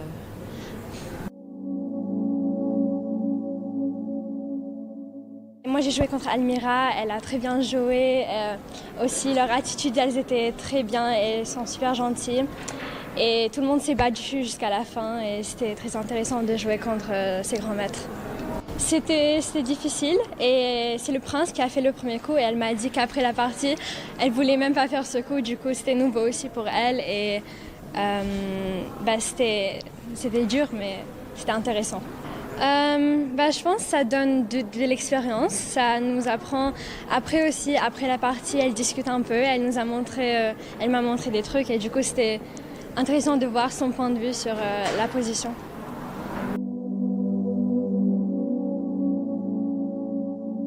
La partie s'est finie avec une finale de pions et on avait un cavalier chacun. Ça fait match nul, vu qu'il n'y avait pas de position possible pour gagner. Donc au début, j'ai fait une défense est-indienne. Je ne suis pas spécialement préparée, mais j'ai quand même fait un peu jouer, un peu plus. Et voilà. Alors, il y a 32 enfants et principalement, on a sélectionné ceux qui ont participé aux qualifications au championnat de France jeunes, donc pour qu'il y ait quand même un certain niveau de jeu pour pouvoir participer à la simultanée.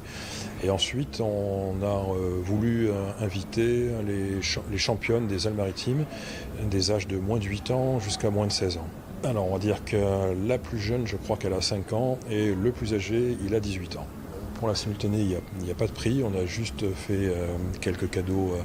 Donc ils ont chacun un livre qui a été écrit par Almira pour bien apprendre à jouer aux échecs. Ensuite, on a confectionné des chevalets, chacun avec leur nom, prénom et tous les logos, ainsi qu'un chevalet qui représente l'affiche du tournoi. Principalement, je pense que le plus beau des cadeaux, c'était que le prince Albert donne le premier coup sur chaque échiquier et que chaque enfant donc pouvait avoir une photo avec le prince. C'était surtout ça. De 1901 à 1904, donc des grands tournois, des grands prix d'échecs dans le casino. Et ensuite, pendant 111 ans, il n'y a pas eu de tournoi d'échecs dans le casino. Et donc, on a fait un grand prix FIDE féminin dans le casino en 2015, où les 12 des meilleures joueuses du monde ont joué dans les salons Ntouzé du casino de Monte-Carlo. Donc, Ouyfan, qui était la championne du monde de l'époque, et la numéro 1 mondiale a remporté le tournoi. Et déjà, Pia et Almira, effectivement, ont eux aussi participé dans ce tournoi prestigieux. Voilà, je dirais c'est le tout. C'est déjà le lieu, le casino. Après, c'est un peu plus personnel, parce que j'y ai travaillé quand même quelques années. Et puis le plaisir de voir les enfants jouer ici, c'est fantastique. Je crois c'est un lieu qui est magique pour moi. C'est une belle salle de jeu, quoi, sans jeu de mots.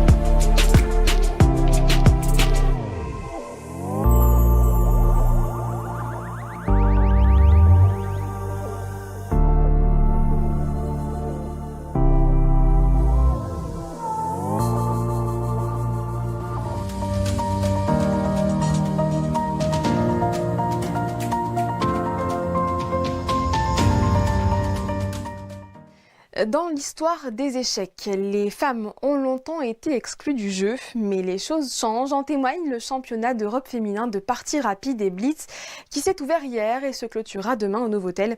Cet événement prestigieux réunit plus de 120 joueuses issues de 26 pays européens, parmi les meilleures compétitrices du continent. Frédéric Elion et Camille Caloni. Les échecs, c'est une guerre mentale sur un échiquier où la stratégie et la créativité vont faire la différence.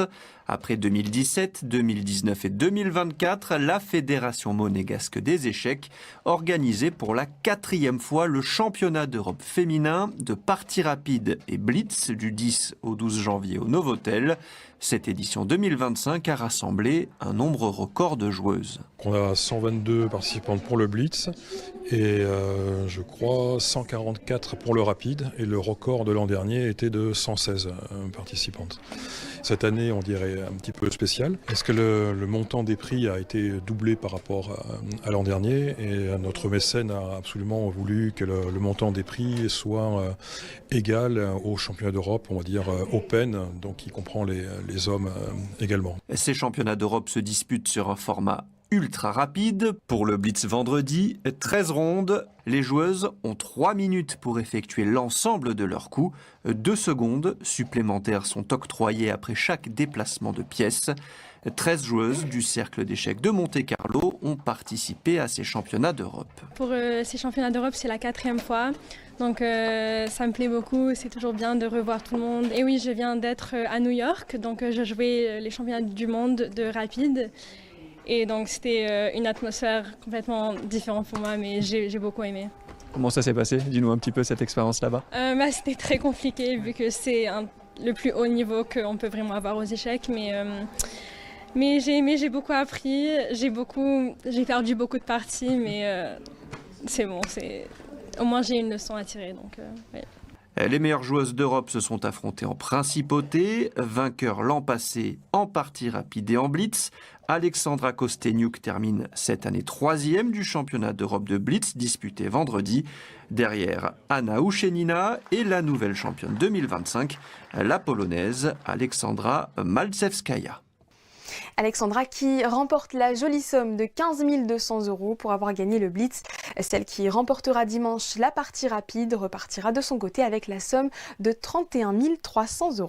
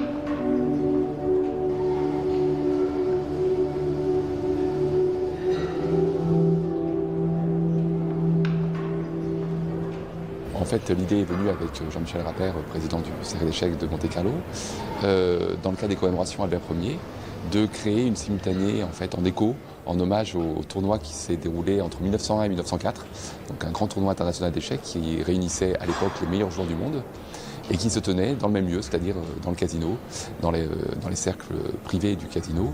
Et les représentants, les correspondants des journaux étrangers étaient là pour rendre compte de chaque partie et ont donné un écho très important à ce tournoi qui, comme les autres sports organisés, les autres manifestations sportives organisées par la Société des Bains de Mer, ont contribué fortement au rayonnement de la principauté. Et donc nous avons eu l'idée, profitant de l'European Chess Union et des nombreuses compétitions féminines organisées par Monaco, de créer un événement en écho et en remettant une nouvelle coupe, une coupe du prince, puisque en 1903, le prince Albert Ier remettait une coupe à un joueur talentueux, le joueur Pillsbury, connu pour ses performances et notamment pour son don, ses capacités en simultané même à l'aveugle à l'époque. Et on a eu l'idée de remettre une nouvelle coupe du Prince. Et on a eu l'honneur et la chance d'avoir le souverain qui était présent pour remettre cette coupe donc à Pia Cramling. Parce qu'en fait, nous avons deux joueuses qui donnent ces simultanés contre 2 fois 16 jeunes joueurs talentueux. Donc on a Almira, Skripchenko et Pia Cramling. Et c'est Pia Cramling, en raison de son palmarès impressionnant, 8 Coupes d'Europe, toutes gagnées avec le Cercle d'échecs de Monte-Carlo, qui a reçu cette coupe qui a été remise par le souverain. Et puis, en bonus, chacun des jeunes joueurs a eu la chance de voir le souverain qui s'est déplacé sur chaque échiquier pour symboliquement donner le premier coup. Donc là, on a eu dans le cadre de ces commémorations du centenaire Albert Ier vraiment un très bel événement et un bel écho avec le lien entre passé, présent et futur, à une époque aujourd'hui où, comme à la belle époque, où le noble jeu était très, comment dirais-je, tenu en haute estime pour ses valeurs intellectuelles, morales, humaines, on a eu un autre bel événement à une époque aussi où, comme le succès de la série Le jeu de la dame en atteste, où le jeu d'échecs connaît un regain d'intérêt et passionne l'opinion.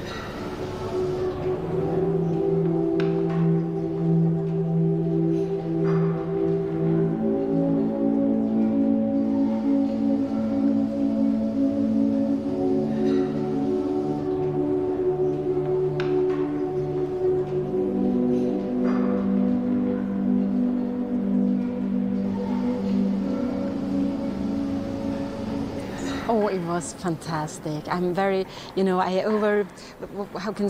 overjoyed with what happened today, and I'm very honored. And I have been a part of the team for 15 years, and the Monaco team, the Cercle d'Échecs de Monaco, is really a dream team in all sense. Jean-Michel, with all his work, he has been supporting the team. He has made it possible for us to play the European Club Cup. We have also made very good results. We have had fantastic players, but we also had something I think very few teams have. We have had a very, very special atmosphere. We had the best captain in the world, Almira, but really from my heart. And I really enjoy being here. It's like a second home for me when I play for Monaco and also when I come here. I think it's very lovely, and because I do believe that chess is very good for children. It's something very good to take video in life if you join chess, because it gives you so much. It makes it easier with lots of things, decision making, concentration, but also over the board. I meet all players, all ages, from all countries, and when we meet each other, we are all the same. So I think chess is a way of taking away boundaries when we meet at the chessboard. And it was just very lovely here today to play with all the children. I was very happy to see very many young girls also. And it was just a very nice day.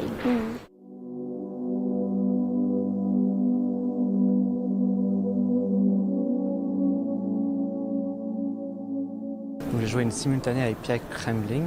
C'était une opportunité de jouer contre elle avec une alternance où elle jouait 16 joueurs et moi j'étais l'un d'entre eux. Et donc c'était une opportunité vraiment de profiter et de jouer contre elle. Et je me suis un petit peu entraîné pour savoir ce qu'elle jouait et savoir si je pourrais me préparer. Je m'attendais à jouer un peu plus son autre collègue qui était là. Et au final, je suis tombé sur elle et c'était super. On a joué une bonne partie, c'était intéressant et à la fin, j'ai perdu parce que j'ai fait une petite erreur. C'est pas grave. Je me suis inscrit récemment pour essayer de jouer un petit peu en plus en club. Je jouais tout seul avant et je me suis dit que c'était une opportunité pour voir un petit peu plus de gens et de m'entraîner un peu plus en personne parce que je jouais beaucoup plus en ligne et maintenant je commence un petit peu. Demain j'ai un tournoi d'échecs et on va continuer un petit peu plus.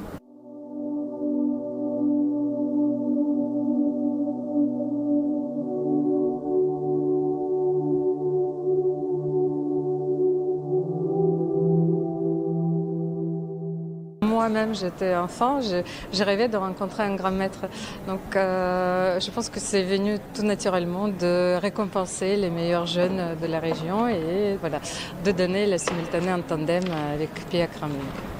Pour moi, c'est une vraie joie en fait de participer à un événement à Monaco dans un cadre aussi somptueux et rendre hommage au jeu d'échecs, à notre noble jeu, mais aussi à la joueuse. Je pense que c'est dans l'air du temps. À vrai dire, j'étais extrêmement stressée parce qu'il faut continuer la simultanée, même après le premier coup symbolique qui était fait par le souverain.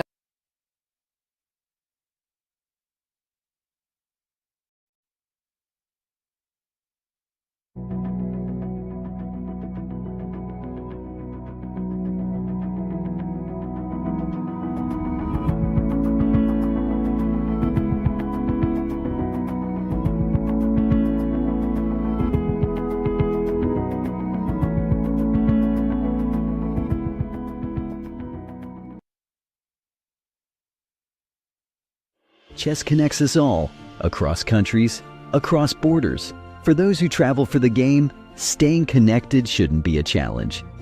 Introducing Global Cell, the official telecom provider of the European Chess Union.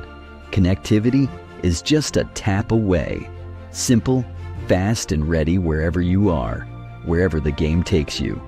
Global Cell's eSIM works seamlessly across Europe and beyond. No SIM swaps, no waiting. Global Cell's eSIM is quick to install and reliable every step of the way. Stay connected with players, friends, and family no matter where you are. Share your checkmates instantly with effortless connectivity. From every tournament to each new city. Stay connected as you move and prepare to win. Join the thousands who enjoy true freedom on the go. Sign up today and make Global Cell your next move.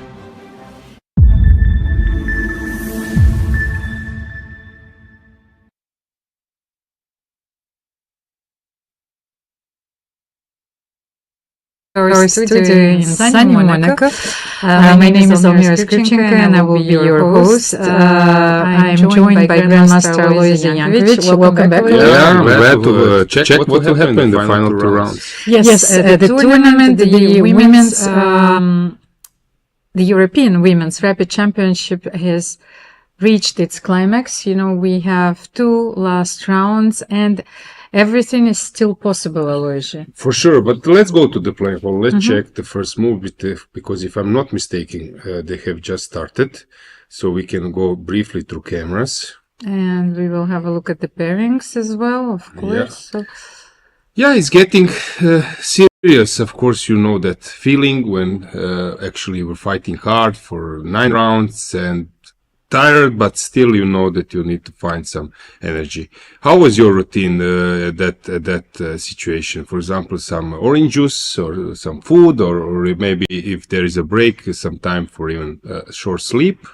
Not really. I think it's very important to, first of all, to maintain your sugar level at a very stable level. So it's like I would always go for some apple juice or and some cheese maybe, and then also it's important to go for a small walk. You know, you need to oxygenate your brain and to stay focused.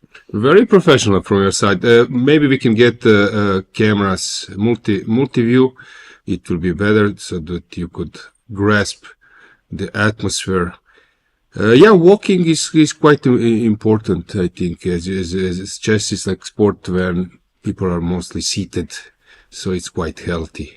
By the way, you know, Anna Ushenina is playing against Antoaneta Stefanova, so on the first board, and both of them have won like the world championship. Yeah, so this title, the supreme title, the dream achievement, yes, of everyone's career. Do you regret that you haven't become a world champion? Well, actually, it is a very difficult question because I think that, well, I realized that I was a pure product of the Soviet school where it's not that you were indoctrinated, but you, for me, chess has always been sacred. So I was raised in order to sacrifice everything and even my whole being on the altar of the chess game and this title.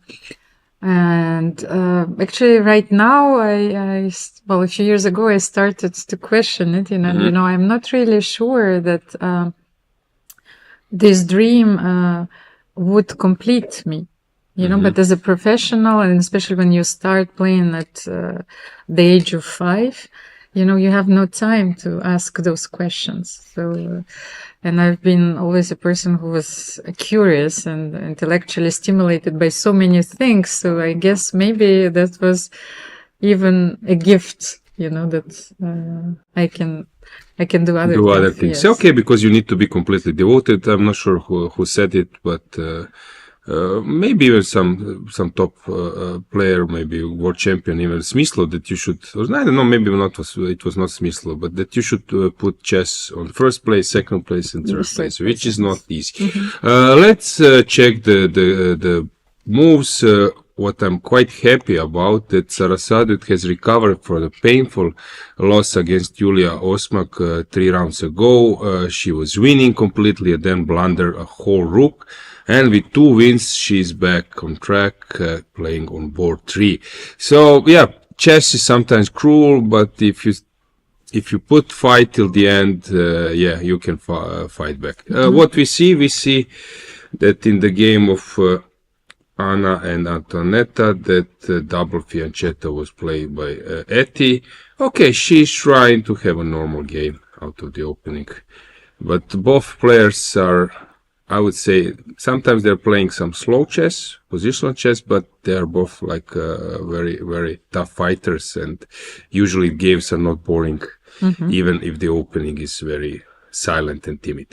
Any opinion from your side regarding this opening or this game? Well, just one observation that I've noticed, that Antoaneta tends to spend quite a lot of time in the opening phase during this tournament. So, but I think so maybe she's choosing between lines, and she leaves 5 minutes for the very important phase of the game. Maybe she needs to speed up a little bit, but on the other hand, she is black, and Anna's setup is a bit tricky. So, yes, you can start with d6. She was choosing between knight c6, then maybe queen h4. It's not easy here. So, but those nuances are important. And Antoaneta is not someone who will make those moves like impulsively. Yeah, because if you play fast in the opening, not to get into time trouble, and you get into passive position, then this time won't help you.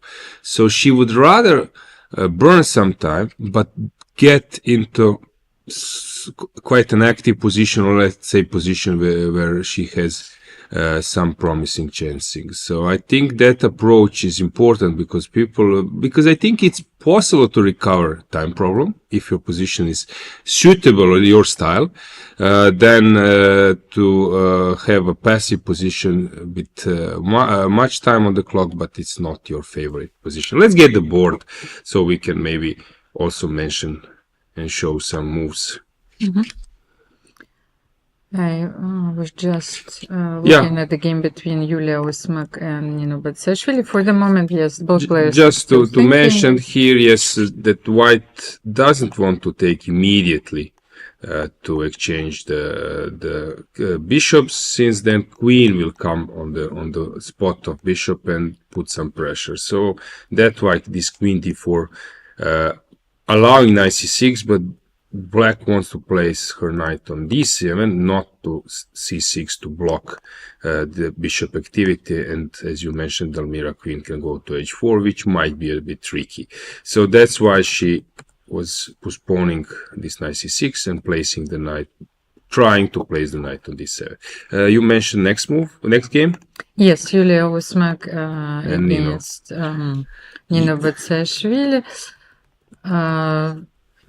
Julia opened a lot of games with e4 in this tournament, so she went for this very trendy line and 4 knights with bishop b5, but Nino is a very interesting player, because she went for the line with bishop d6 here. Yeah, here there is a move knight d4 when knight e5 might be tricky, queen e7 comes, so usually they move the bishop.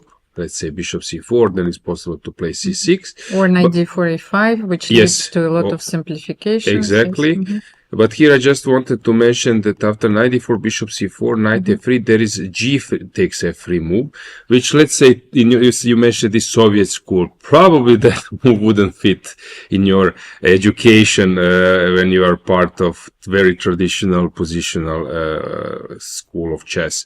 But the point is that you play rook g1. I know that, for example, let's say, as I mentioned, 20 years ago, they would throw out from the club, say, how do you play? Of course, you should develop your pieces. But this is modern chess. And that's why I also wanted to mention, you mentioned this bishop d6 you just said. It's sort of modern style, because maybe this looks very strange for our... Yes, but bishop d6, the main purpose of this move is to avoid all the trades. You know, you develop the bishop on d6, you protect the pawn on e5, all you want is to castle, then play rook e8, bishop f8, and with a very healthy position. Yeah, that's one setup you mentioned, Almira. Let's say like this, and throwing the bishop back to f8. Other way would be to play knight e7, and then at some position, not immediately, but at some position, the bishop is useful, and after c6, bishop moves away, and you have open place for your bishop. So I think this is the concept actually, which is subtle and modern. The point is, if white takes immediately, then anyway you want to open the bishop, and you will reroute your bishop from d6 later. Just the main move, of course, in this position is not bishop d6, is bishop b4. Bishop b4. So it's the symmetrical variation. Position. Yes, variation, and that's why people started to try all those different moves in order to keep all the pieces on the board and have this tension, necessary tension for the last round games. Yeah, and not to be, as you mentioned, in copy-paste mode, since usually when you are playing symmetry, giving your opponent tempo up and chance to first to switch or to change the symmetry, then it's not perfect. So bishop d6 play, d3, some stuff. Okay, 3 has a point that sometimes you want to have a space to run with your bishop. So this is the point. If you don't make that type of moves, maybe you won't be able to keep your bishop. So that's why this tiny a3 move is there. Knight d4, takes, and this is only temporarily doubled pawn's position, since d5 is coming, but it's also sacrifice, since after knight d4 black comes on d5. That's why. Yes, but it's a very nice positional sacrifice here, because if you take on d4, then you check, and then after bishop b3 you have a lot of dynamic play. But as you know, Almira, for tango you need 2. So if white doesn't want, to take material, she can play like bishop f4, and suddenly we might end up again in some I would say like equal game, which probably will happen. I don't know, takes, and now, okay, still some queen d6. I think this is the point. So you cannot take with the knight because of checkmate, and if you take with the bishop, probably g5 wins. So you cannot take a pawn after cd5. You need to move, and I don't know. Of course, it's far away from some equalization, but who knows? Maybe some c3 will happen, and we will have normal structure. This can arise in some games. Everything is crazy, but suddenly it steers to a normal position. But that's chess. That's what there is. So I've been eyeing a little bit Sarah's game. Okay, let's check. On the third board, because it's a very interesting, first of all, pawn structure and pawn chain in the center, which is so Sarah is playing against Alexandra, which black is trying to undermine. Yes? One question, Almira, you might help us. So we know Kosteniuk, Alexandra, Antoaneta Stefanova, Monica Sochko, Elisabeth Paehtz. Okay, sort of prime is behind them. Okay, of course they can fight back, but they achieved a lot. Regarding Sarah, it's for me hard to say how far she can go. She's playing a lot of tournaments. She's playing Global Chess League. She's playing active chess. Now I think she's 24 something, 50 maybe rating. Yes. So what do you think? Of course, you know her. She's your teammate, right? So you want to be positive about her. But let's say, is she ready in some kind of a year or two to attack even maybe some world championship title, or she will need to invest? We mentioned that she has a daughter, son, sorry. Yes. No, but I think that because maybe viewers don't know much about her. Sarah, she had to first of all to change her life dramatically. So she moved from Iran to Spain. And not only she's my teammate, she's also my friend. So, and this is first of all is a dramatic change for your whole being, because you're abandoning the culture where you grew up, your friends, and also maybe the environment where you trained.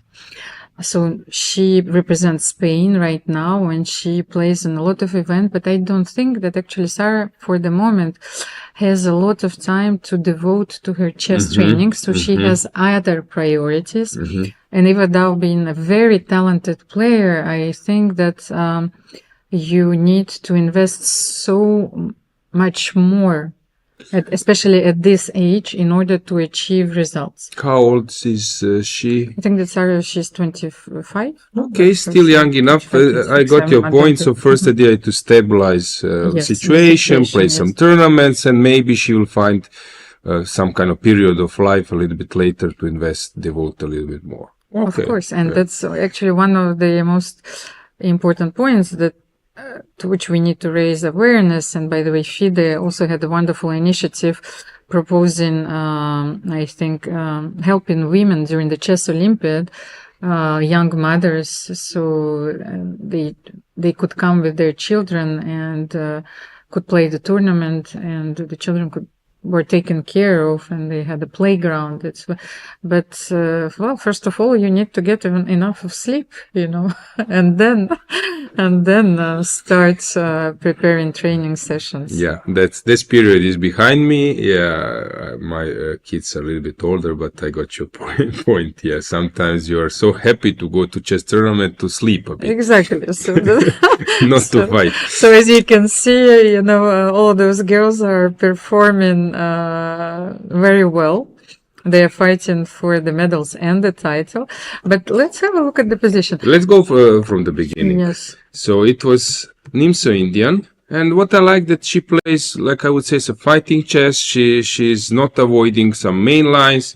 And what I've noticed in some chats and comments is she has a lot of support. So people like the way how she behaves and everything. So yeah, kudos to Sarah.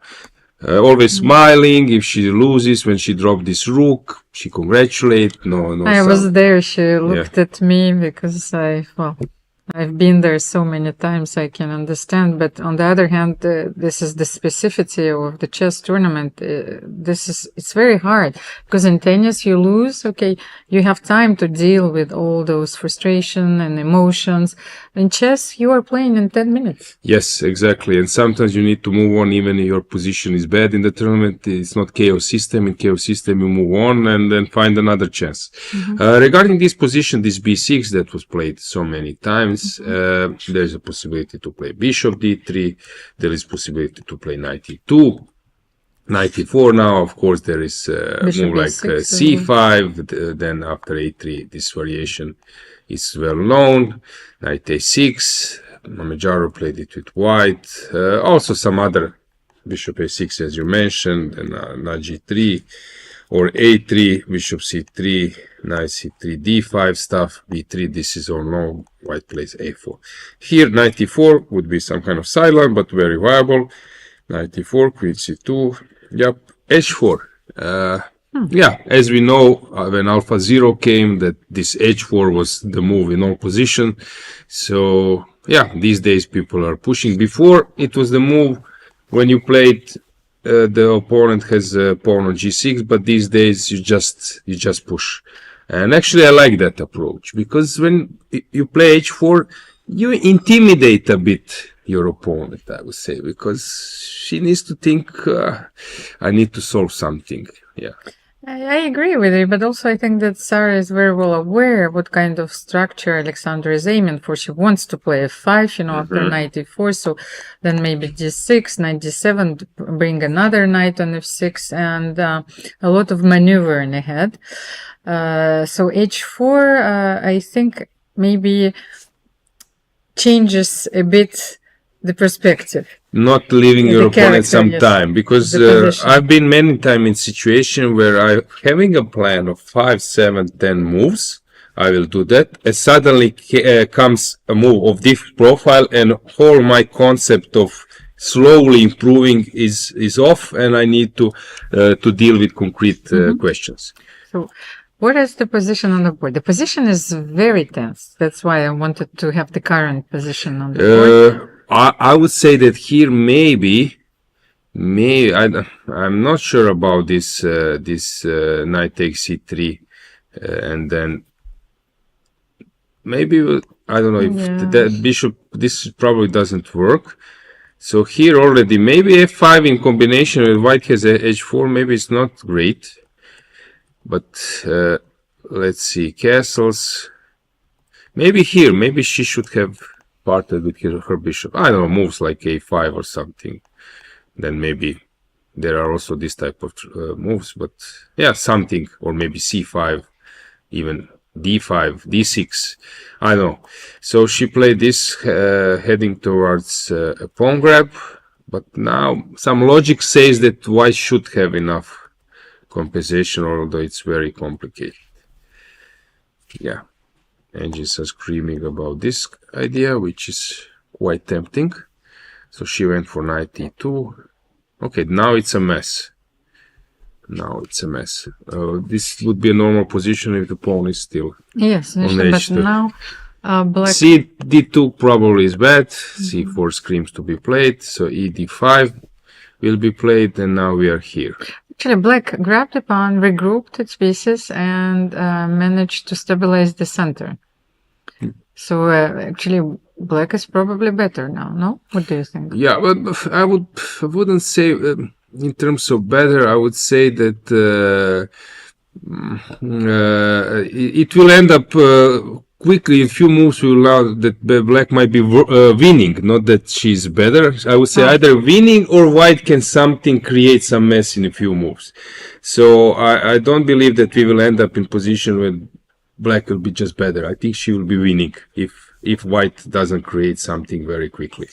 G4 maybe is. So she needs to take. She took with okay. And yeah, she will. Because you cannot take on f5, let's just mention yes, it. Because of yes, check. En passant, yeah. Yes, of course. So I want to open this diagonal and to try g4. I would say that some idea should be to immediately double over the h file. Because then what's the point? If I'm not using my h file, why am I sacrificing this pawn? Just 1 second. I wanted to try something, but this, of course, doesn't work. Whose move is this now? This is white. Okay. No, but you will have g6. Yes, so that's okay. That's the point. No, I think that. But even after. And rook f7, huh? Yes, rook f7. Okay. Yeah, no, maybe we need to prepare. Maybe it's the moment to even play this type of move. Okay. But maybe we can prepare. I mean, if I can start with f4, that was my idea. I forgot that I don't have bishop h5, because in my mind that f5 was played. So maybe we can start with f4. Okay, queen e7 will be played anyway, so I don't see how we are stopping. Maybe rook h5.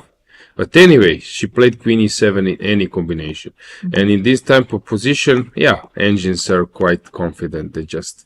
So what white should do? White should leave the e-file.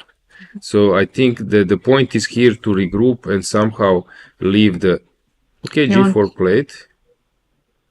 I think that e-file is a problem. If black manages to play this, but she went for b5, which is also something we were mentioning a lot, that when there are opposite castles, it's important to open the files.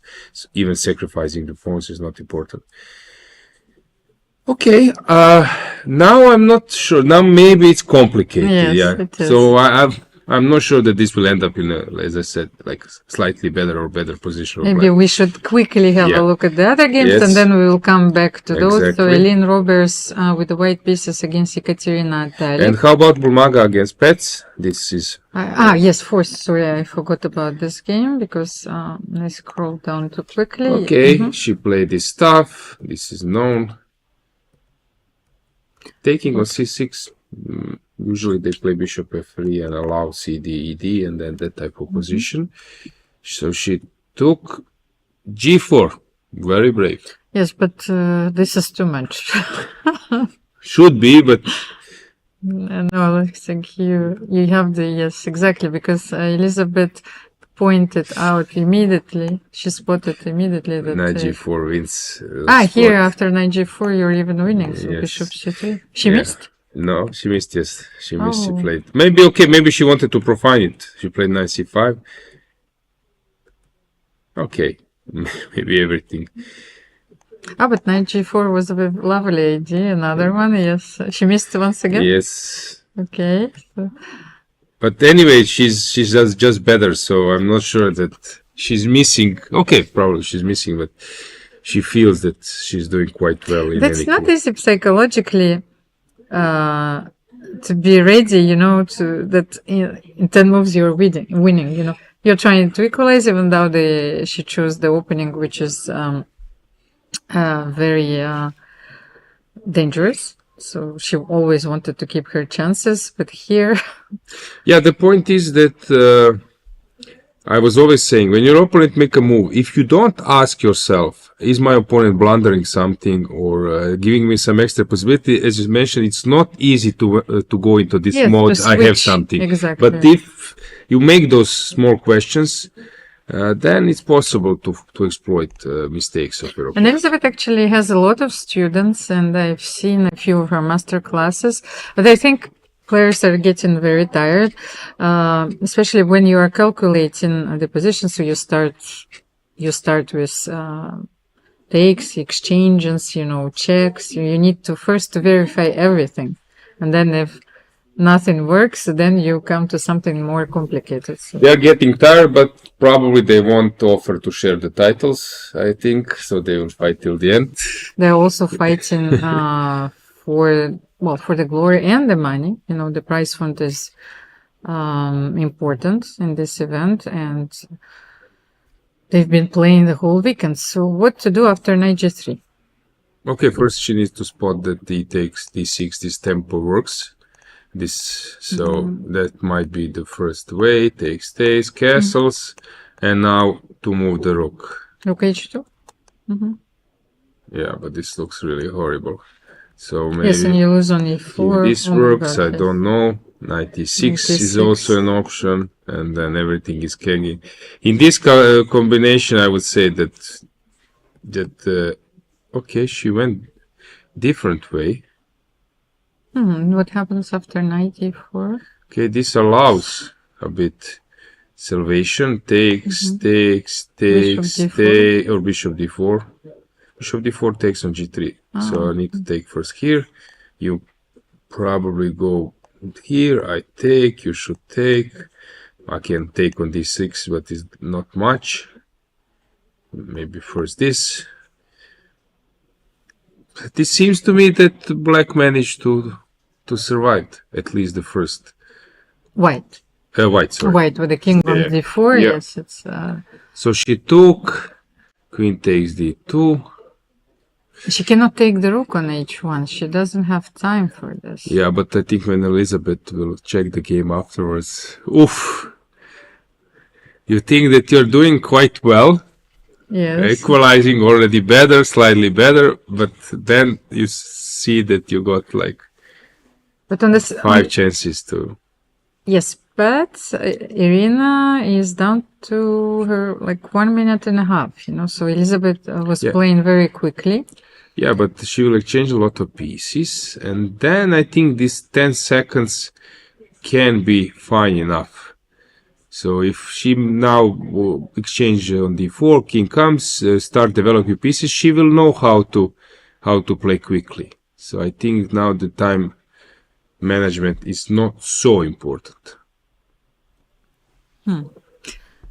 Okay, so should we follow this game? Or? Yeah, I think we should move on and then come back later. You mentioned... yes, Ellen Roberts against Ekaterina Atalik. I don't know why the eval bar is skyrocketing. Maybe it's already winning. So b5 is the threat? Or? b5, rook f7. Rook f7 is threatening as well. So what are we supposed to do here?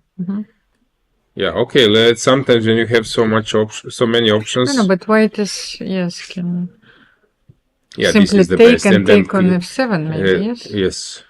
Okay, rook f7, rook e3, but maybe this is checkmate is there. I guess. No, there's no. But you then rook e7 check. Check on f4. Check yes, queen f4. And then queen e3. Yes. So rook e3 doesn't work. I wanted to deflect the queen, but queen f4 just wins. Since now I take when I deflect the queen. No, I thought that the only move was rook e7 here. Ah, rook e7. Rook e7, then I think still check, maybe. What do you think? Rook e7, okay, Yes, possible. still check, Queen f4, check. yes. And then the rook comes to the Yes, seventh. yes, this is an issue. And it's just okay, so finish. What happened in the game? So let's check how she ended up in this lousy position. So it was normal. Maybe a bit premature, but normal, okay. It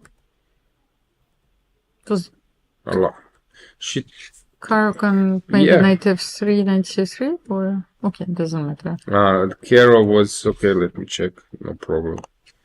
97. No, it was the classic. Okay, yeah. But she got overwhelming advantage quite quickly now. A5, and it's not so pleasant. You see, somehow around here, she started to drift. Probably his best is maybe is to castle short, and not to take on e3, because this I'm not sure. No, but very often in these positions, especially when the bishop is on d6, you castle and you play rook d8. You wait. Wait a bit. Yes. So that was my point here.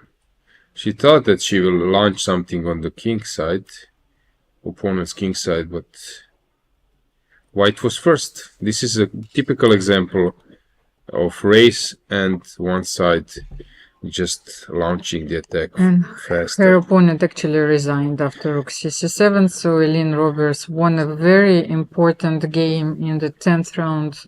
So she's now, okay, she lost against Alexandra Kosteniuk previous rounds, but she's 7.5 out of 10. She's still in contention for a medal. Yeah. Yes. Next game, Pia Cramling against Miria Rabidze. Yeah, as I mentioned, for a player like Pia in rapid, she has much easier, life and much better chances. Maybe just to mention that, unfortunately, Anna has you mentioned this maybe. No, I haven't. I thought that you. No, I didn't touch this topic. Yeah, maybe you can say a bit that, unfortunately. Yes, we learned that Anna had to leave the rapid event due to the health issues. I've been constantly in touch with Pia, so Anna was in the hospital, but she was allowed to leave Monaco and to go to Sweden, so just to continue the explorations, and first of all to be home, to be in a safe environment. It is such a pity, because I spoke with her and she said that she loves the event very much. So she was very sad to leave, that she had to leave, but of course we are hoping to see her very soon and healthy, of course. Yeah, speed recovery to her. She was broadcasting during this event. She was together with her mother, Pia, in the studio. Very lovely interview from your side, Almira. Yeah, but I believe that it's nothing, hopefully it's nothing serious. Yeah. Yes, sometimes it's very tough period of the year, and it's not easy to stay healthy. Yes, and I think it's the most important thing, actually. So it's important to just to have the energy also. Okay, so Pia is pressing a bit, how I see it, but with precise play, black should be able to hold, although she's quite low on time. Okay, some rook d1, rook d2 springs to mind. King will come out up, and then maybe some knight c3, knight e2 checks. I think some activation now will just help. For example, king g3, knight c3, and when white start attacking this one, maybe I can just force some draw on the other side. This is a nice draw. No, I was thinking rook d1, even rook c1 then, because where are you moving? Okay, you will go rook b5 here, yes. Yeah. Rook b5 is fine, but yeah, don't believe it's something tangible. But black is burning some time. By the way, Dinara Wagner already drew Lela Javahishvili, surprisingly. Almira, a little bit strange decision. As I said, I don't want to criticize players; they have their own reasons. But to go passively Okay, she probably thinks that at some stage this a4 will be liquidation, but it's a bit strange decision from my side. Maybe her idea is to play knight c3 and a4, you know, so that's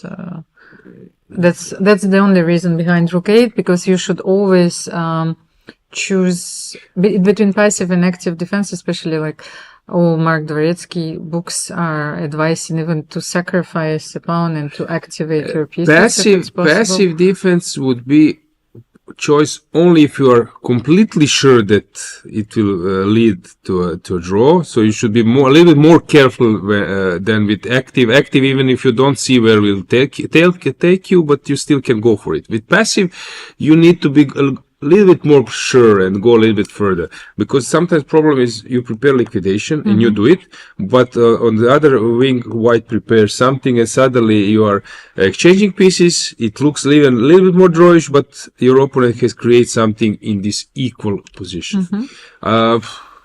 Not so clear was that the right choice. Anything else? Yes, I'm just monitoring the games. So Dinara drew Leila. I think Stavroula is winning. Yeah, she will win this one. Yeah, h-pawn is a huge asset. And Bella Khotenashvili is playing. Okay, maybe we should get what's going on? Our top board. Take a look of this board, this game. This is Natalia Zhukova. She was winning against Ushenina, but unfortunately she flagged, which is tough also since it's rapid 10 seconds. But take a look. No, but you haven't seen the game which she lost against Nino Petsiashvili. It's even worse. But I don't think that you have ever seen something like this. Okay. So she suffered actually 2 painful losses. But she's a fighter, and I love the way how she plays. Okay. Very strange. Okay, white was counting on this. If you take that, this is a checkmate, since the bishop is holding the diagonal, but here after knight g4, rook f4. Hang on. A wonderful move. What's that? Crazy stuff. She wants to play h5, yes? Yes. Okay. Crazy stuff. And okay, now it was like a logical reaction to bring the rook, but this is a huge mess. Do we have them on the camera? Maybe I would love to see, because it's complete mess, and to see a little bit this body language, since this looks really crazy. But what happens after king g3? Okay, she probably wants to take on e5. So I think that you should play e6, allow check, king moves, queen somewhere, I don't know. Yes, e6, of course. And now maybe she was counting on this, but h3 will be played, and okay, still it's a mess. d5, bishop goes to d6, who knows what will happen. Yeah, you mentioned top boards. Let's run there. Yes, because only a few seconds left for both players. But the position, as you can see, that's exactly what I described. They barely left the opening phase. They're left with 40 seconds each, and a very complex play ahead of us. The position is still very balanced, I believe, but maybe Anna Ushenina is pressing. Yeah, but this pressing means that you should start rolling your kingside pawns, which is not easy in rapid. Really not easy. Okay, so this and Yulia Osmak against Nina Petsiashvili, I think it's about equal as well. Where are we going to see a win? And Sarah against Alexandra. Also, what's happening the there? Time trouble is here on every board, so we just maybe we should pick Sarah against Alexandra. I would say that here might hang on. She's a piece up. We have a draw in, by the way. Yes, so they Ushenina against Stefanova. To split the point, and but here, yes, Sarah managed to win a piece, or Alexandra sacrificed. Let's just briefly check what has happened. So that they were around. Yes, correctly. That's the move to make here. So she sacrificed the piece. Interesting that she didn't want to sacrifice this way. She wanted to take this guy. Okay. Yeah, and it seems that you're making unpleasant moves to your opponent, but Queen suddenly b5, you see. Queen e8 or something was maybe the idea. The move maybe that Alexandra missed. And now I think when bishop comes to c3, tactics is off. Also, it's not easy to win the tournaments back to back. I agree. So this position is probably winning for Yeah, white. so we will just check it later, but white is in driving seat. Irina Osmak, what's going on here? It looks like white will be able to hold, no? Yeah, You it cannot- should be draw. Okay, yeah, this looks like a draw, and But Irina against Elisabeth, is, the fight is still on. okay, So king- black is doing fine. Of course, being a pawn up, and she's trying to win the game. King e6, so knight c6 C6. probably. Or can you play rook e2 here? No, knight f6, that's too complicated. Yeah, she will take Maybe on rook C6. e2, but I'm trying to find one more move, you know, to Okay. keep the tension on the board. No, she goes for knight c6 and Rook e2 you mentioned, but then knight, yeah, king f5, rook e5. Is this something? Maybe it's nothing. King comes to f4.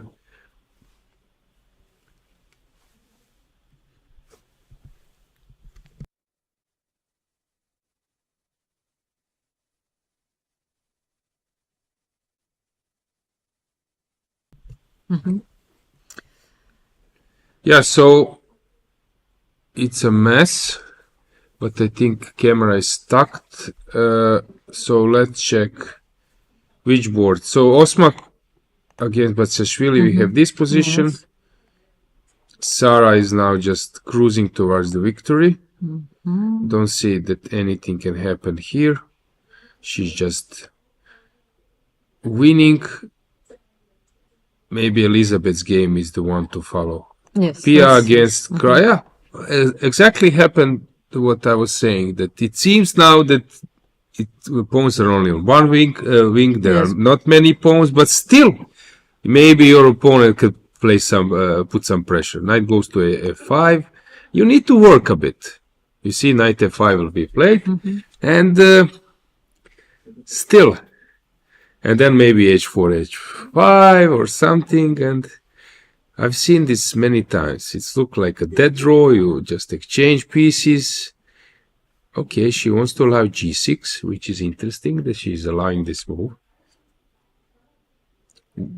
I think that black is going to wait. Just simply play knight e6, Okay, knight c5, and wait. okay, this game will last a bit. Yes, maybe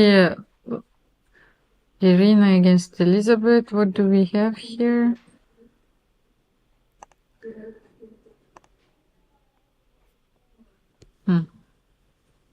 Okay, let's do it this way. Let's leave the following scene. Okay, king g5. Okay, but now Rook the worst h7. part Yes, is the worst over. part is over. Maybe she will be able to cut the king. Who knows?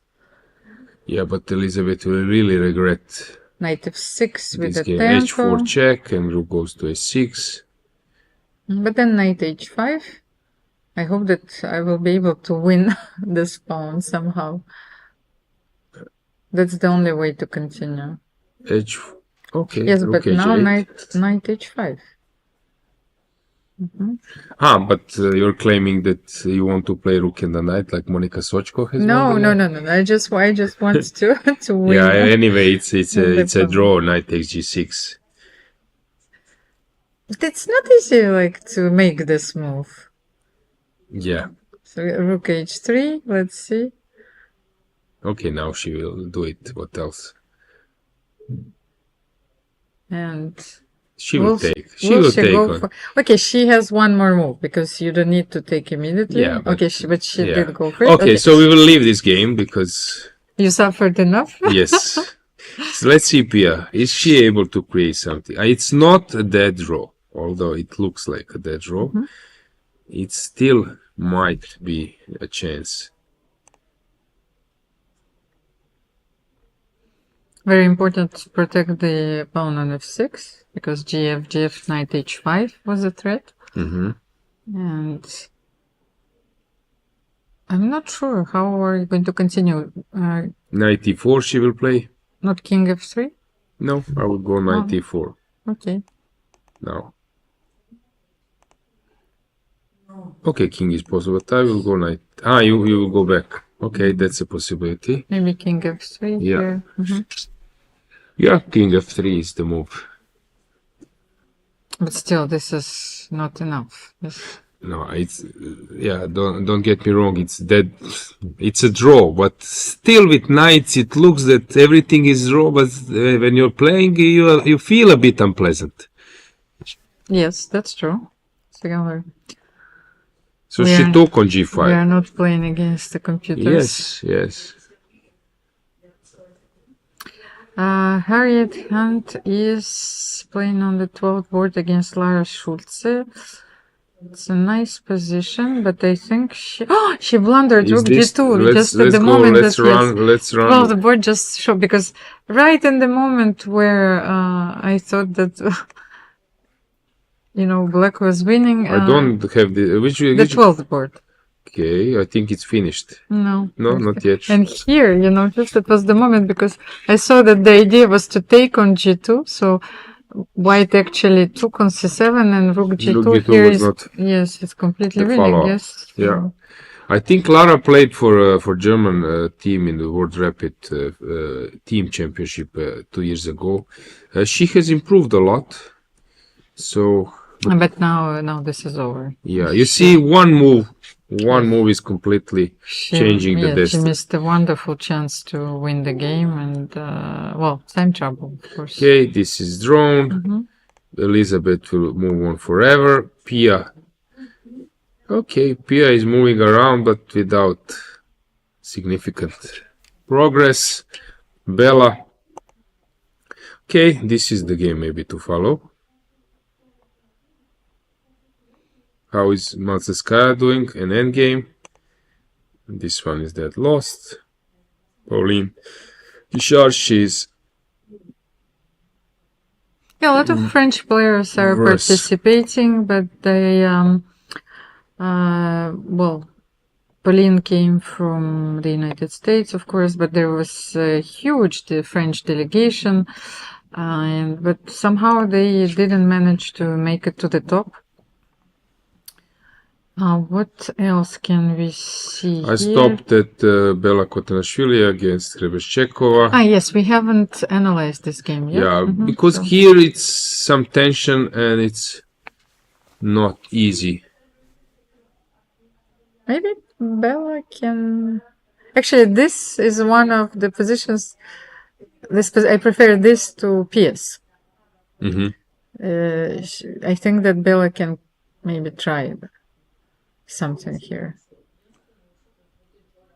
Listen, I'm not sure that Amir is doing a correct defense.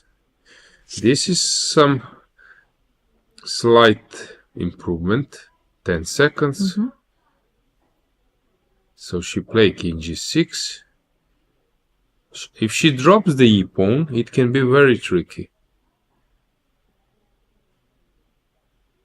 Knight d6. Yep. So how do you defend? Rook f2 trick you have. Rook c2. But rook c2, then king... And I take. Where will you play? Wherever you place. She plays, yes, of course. So and then this is the tactics, I spotted it. So rook c2 will be played, and now she will take on f2, and that... Yeah, without tactics, your life can be harder if you are not able to spot it. King g3 will be played, rook takes f2, and they will shake hands. Yeah, rook f2. She will take it, just final moments to recheck. Once again, check, check, check, recheck, and... Oh! She didn't see it. Okay, Yes. okay. And Bella Khotenashvili, meanwhile, Bella won. You know, just the position Hang you on. evaluated as equal, but I think the game ended in a few moves. That's exactly what I said, that I prefer Hang Bella's on, she side. lost the pawn. And I'm pretty sure that Pia has spotted that this works, but Yes, what to do? Let's that's play, it. shake Yeah. hands, and suddenly, okay, this is not easy to draw. This game will last for a while. Okay, Elisabeth is moving on, playing. As you mentioned, Hunt, she's just winning. Monica drew. Any game you want to check? No, I'm just Pauline Guichard against Yeah, I'm checking Ina this Agers. game. Actually, I think that she is no longer winning. This should be e5 again, Yes, rook and the, yes, rook and the e5, knight. The last pawn will be exchanged. I defended such an endgame once. It was very difficult. Sofia Dvigvitadze against Ina Gaponenko. What happened there? But, Ina won? well, I think the game is over. Yeah, she won. That game is over. So, the rook and the knight, and this endgame of Pia. Harriet, yeah, nothing to do there for black. And a small surprise, Alicia Slivichka, but once again, nothing surprises me anymore in this tournament. Alicia Slivichka beat Teodora Inac. Okay, maybe I can tell the standings. So Shenina will be she's on 8, Osmak 8, Sarasadet on 8. Very impressive comeback after this loss of Julia Osmak, winning against Kalzeta, then Khotenashvili, and now Kosteniuk. So Sara has joined the leaders. Stefanova and Nino Batsiashvili, Rubers, they are on 7.5. I think that Pia is okay. She's trying to get into 7.5 as well, together with Stefanova, Batsiashvili, and Rubers. And then you have group of Yavakashvili on 7, Tsolakidou, Dinara Wagner, Alexandra Kosteniuk, and so on. Actually, I wanted to use a football term, yes, but since Sara is Spanish now, you know, it's a typical remontada, you know, which you use in Spanish to describe, you know, that you climbed to the top after a painful defeat. So that's it. So many players are still in contention for the first place. Okay, this is a bit too much even for me, you know. Okay, let's get back the board. Let's see the camera. This is some technical stuff. Pia made a draw, which is really surprising. That she was fighting hard to conquer the pawn, but then, oh, hang on, she forgot, or why didn't she move on playing, I don't know, some f3, or she forgot about the pawn. Okay, I know that she's tired. So, yeah. Well, it helps. Maybe we can show a few of our players' cards. We didn't use these cards during the event. Eventually, Anna Ushenina, who is leading the tournament. Let's have a look at her career performances. Etienne. Yes. Okay. Thank you very much. So once again, we have so many title players in this event. And one of the things which I also wanted to mention, that almost all of the top players, they are bearing the Grandmaster title, you know, not to confuse with anything else. So Anna Ushenina was the 15 world champion. She also won the European Championship. Always performing very well for her team when they're playing at the Olympiads. So she won the Olympiad twice with Ukraine in 2006 and 22. You know, it was a historic result in Chennai. Her rating, classical rating is 2,415 right now, but the career high in classical chess is over 2500, and in Blitz it was 2571. So maybe then we can show Sarah's card. So we will present our players, and especially those players who are fighting for the title. Yes, Sarasadat Hadam Al-Sharikh, originally from Iran, is now representing Spain, and she's the best Spanish player. She was Iranian women's champion, and she also became Spanish women's champion. And she achieved a wonderful result during the Women's World Rapid and Blitz Chess Championships in St. Petersburg in 2018, where she won a silver medal in both events, but she won the award for the best overall result. You know, and so Sarah Sadat, of course, is playing for our team, Cercle d'Échecs de Monte Carlo, and she's one of the players competing for the first prize in this tournament. Yeah, she's doing great, winning last 3 rounds. She's on fire and playing for the gold. Do we have Irina Bulmaga? Maybe also we can present her to our viewers. I'm not sure if the round is over. Yeah, still that they are playing, but I wanted to mention I have a list of FIDE Grand Prix which will take place in Monaco. You have it. Okay, maybe we'll do the commentary together. So it will be from 18th of February. 17th is a special day, I guess. Yeah. We will not reveal it, yes, what we are doing on the 17th. 18th they are starting, so we have Alexandra Goryachkina this time, because they can play only 3 Grand Prix tournaments out of 5. So Alexandra Goryachkina out of 6, sorry. Alexandra Goryachkina will play, then Lagno, Harika, Koneru, Tanjanji, Sarah will play as well. That's why I wanted to mention that she will be around back. Elisabeth Paehtz, Bibisara Subaeva, Mulguntul, and Alexandra Kosteniuk. Okay, I don't know. Will you, if you would be playing this tournament, where are you going to win a game? Okay, it's tough, but okay, with white I knew how to press, and with black some active play, hoping for a sharp game. But I understand your point. It's one of the very strong, course, and okay, history. There is one important thing. Then in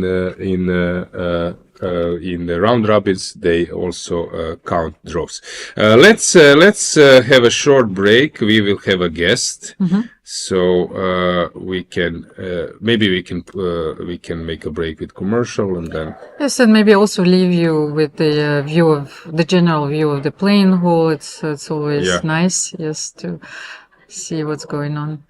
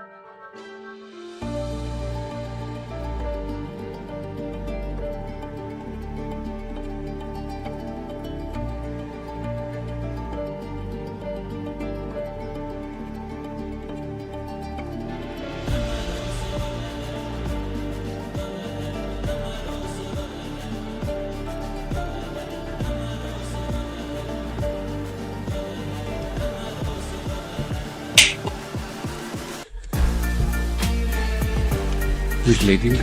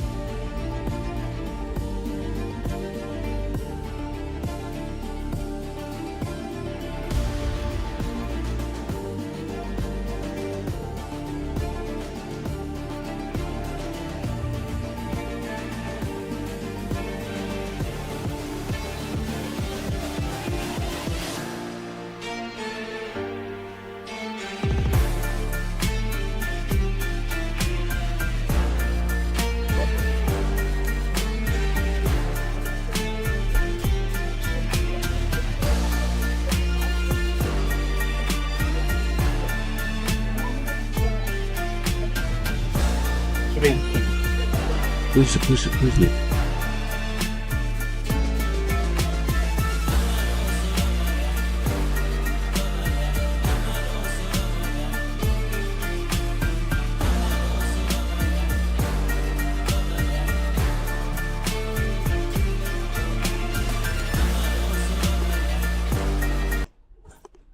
On m'a dit c'est ok. Étienne, c'est bon? Ouais. Yeah, so we are back. Secretary General, my dear colleague, Todoros Bartsoglu is with me. Welcome, Todoros.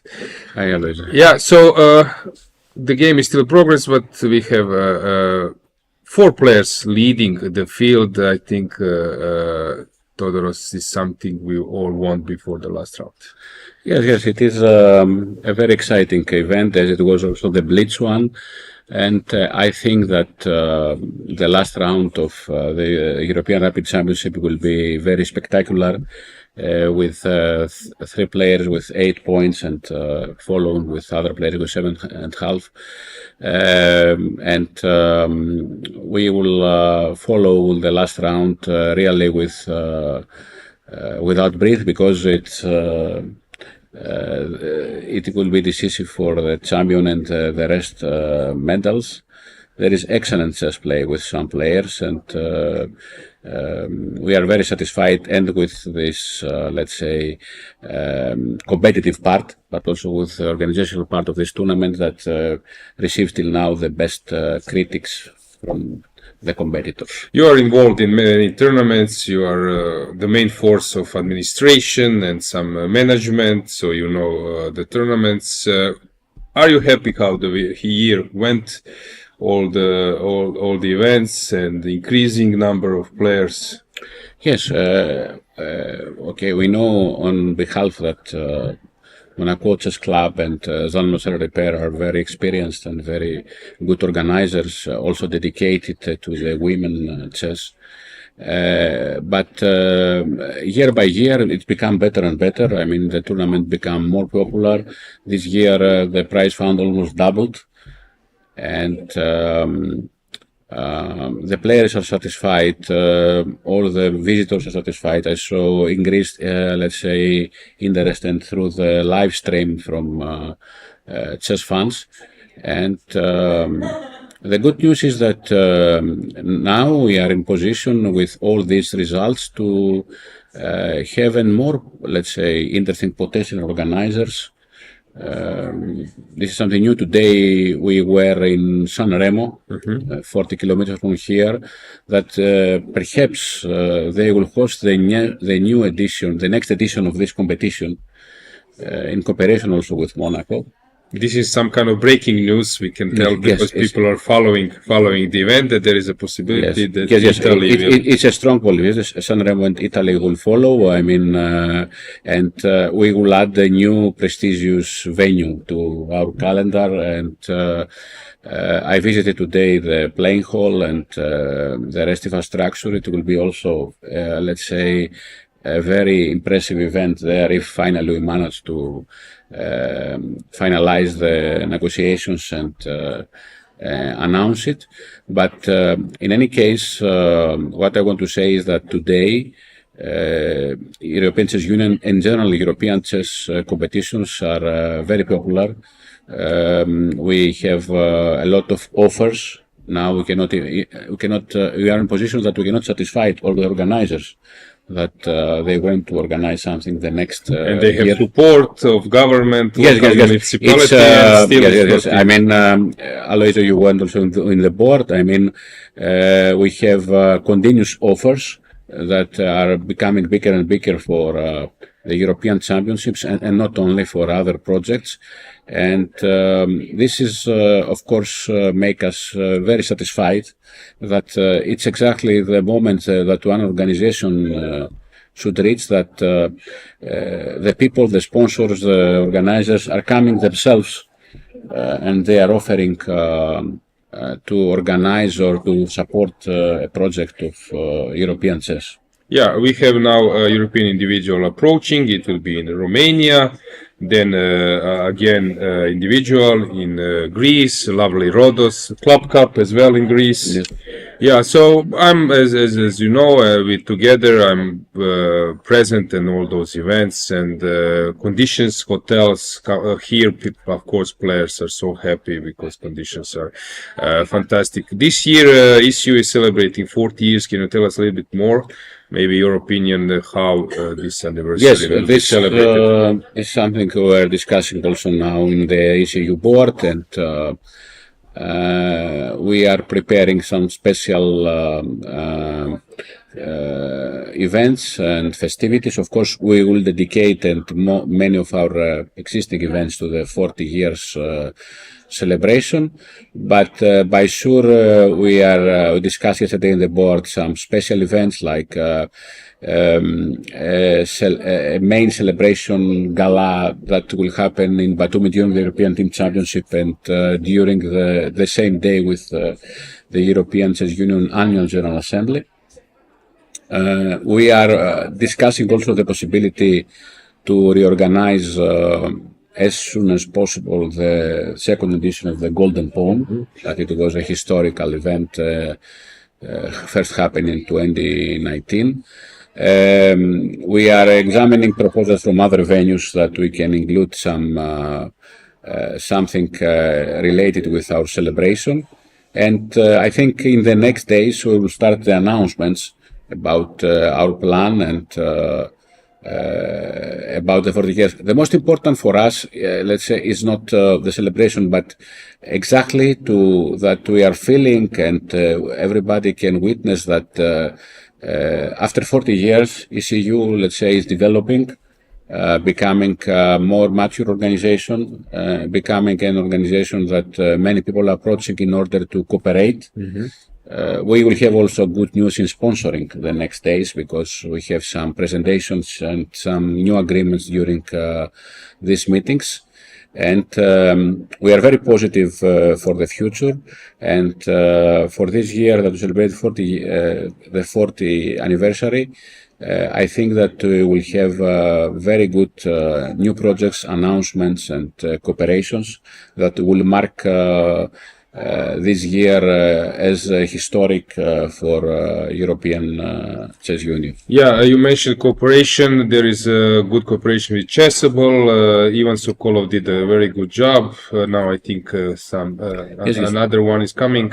No, it came and we announced it and it released before 2 days. It's the second part of the syllabus that the ECU Trainers Commission has produced. And the second part for intermediate players, the first was for advanced players, the second part for intermediate players, it's, let's say, digitalized by Antoaneta Stefanova, the former world champion Antoaneta Stefanova.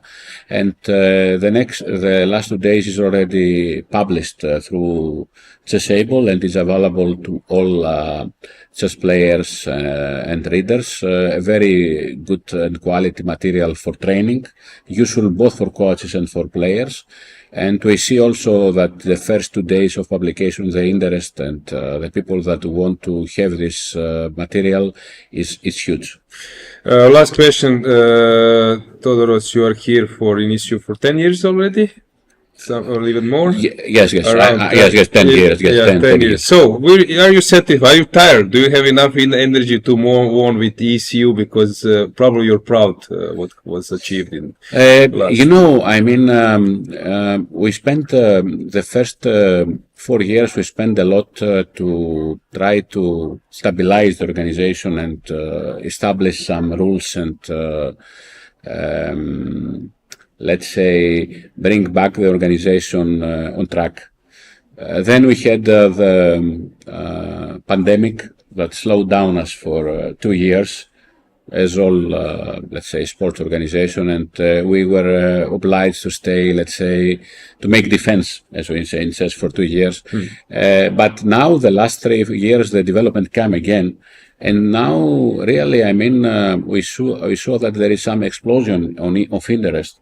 and development inside ECU. And this, of course, not only make us tired, and me personally, but give me more motivation, let's say, and more dreams to where this organization can reach the next years.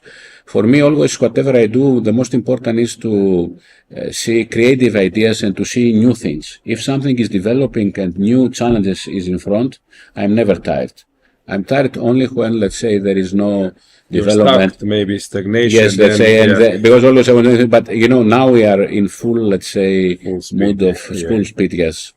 Okay, thanks for joining, and we will check who will win this tournament. And thanks also for the good work now that ECU TV start to do, and that you are also very involved on this. And this is also a new project that we just started before a few months.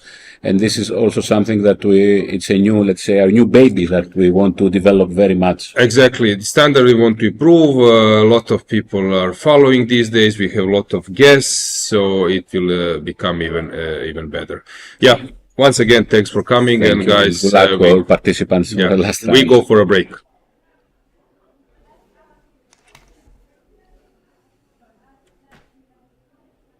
Chess connects us all, across countries, across borders. For those who travel for the game, staying connected shouldn't be a challenge. Introducing Global Cell, the official telecom provider of the European Chess Union. Connectivity is just a tap away. Simple, fast, and ready wherever you are, wherever the game takes you. Global Cell's eSIM works seamlessly across Europe and beyond. No SIM swaps, no waiting. Global Cell's eSIM is quick to install and reliable every step of the way. Stay connected with players, friends, and family no matter where you are. Share your checkmates instantly with effortless connectivity. From every tournament to each new city. Stay connected as you move and prepare to win. Join the thousands who enjoy true freedom on the go. Sign up today and make Global Cell your next move.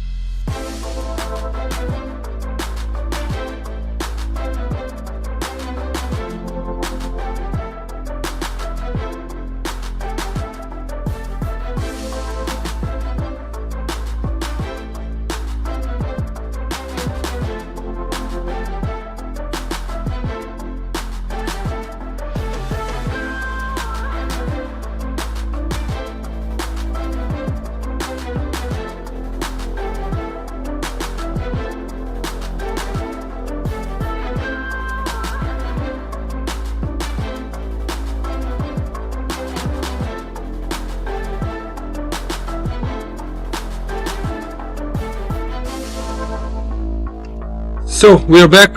Final round starting. Yes, we are finally here, and we've seen it all, Alojzije, I think. So, first of all, technology not working, screens. Okay, that happens. All is yes, good. this happens. Blunders, wonderful games. Worst part if the boards live transmission is not working. Yeah, so Yes, this works sensitive perfectly. Marco is boards were doing this also- very well. So we have pairings. Sarasadet playing against Anna with black. Antoaneta is playing against Julia. So yeah, very interesting encounters on the first two boards, but also, for example, fourth board, Kosteniuk against Wagner. It's very interesting. Rabidze against Tsolakidou. So it's something. Jankovic against Khotenashvili. You could imagine them, for example, this board number 7, that it's also last round pairings of board number 1. That means that things are super serious. Let's check the cameras of the playing hall, multi-screen. So let's give this multiple view.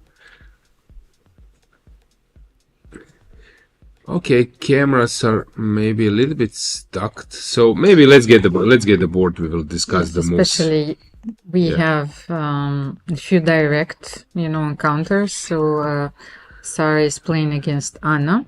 Anna Oshenina with the white pieces against Elisabeth Paehtz. Let's go to the board 1. Let's see the pieces. Let's see the pieces. Okay, you could see it this way, but let's try to get the board. So isolated pawn structure rule said that exchanges are in favor of side not having an isolated pawn. So side who is having an isolated pawn needs to have dynamic, needs to stay with the pieces. That's why usually rook c8 is not the move, since you don't want to exchange the pieces. Normal moves are rook e8, queen to d6, building a battery this way or another. And I was happy when I was playing this with black, but we have a draw offer which was accepted, and according what you were saying, also reasonable price found is quite higher than before, and players are trying to think. No, because I was actually trying to have a look at their tie breaks. So Anna has a better tie break than Sara, and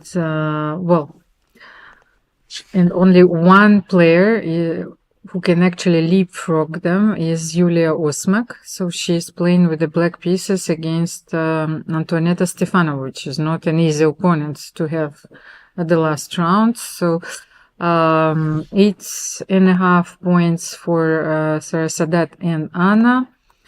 Julia Osmak is still on 8, whereas Antoaneta Stefanova is trying to catch up with 7.5. Yeah, so let's go with the camera to board number 2. f4 was played, and Antoaneta is trying to create attack, and it will be interesting. Usually this is fine for black, since black can jump and exploit this e4 square. So board number. Let's check board number 3. Yes, that's an encounter. We got we have a kibitzer in the Jean-Michel, the organizer, is providing us some tips where to go. So third board is Nino against Elin, and once more f4 was played. Yes, but and with the point to strengthen the outpost. You can challenge the structure with c5 in this position. That's a huge difference because the pawn is on c4. So I like the way Elin played, because the pawn was on c6. So just look at the few moves ago. Yes. So it was the Dutch defense. Interesting choice for the last round. And then came this. Okay, f4 Is not the move you want to make, but okay, she did, and then c5. This looks nice, but I don't believe that it's still changing the assessment. No, but I wanted to underline that it's... You are on TV. Jean-Michel, you know, you have to look fully concentrated. But I wanted to underline that is this move, that first you are starting by building the wall. Yes, in the center, and you played c6, d5, e6, c5, but you should always, abandon your dogmas, yes, and when the moment comes, you have to play c6, c5, even if it's losing a tempo. Yeah, I agree. The point is to get some air, because with the passive bishop, you need to be active at some stage. So which game? Of course, first was drawn, but we still don't have a result updated here. Okay. Let's please have a look at the game between Alexandra Kosteniuk and Dinara Wagner. Okay, I will do it. It's a very interesting line, you know, and I think that, yes, we should keep analyzing this game, because Alexandra sacrificed the knight on g5. Very typical. And then after g5, sacrifice takes. Usually when you're not in castle, and then you have some options here. If the king was on e8, then you have some rook g8 stuff and trying to counter a sacrifice. But when you are castled, it's tricky. But what is even more important here, Alojzije, is actually that the bishop is on a7. Yeah. Well, it doesn't look so, but the thing is that especially after bishop d5, you know, very often when the bishop is on c5, sometimes you can, it's just I'm illustrating a point, you can sacrifice the pawn and unpin. But when the bishop is on a7, you know, this sacrifice is even more powerful. Yeah, but I think she's having an idea in mind to play rook h6. I think this is his concept. And I was saying this already a few times here. I'm the guy who doesn't mind to play with two pieces against the rook and two pawns. If the queens are on the board, because long term when you regroup, the basic logic says I attack with two pieces, one pawn, and if you are protecting it with only a rook, you will drop it since two is higher than one. So this is the logic. So if black manages to regroup, I would say that this might be some kind of superb prep by Dinara. Rook h6, and then the game will be completely unbalanced, which means that you need to be able to do something with white, you need to start pushing your pawns. Wasn't it because I'm actually, it's like, you know, the bishop is already on a7. Maybe you didn't need this move, bishop d5. Could you try, like, I just wanted to try, even though the move was already on the board. What do you do here? Maybe you should start with bishop b6. This might be overestimation of engine. So Dinara, she's very well prepared, and as I mentioned, this might be some kind of superb prep. Okay. So I'm curious to see if she makes now rook h6, then it's yeah, it's nice. Yes, but you're forced to take, I think. Yes, otherwise maybe rook g6. So rook h6. Let me try this. Rook h6, bishop h6. King h6. But then you're not afraid that I can take on f7. Yes, you're trying to regroup your pieces. So bishop f, maybe queen e7. What else do I have here? Bishop b3 is almost forced. And then bishop b6 or bishop g4, I don't know. Yeah, but she went for something else already. Bishop g4 is better because you have to control the f5 square, so maybe you don't have to exchange the bishop and e6, because I'm afraid that, like, bishop e6, queen e6, and now you transfer your knight. So yes, maybe knight f1, and then knight g3, knight f5. It's interesting. So what happened in the game? Yeah, after bishop d5, queen e7 was played, which might also be fine. And what if you start with knight f1 here? I think knight f1 is of course possible, but I think, also sometimes this is the idea. I don't understand. What? King g6 and bishop g4, for example. Oh, so here there is this trick, and then there is no check. So this is an option also to play bishop g4.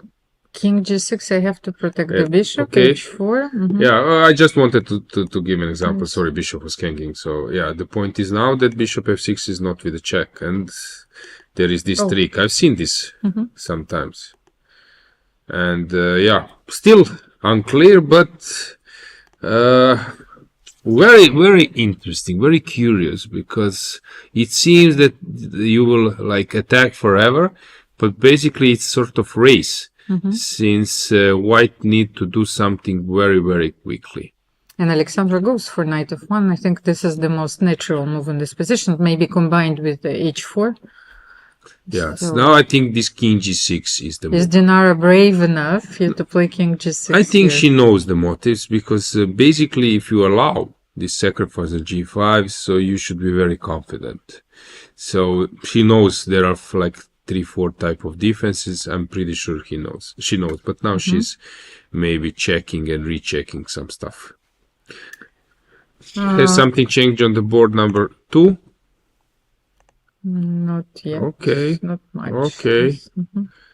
It becomes sharper and sharper, but this is the game to follow. These are anything else? Yes, maybe we should just cover a little bit. Yes, Paehtz against Narva. 14 minutes for Elisabeth against 7 minutes for Mary against Stavroula. It will be a mess. And Georgian derby, Alojzije against Bella Khotenashvili. They know each other so well. They've played so many Georgian championships, of course, and they play for Georgian team for many, many years. Regarding, by heart, by peak rating in career, who was better? Do you know, maybe? What would you say? Yeah, Bella Khotenashvili. She was better. Actually, before we analyze the games, I had one question for you, Alojzije, because I was trying to maybe to analyze the results, not the games, and the top is still the same. We don't have too many young players, coming from European countries, and this is not at all the case, for example, in Asia. So what could be the reason for this? Because those are still the same players who dominated the tournaments 10 years ago. Some youngsters would be Elin Rubers, maybe some Bulgarian. I don't know how old is Toncheva, but she's not on top. We have Shvedova, we mentioned, but she's not so successful here. Also Orinoga, those are like European champions under 16, 18, and so on. They might come to top. At the moment, we have more in open or men's section. We have Turkish players like Dogmuz, some other as well, like Edis Gurel. So I would say that the problem is the voting, that somehow in Asia they're devoted from the beginning, while I think in Europe you do different stuff. You're good in school, you also maybe do some playing some instrument, maybe some other sports, and then you devote a little bit later when you are sure that that's it, and you're ready to do so. So I think that that's the main reason why in Asia they got fully devoted immediately. I recall reading some interview of Wei Yi, that he was basically from professional from 10 years old. Yes, but China so it's not easy to duplicated the Soviet system. India is developing very fast, but I think that one of the most important elements, especially as a parent, as I see, is that the education is very important, and so this is not easy for parents to take a decision for their children at a very early age that they should be devoted to the game at the age of 5. Exactly. And this is a philosophical question. So what are you supposed in to Europe, do some there? kind of tradition is that, okay, you are becoming like fully devoted and professional when you are like 16 years old, let's say it, maybe. So I think that the different that in Asia, it's I would say, benchmark is quite earlier. So this is the main thing. In Europe, it's somehow normal to devote maybe at high school or somewhere around. And also the educational system maybe allows them, to follow the chess path, and whereas let's say in Europe and in France, this is almost impossible. You have to drop out of school or like to have chess sessions for several hours after school hours. And but as you mentioned, it's a philosophical question. You're also burning out quite quickly because you started to be professional already 10 years old, and maybe some of them they cannot they have a breakthrough, but they cannot go to the highest like world championship title and some other position, because there it's more like an artist. You need to be happy with yourself, you need to be relaxed, nervous system should be still strong enough, and so on. So okay, depends. If you maybe if we take a look of maybe first 20 years, we will for sure say that Asia is pushing and they are better. But maybe if we take a look of whole career of 40 years or 35, it's not clear. For example, players like Wei, he was like fantastic, but then he stuck. 17, 18 years old, and only now I think he's again ready maybe to make some kind of breakthrough as already some kind of adult. Oh, I understand this. So that was exactly what I was trying to explain, that you have to ask yourself a question at a very early age: is it all worth it? Yeah, but as I said, you need to also have some kind of broadened views on life. Magnus was doing sport, I don't know, fashion model, following a lot of stuff and so on. So you need to be sort of, I would say, happy with yourself to be able to perform your best chess. What's happening in Dinara's game? It's sometimes interesting. We can have a board back.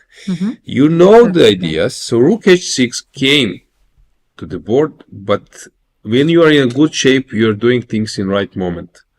It seems that she did it too late.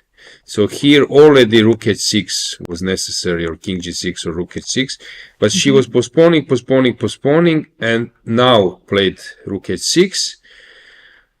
And for some reason it's wrong. That no, maybe you can castle or castle immediately. No, why don't you castle? Yes, queen side, because you see this. This is a very important point. If you take, there is knight f5. Yeah. So yeah, still it's not easy to grasp all the details while playing. Also, I want to repeat one thing to our viewers. Okay, she took on e6. Allowing knight f7. Now I wouldn't be so concerned if I would be Dinara.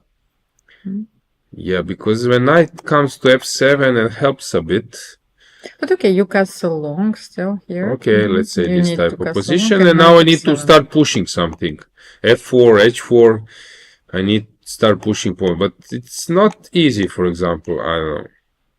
Maybe it's not easy to win this position with white, because you're also leaving a lot of holes behind.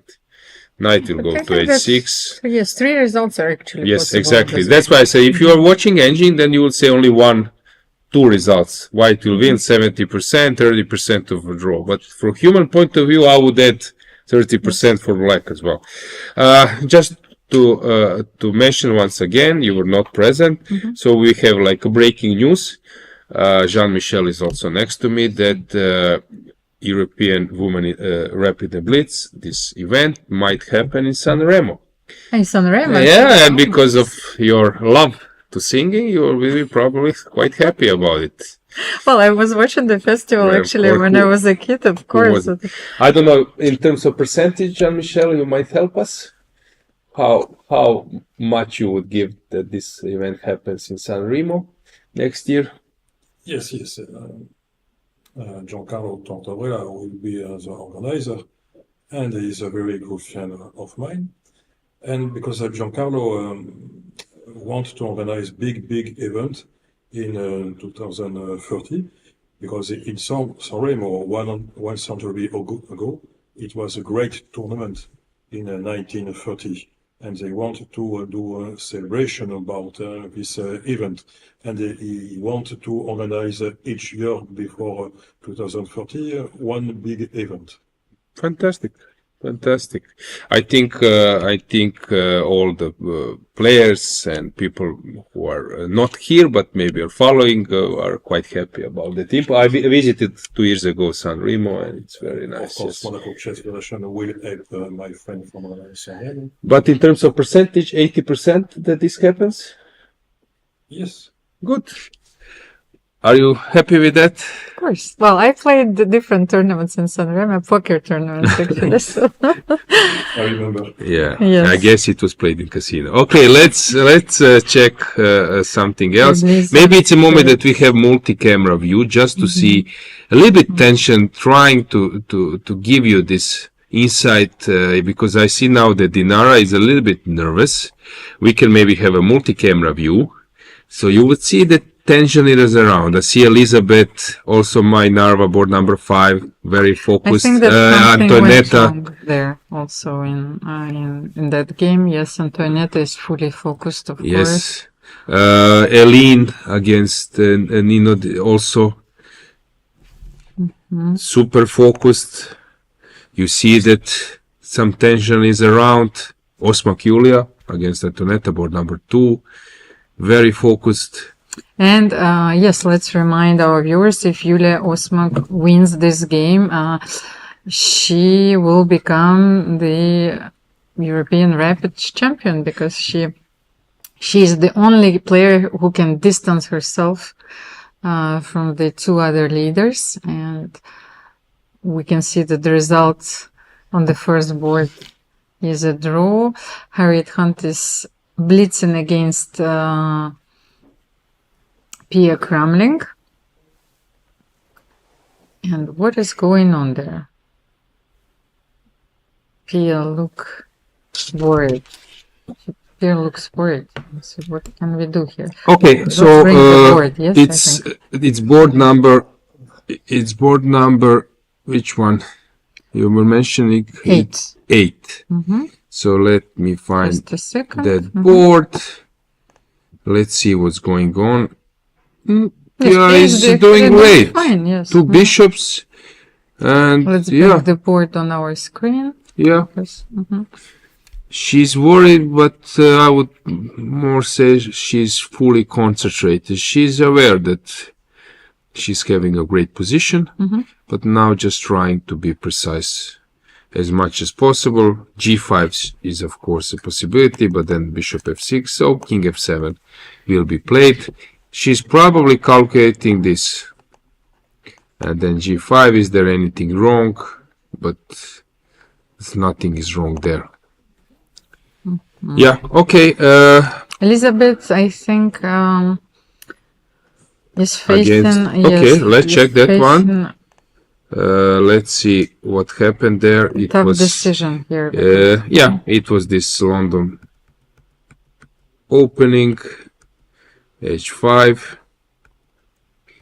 Yeah, now she opened the doors on both wings. Takes, very well played by black. Sacrificing the g pawn, because if you take, then some e5 might come, and then maybe even e4 and so on. Basically, this is something which happened. Yeah, so takes. Okay, this looks horrible to black for white, but what can she do?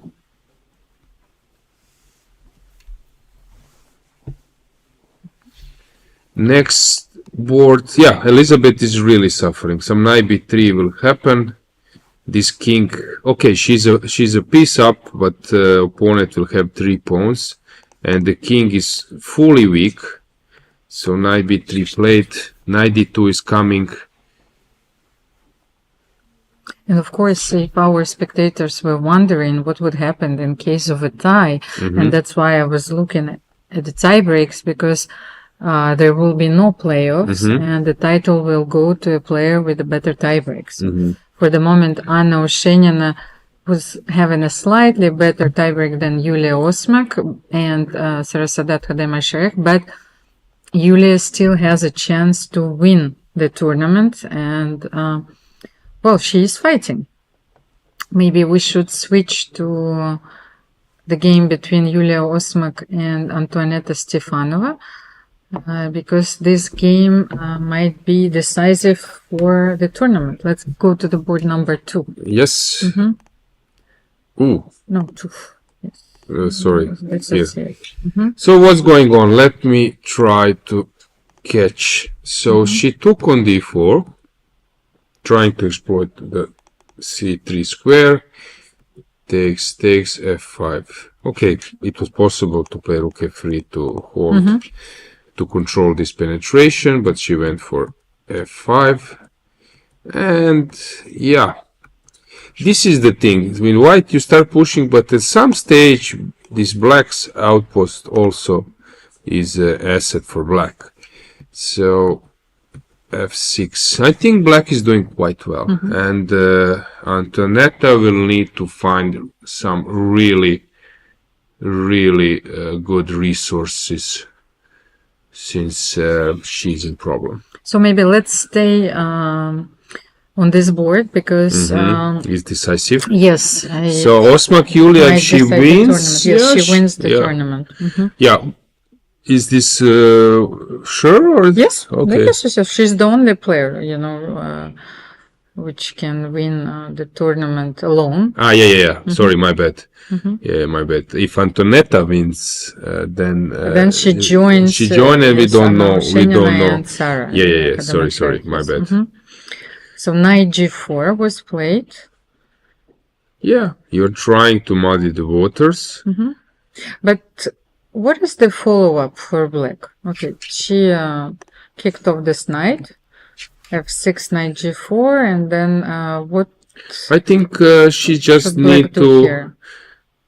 Okay, she need to press over the c file. This is obvious. Probably some queen c7. This is the start. C file is an asset, so I blocked E file.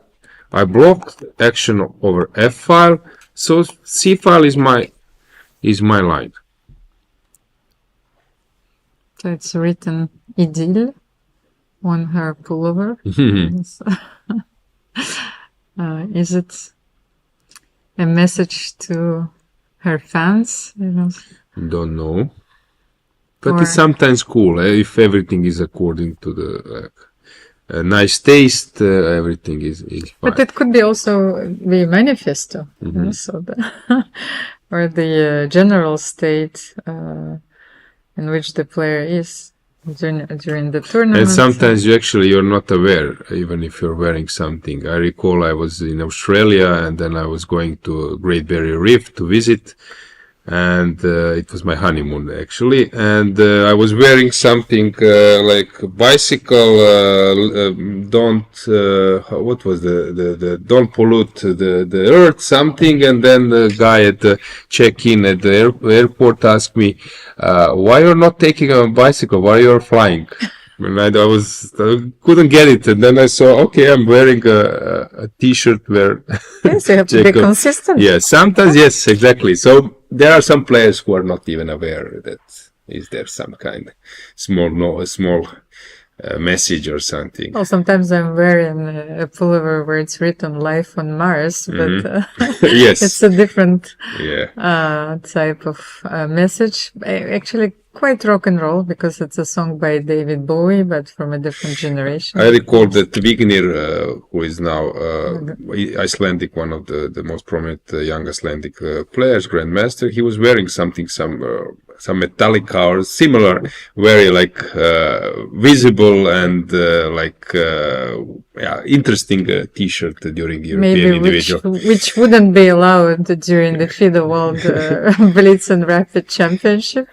I think that the whole world all of my friends who do not play chess, they were aware of what happened in New York, and it made the news everywhere. So, Bishop d2. Look at this move. Good move, taking the c-pawn. C-pawn, probably, unless you go for a rook f3, but then you're stuck. I think Antoaneta is now on the verge of defeat. But maybe she was also threatening taking on d5 and bishop c4 at some point, so complicating the game a little bit. But after bishop d2, I turned off this evaluation bar, not evaluation bar, but evaluation of the moves. You have it now. I see on your, and then it's giving question marks, but basically it's a completely normal human move, and I don't agree with this. I really exactly. Like so this from 1.7. Which is probably some super subtle. You're playing a human, which is 1.40, and it's still very, very good. No, so but of course, how can we switch that? You can switch it easily here. Because like I never followed this. Okay, that's perfect. Because I think that's bishop d2 to me is completely normal move, and actually is a good choice, since now she knows that she can follow up maybe with something like. But maybe after rook f3 was played, yes, so she can't win the pawn on c2, so bishop e3. Okay, but she's not in a hurry. She can start preparing things, maybe even g6, f5. I don't know if f5 works immediately. Maybe it does. Okay, some knight g5 I will have. Okay, I'm not sure about this, but let's say some g6. I can play maybe even something else like queen c8, press even more. So yeah, queen c8 looks to me as a move. Okay, 48 seconds for white and a little bit more than 2 minutes for black. You can feel the tension, Alojzije, here. You know? Yes. And as you can see, Antoaneta is wearing a white pullover, you know, and Yulia is wearing the black pullover. Yeah, so bishop c3 doesn't feel right. So it's a perfect chess outfit, and the players are playing with their respective colors. So I was wondering here, f5, if you take, if I can play something like queen g5, or can I come here, might be really also an issue. These are like moves not easy to make, but the ones which is actually crowning your previous play. But this is stable way, but I'm not sure now that, because take a look, Almira, bishop was dead and suddenly you exchange it. Doesn't feel right. It would be easier actually to take on e3. Yes, I was thinking about this. Bishop a3, rook e3, and push f5. Yes. If you are a look about Nino Elin, because they have both 7.5 points.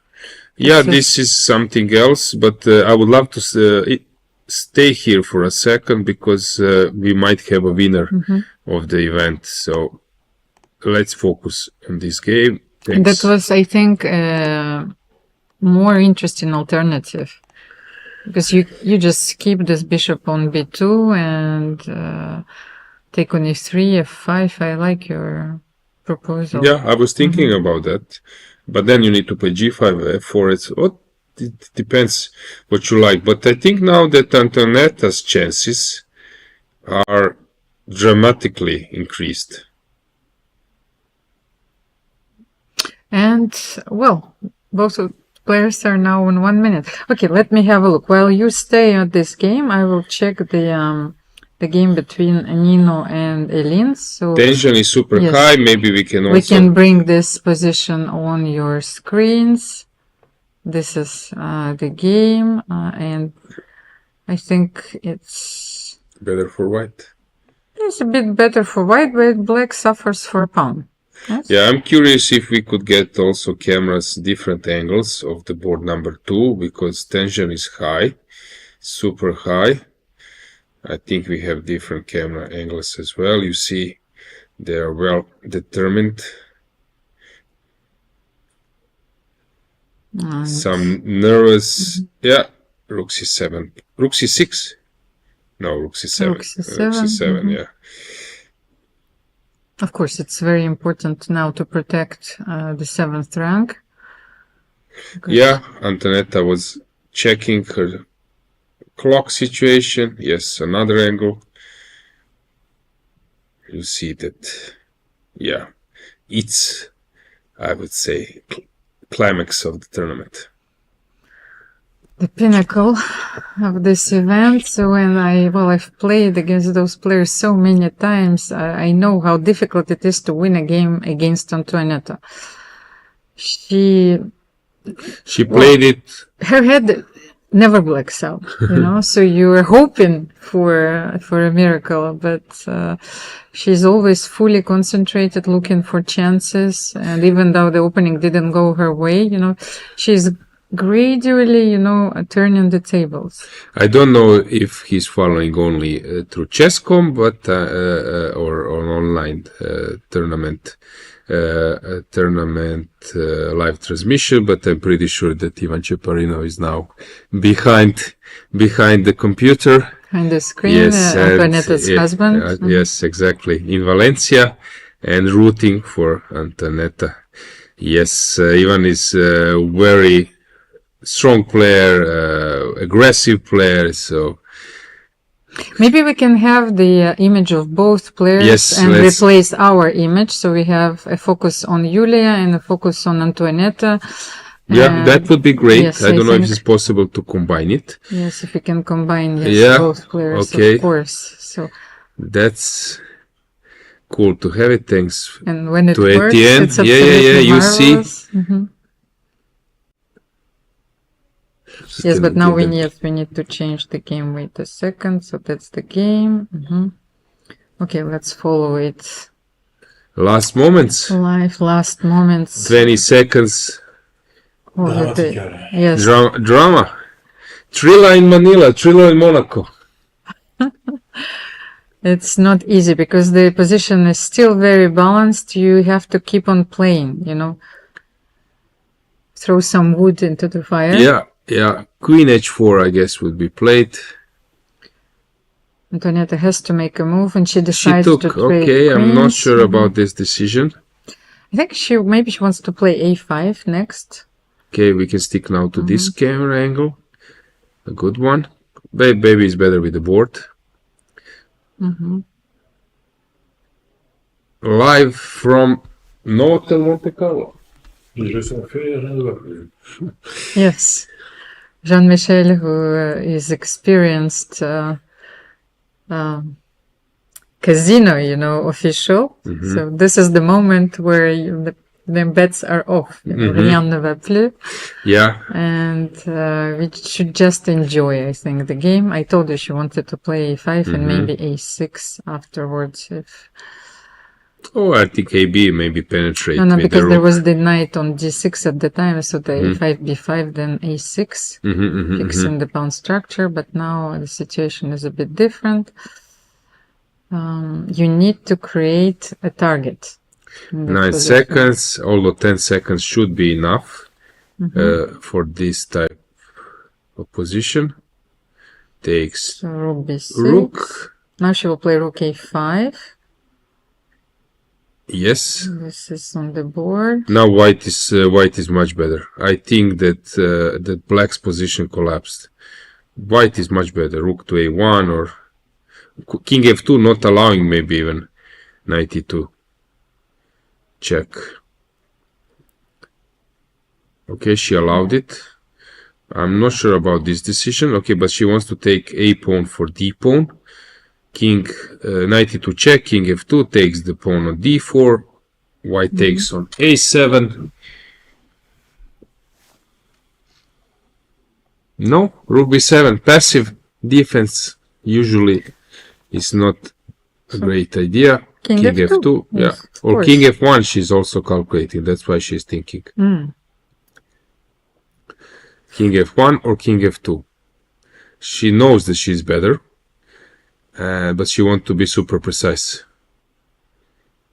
King, rook c5. Okay. Allowing check. But now, yes, she allowed king it. Okay, now she needs to take d pawn.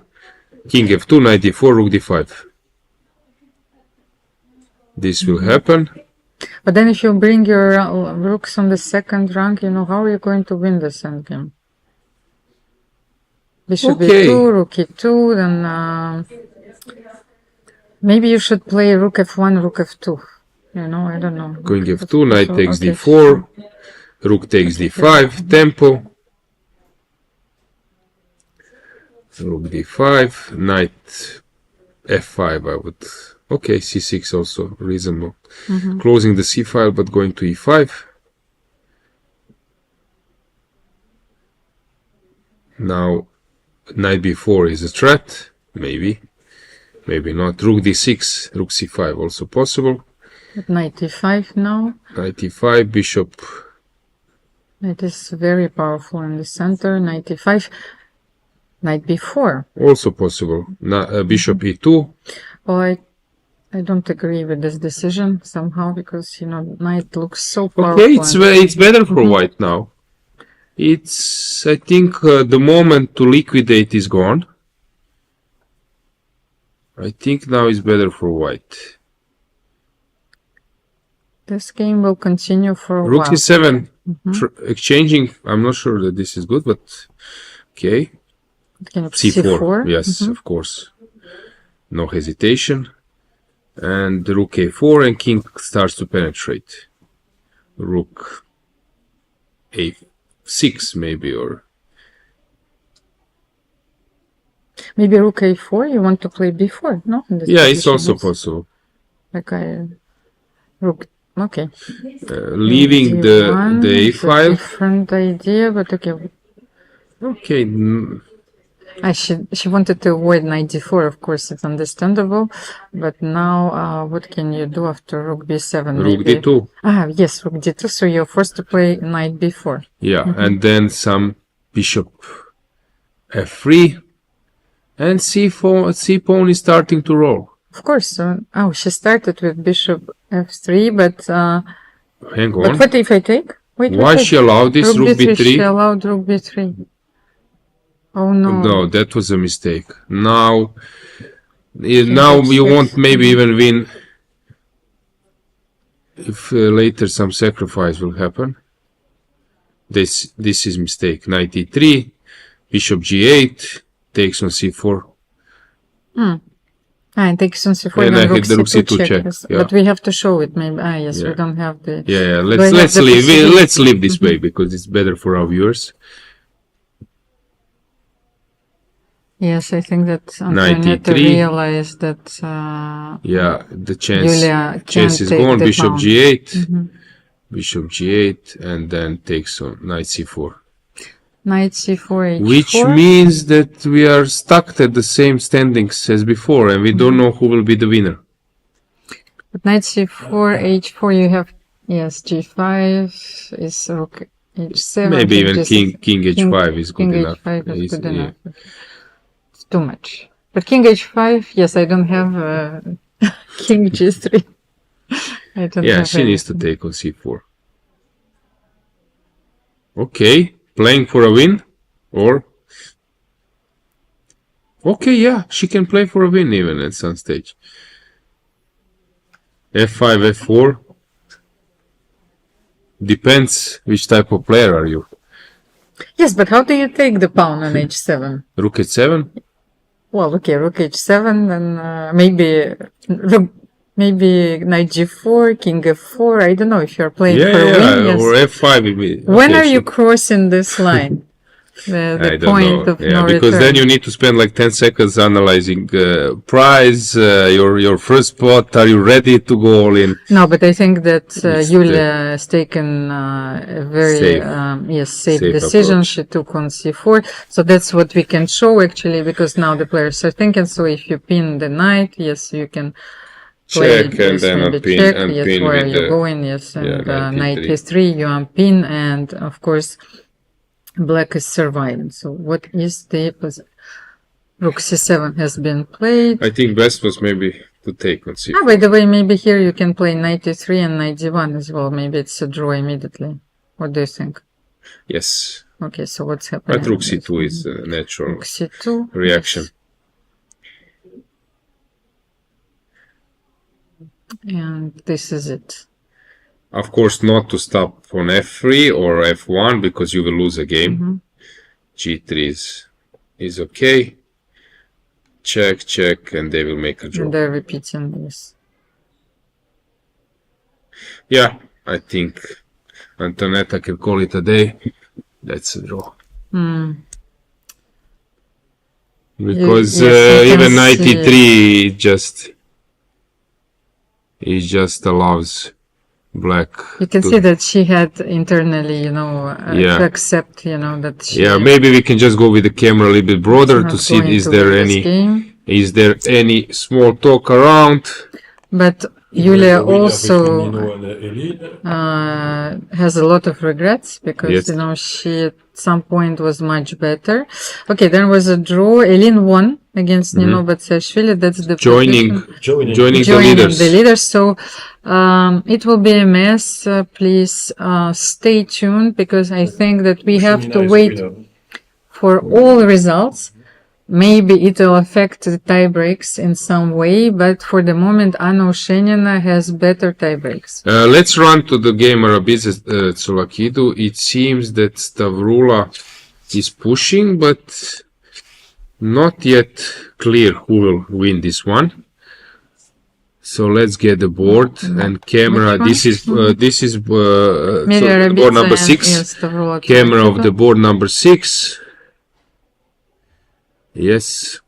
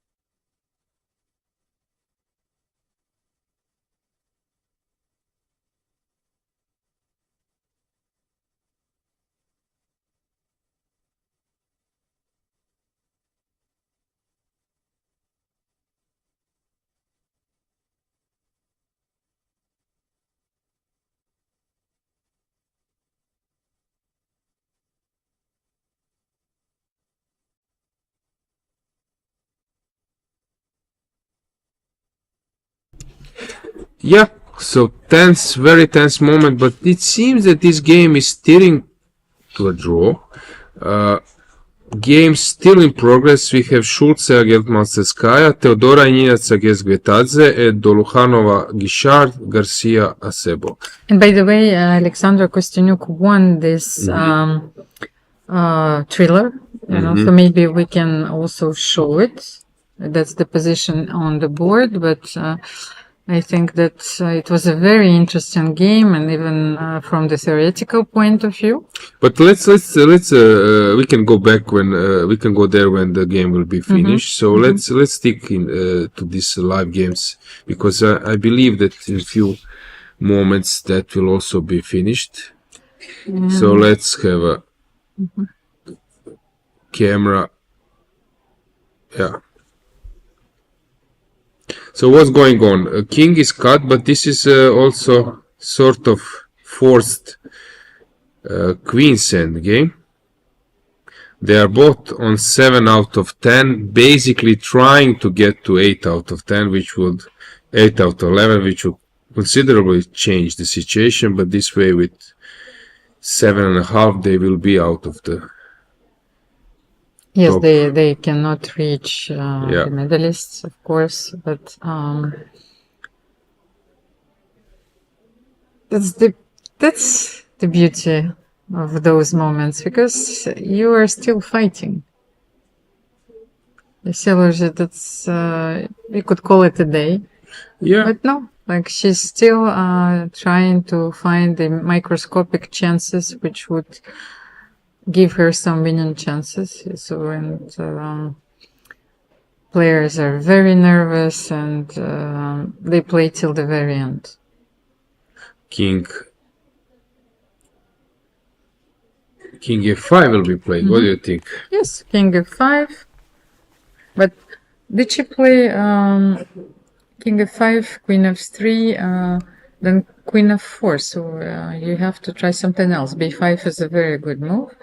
But now, don't you have like a perpetual if you give a check? No, Black is playing for a win. So Black somehow is trying to. So Black could have repeated. They could have. Yeah, Black could have repeated, but Black wants to play for a win somehow. Yes, I'm a bit tired because when I saw the pawn on B5 and B6, I'm not sure that you have. She's anything trying somehow to collect h-pawn with a check or something, but that won't be possible. Or threatening to go into queen's and pawn's endgame. Yes, but that's the concept. Yes, but you need to take on E5, you know, so you have to be very close. But here, it's I can't see this. Yeah, it's a draw. Maybe she will also cross the drawing margin. Because Queen H2. Okay, maybe now King G3. Be careful. King D3. Okay, you cannot probably go up. But I want to go on B4 and A5. So King C2 now. But anyway, then it will be a check. Yes, but who knows?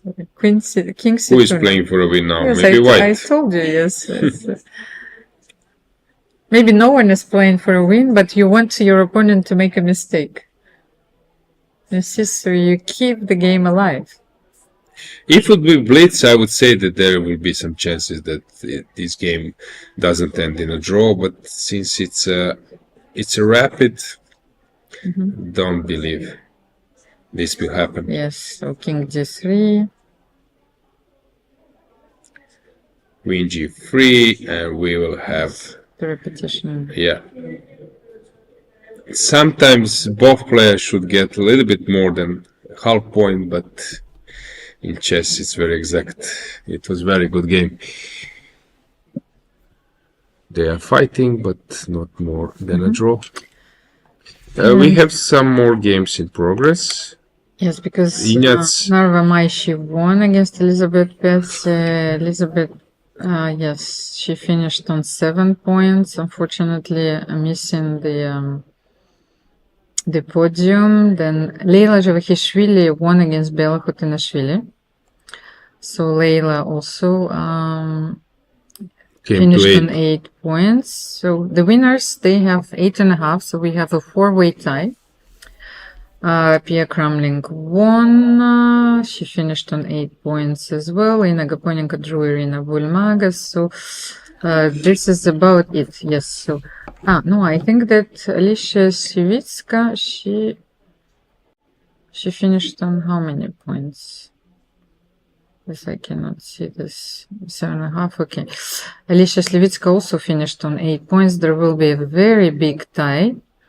So 8.5 for the winners, and the game was drawn, if I'm not mistaken, in the Alexandra Tsolakidou.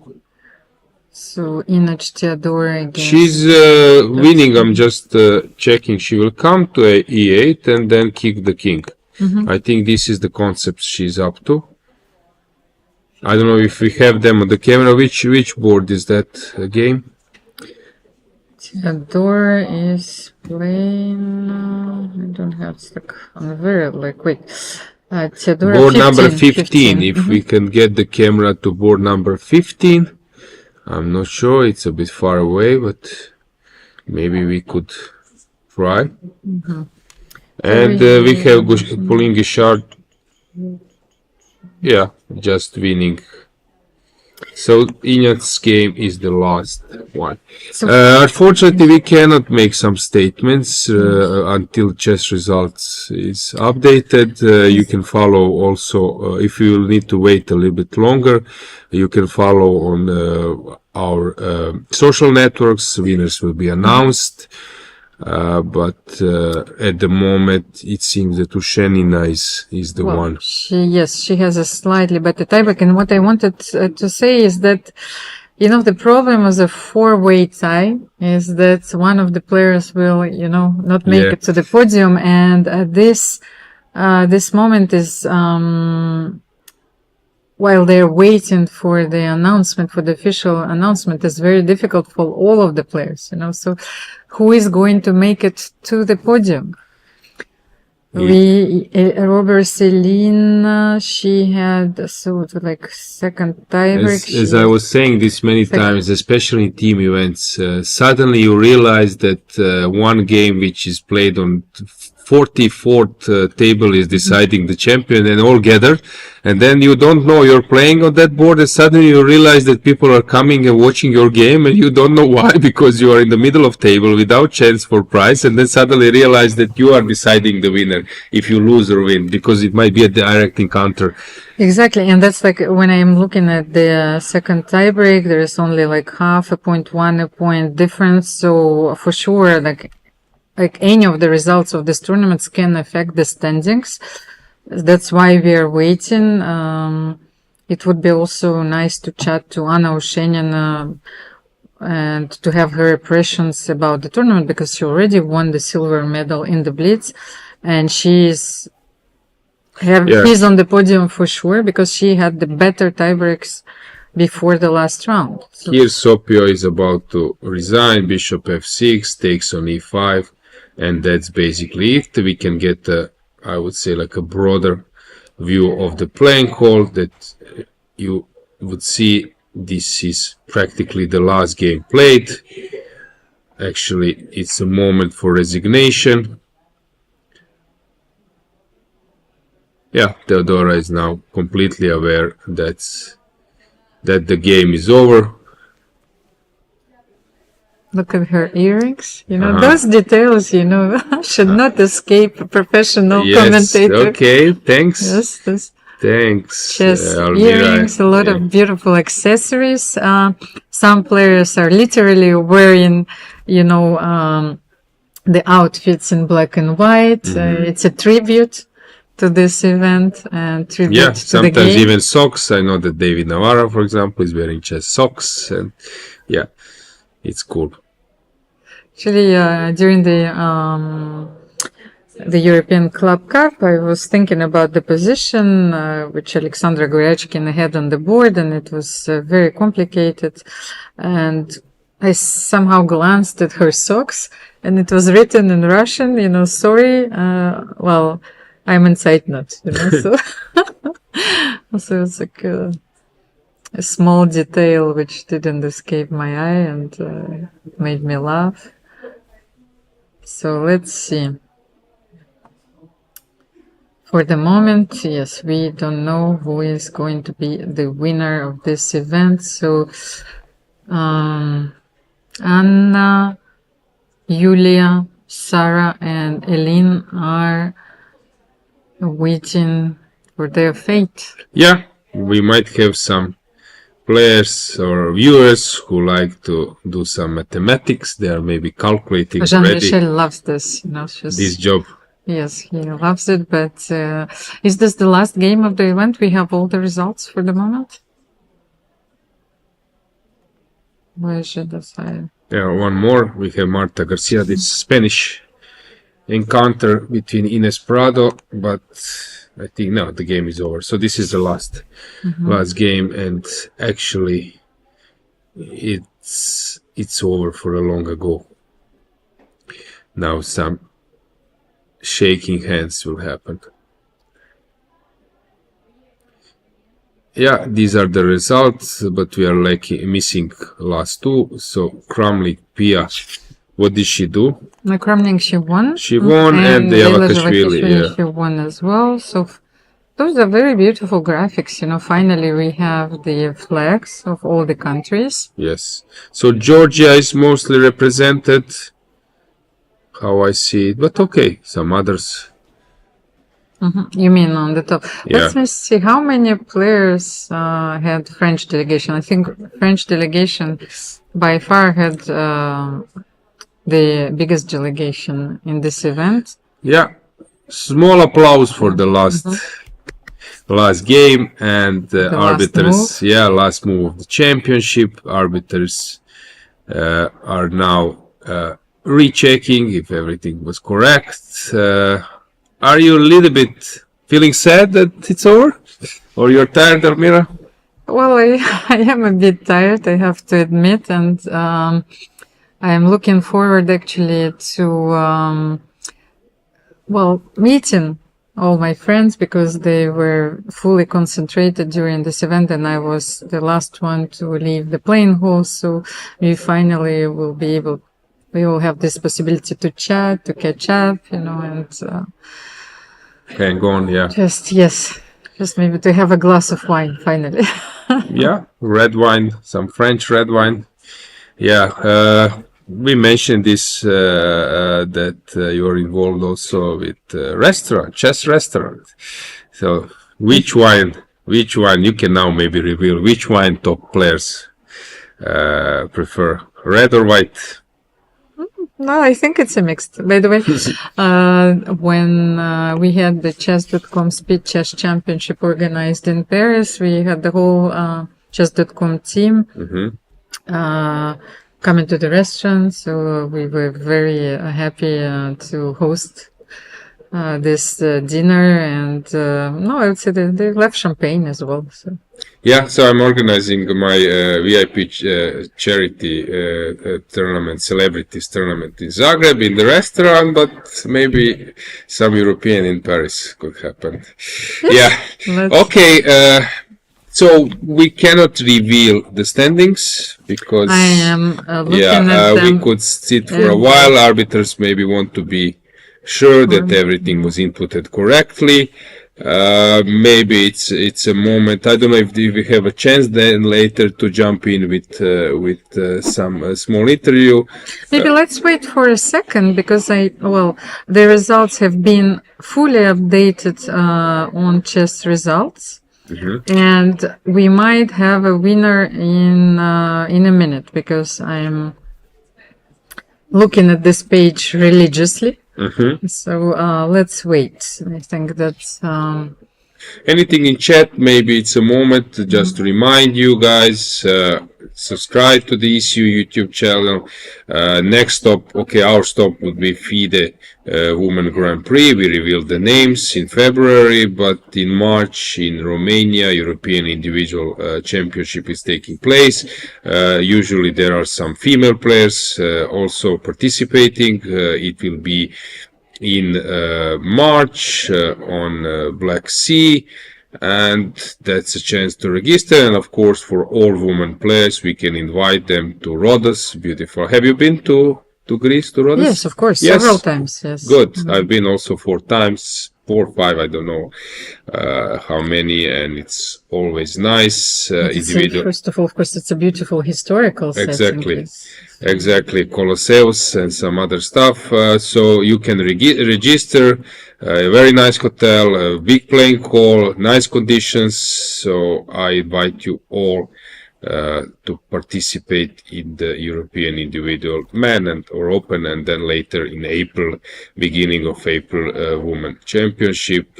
Follow the ECU YouTube channel. We will try to provide you some more details. I'm sort of in charge for the content, and hopefully in future you will get some more stuff. Anything happening? Not for You're the moment. Patient enough. I'm not. So. Well, I'm curious enough. I don't know if it's patience. Or... Yes, it's. Yeah, this is ranking according to chess.com live games, but we don't know yet. We don't know yet. Official confirmation, of course.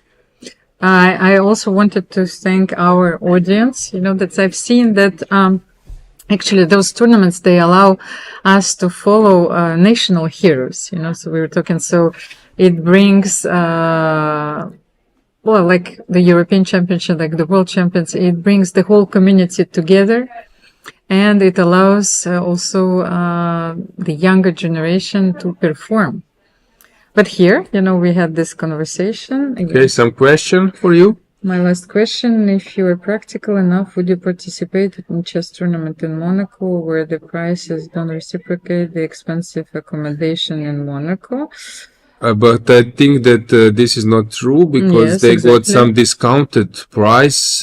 There are some apartments, Of and course. actually you could, of course, you could eat in like super fancy restaurants, but you can eat normally, you know, because you're coming here many times. Yeah. Yes, not only like if And tickets are basically not so expensive because you can fly to Nice Yes. for a quite cheap price. No, I played here many times. First of all, Monaco is right on the border with Beausoleil, which offers a lot of possibilities for beautiful accommodation. And during this tournament, I think that everything was done for the players and a lot of invitations. I think that this is a very different way to see the Okay, people tournament, don't of know course. because people see that prizes and maybe not all the players are getting prizes, but the point is, of course, to start increasing things. The prize fund was increased, and there are several accommodation which I know that Jean-Michel have provided on really discounted price. And plus, you can also eat in some normal way. And you can also have actually a wonderful vacation because some of my friends last year, they stayed in Nice. Nice, Monaco is only like 15-20 minutes away. And you are staying at the Côte d'Azur in an Art Deco environment. And My it second depends, GM of course. norm was in Cannes. I shared I was second, I think, in the open tournament in the Palace de Joux, how they call it, Palace of Festival, and there were several other tournaments, and it was memorable. We were staying in some what was the name, like Pierre Vacances, something like this, apartments, and it was memorable. So yeah, I always love to come here. Oh, the light, so Yeah. it's a pity we are not painters. We have the standings, so Oh, okay. give so- it the Oh, final list, should I please. reveal? Okay, here we are. The winner of the European Women's Rapid Chess Championship is Anna Ushenina.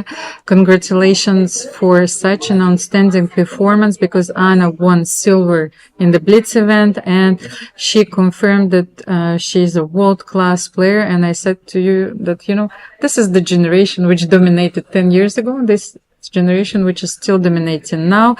Sarasadat Khadamalshurek finished with a silver medal in this event. She was already medalist last year, 8.5 points as well. And Yulia Osmak completes the podium. So the Dutch player Eline Robbers had wonderful performance as well. She tied for the first place, but unfortunately she finished fourth. So this is it. Congratulations to all the winners and to everyone who participated in this event. Without players, there is no tournament. Yeah, exactly. And so Eileen probably feels sad now, bad, but time works for her. As I mentioned, she was playing in the recent World Youth Rapid and Blitz Championship in Slovenia. She took the open competition, so she wants to fight hard, she wants to improve, and at the moment she looks like the most promising European young player.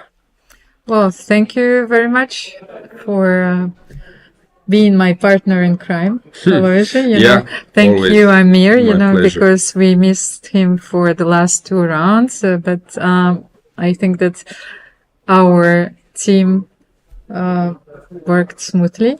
Yeah, I always want to say that if something was wrong, we apologize, but it was not our intention. It's not easy to provide technical support and everything, so thanks for Etienne.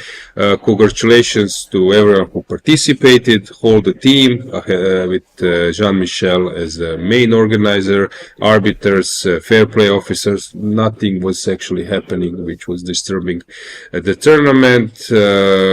Almira, you're bringing this super positive energy, and I sense this. Also, people are commentating, so it's nice to be surrounded by a positive person. Thank you. And in a month, we are back.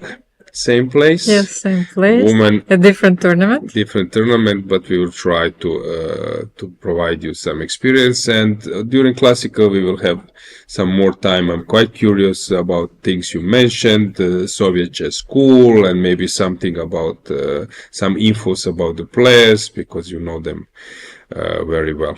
And maybe this time you will let me sing. Yes. Of course, yeah. San Remo Festival should have also chess player there. So on this note, Felicita, you know, this is one of the most famous songs of this festival. Why not? You can sing one sentence or something. Come on, let's finish the broadcast way. No. Huh? You don't want to?